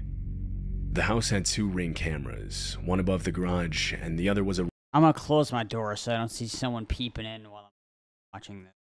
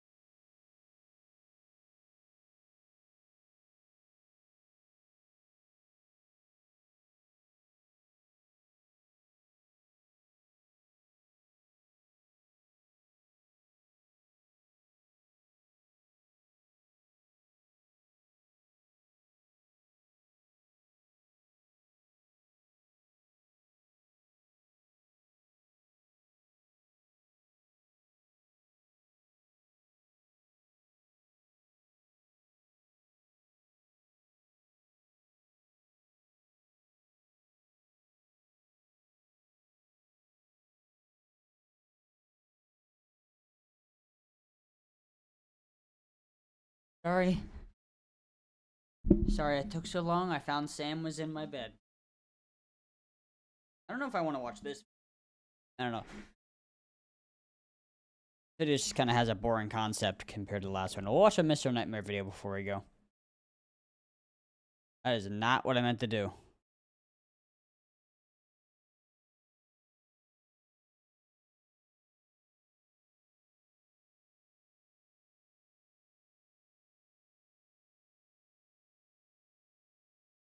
Student horror stories sounds kind of cool. True diner horror stories. That'll just kind of make me hungry. I should collab with them, yeah. Summertime horror stories? Interesting. Home Alone horror stories. I'm gonna scare y'all. So recently, I had an experience while I was at a friend's house alone watching his dog that inspired me to do another Home Alone themed video. I spend so much time reading stories of people's horrific experiences that I forget these things could happen to me too. In a bit of a different fashion, I'll tell that experience I had after the viewer submitted stories at the end of the video. A more positive experience I would also like to talk about is my experience with Scentbird, a fragrance subscription service that allows you to choose new designer fragrances to try out every month at an affordable price. I'm quitting this video. No, not Salar. Nick. Nick or Cole. Cole might be a good one. I think Cole would genuinely be a good one.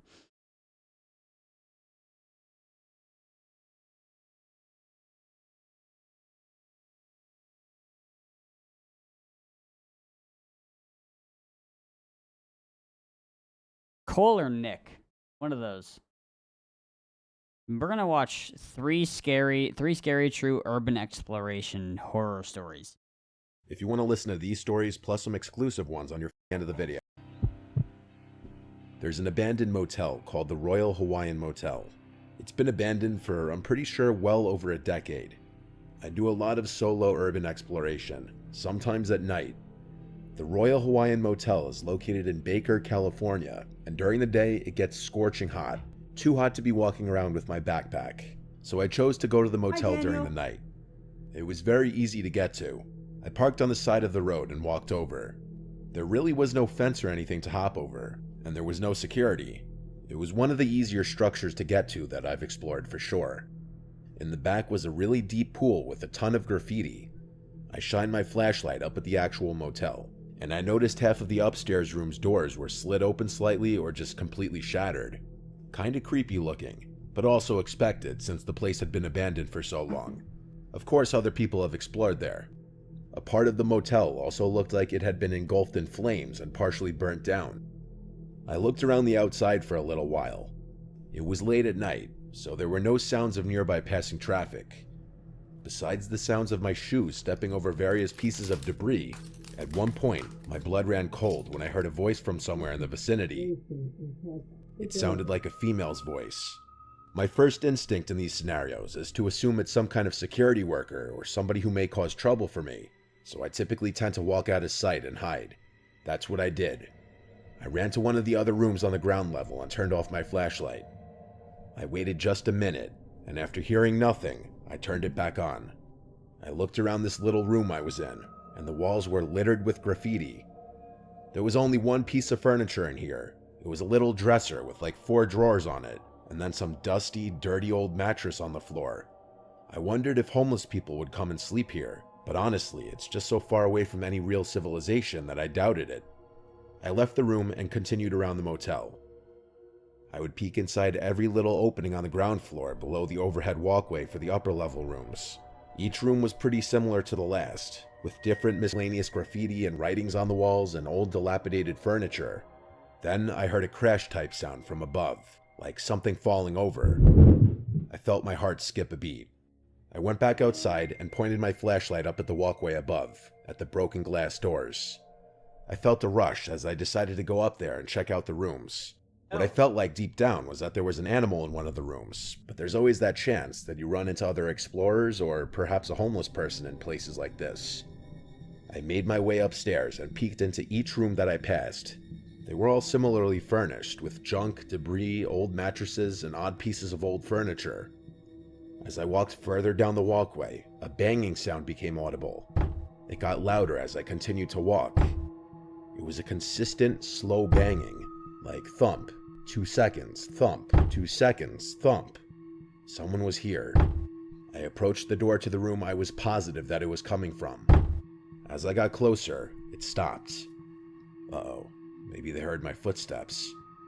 I announced to whoever was in there that I'm just an explorer and I mean no harm. I peeked into the room with the flashlight now off. It was almost pitch black in there, but I'm 50% certain I saw the shape of a person a little further into the room by the back wall. The room smelled like straight feces. I pulled my head out from the room to look down at my flashlight and turn it on, but in a careful position to not point the light right into the room right away. I aimed it down at first at the floor, and then peered into the room again, and slowly pointed the light into the room. And I saw 2 pale bare feet approaching me fast. In a muscle jerk reaction, I pointed the light up more to fully reveal this woman with a bloodied forehead and yellow guck on her mouth which was hanging open. It was a sight from a nightmare. I was out of there so quick. I heard the woman screaming as I was running away, and her screams didn't get much further away, which told me she was chasing after me. I ran down the stairs and back outside. I ran the entire way back to my car. I wasn't followed this far. I called one of my good friends, George, who's also into urban exploration. I had invited him to come with me originally to this place, but he was unable to. I told him what just happened.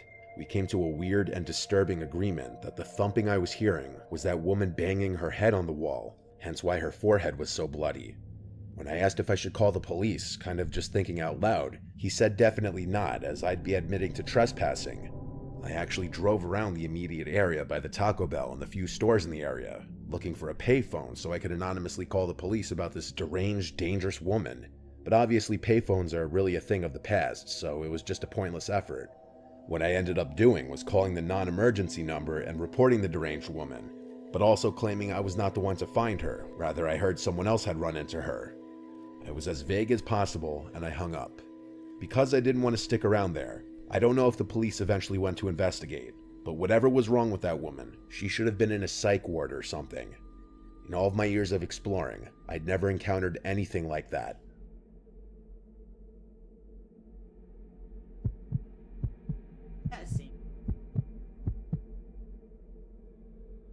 A few years ago, I lived in a small town. My family decided to move us 4 hours away to get away from all the drama.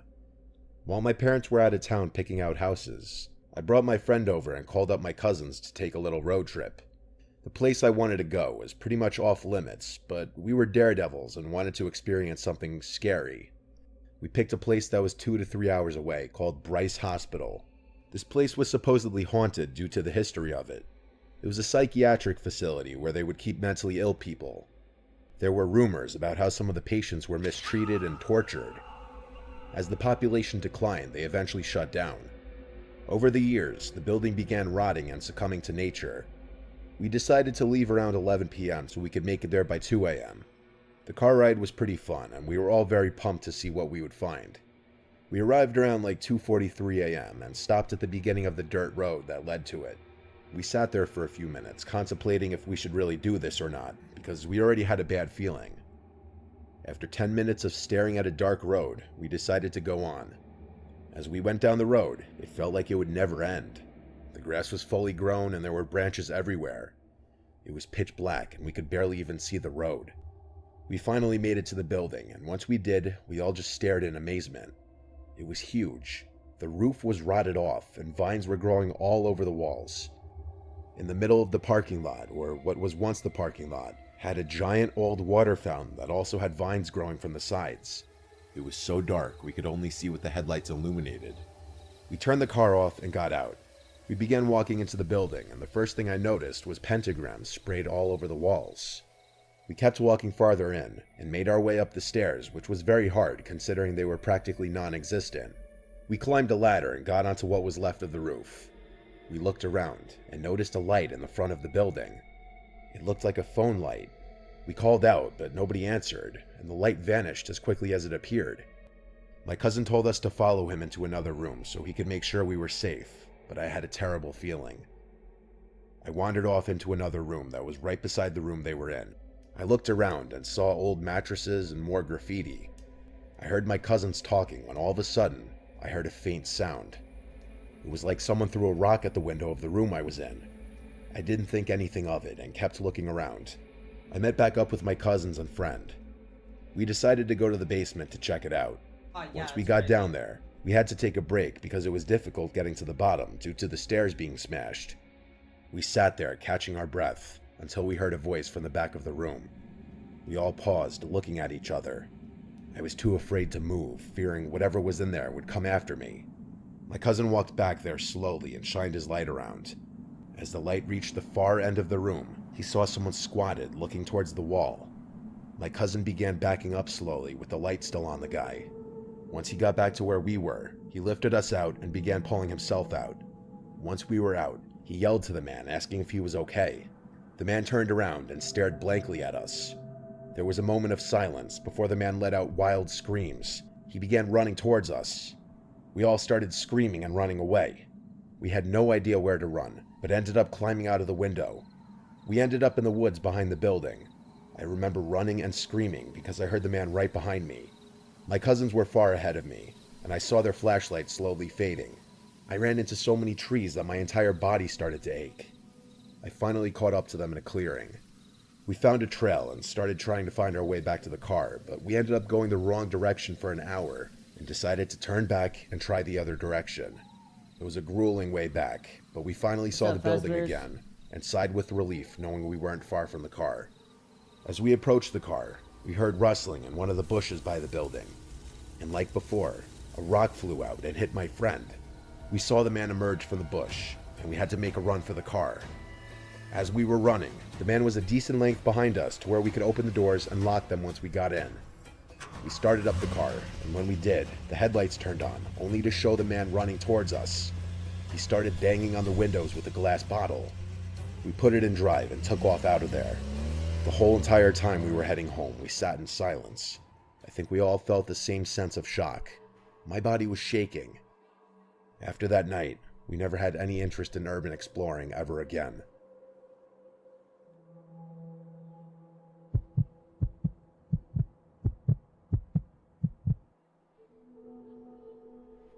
This happened in the countryside of Georgia.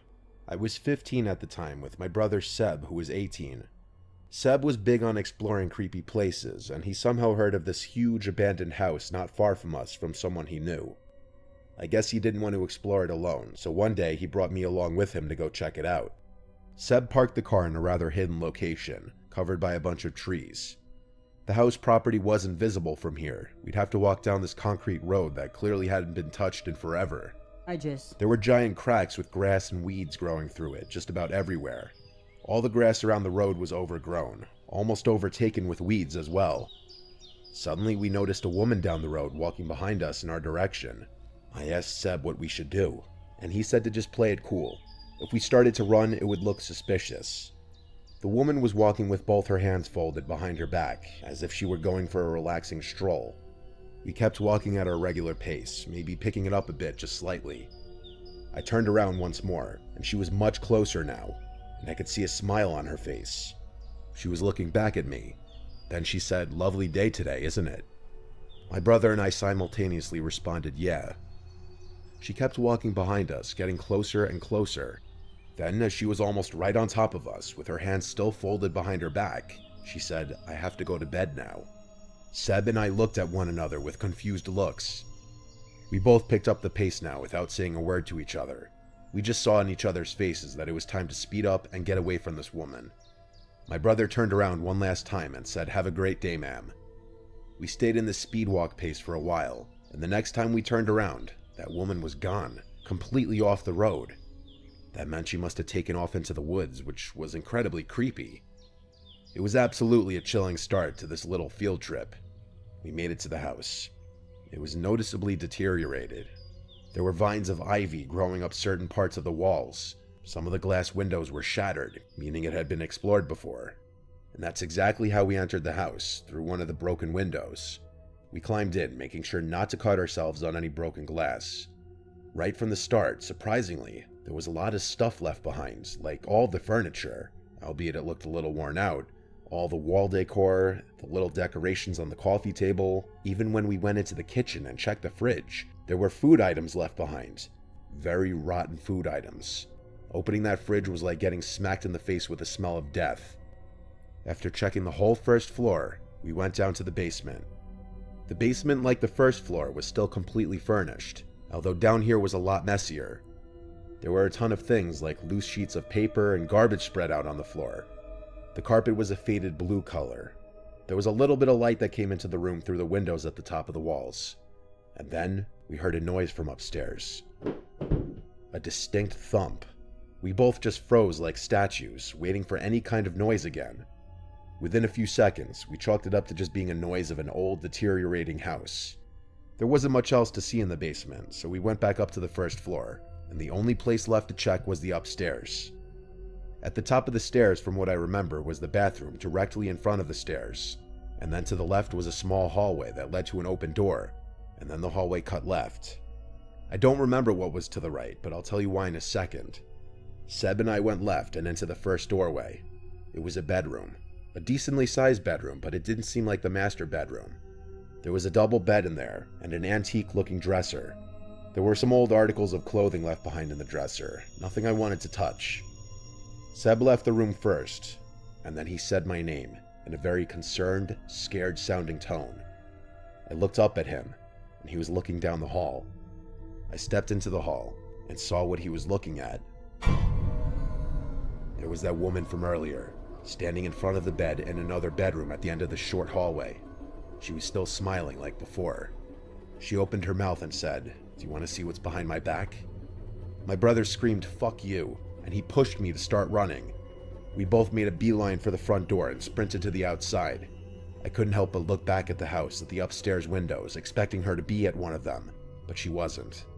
I also just had to make sure she wasn't chasing after us. We kept running until we were out of sight from the house, and then we kept running some more, even though my cardio sucked and I was out of breath. When we finally made it back to the car, I gagged, trying to throw up from exhaustion. We got in the car and Seb drove us home.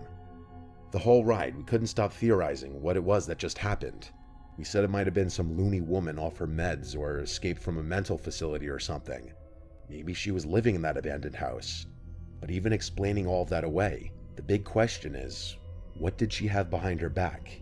And was she holding it that whole time she was walking behind us? It's a present. So many questions that will never be answered. That last one actually got me. I was like genuinely kind of scared of what was going to happen to them.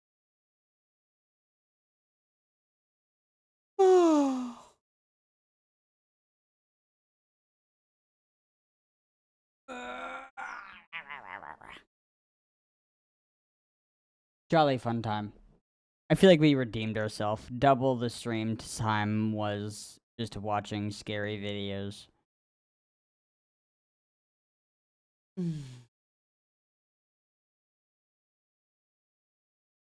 That was worth it.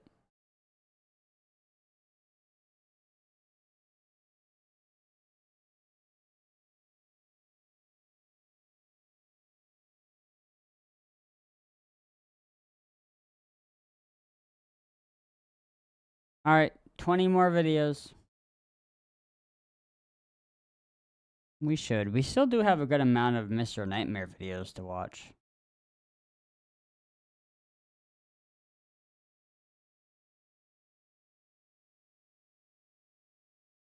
Like, I missed out on a lot. I don't think I even watched him that much when I watched him regularly, so I still have, like, a lot of stuff to watch him from the past.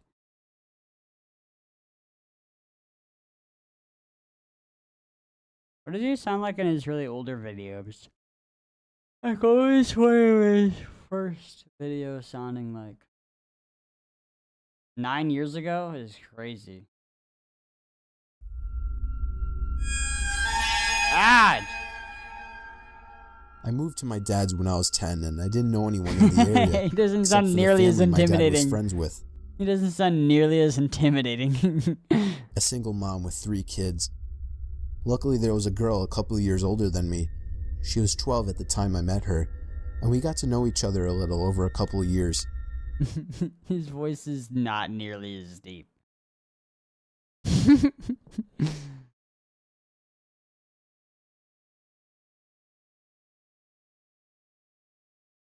What about Chilling Scare?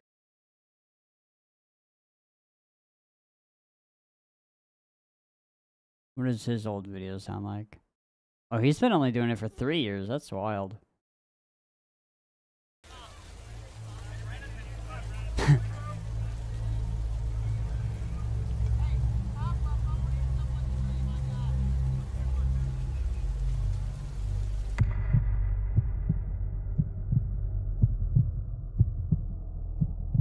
It really won't sound that different because it's 3 years ago.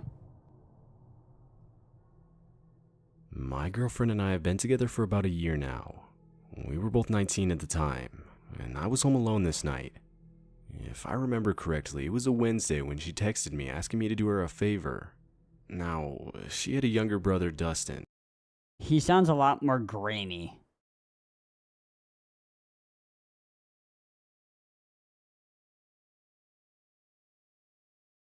Midnight Nightmare? Who's this guy? I've never liked going to Walmart late at night. The place just feels different when the crowds are gone, the aisles almost deserted, and the employees half hidden behind their pallets, restocking shelves in silence. This guy kind of sounds like AI.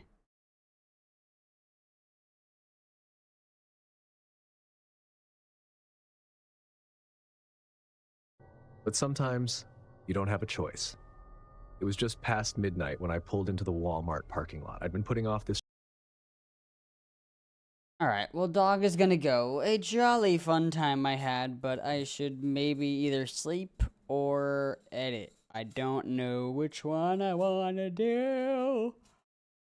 But I'm gonna go do at least one of them.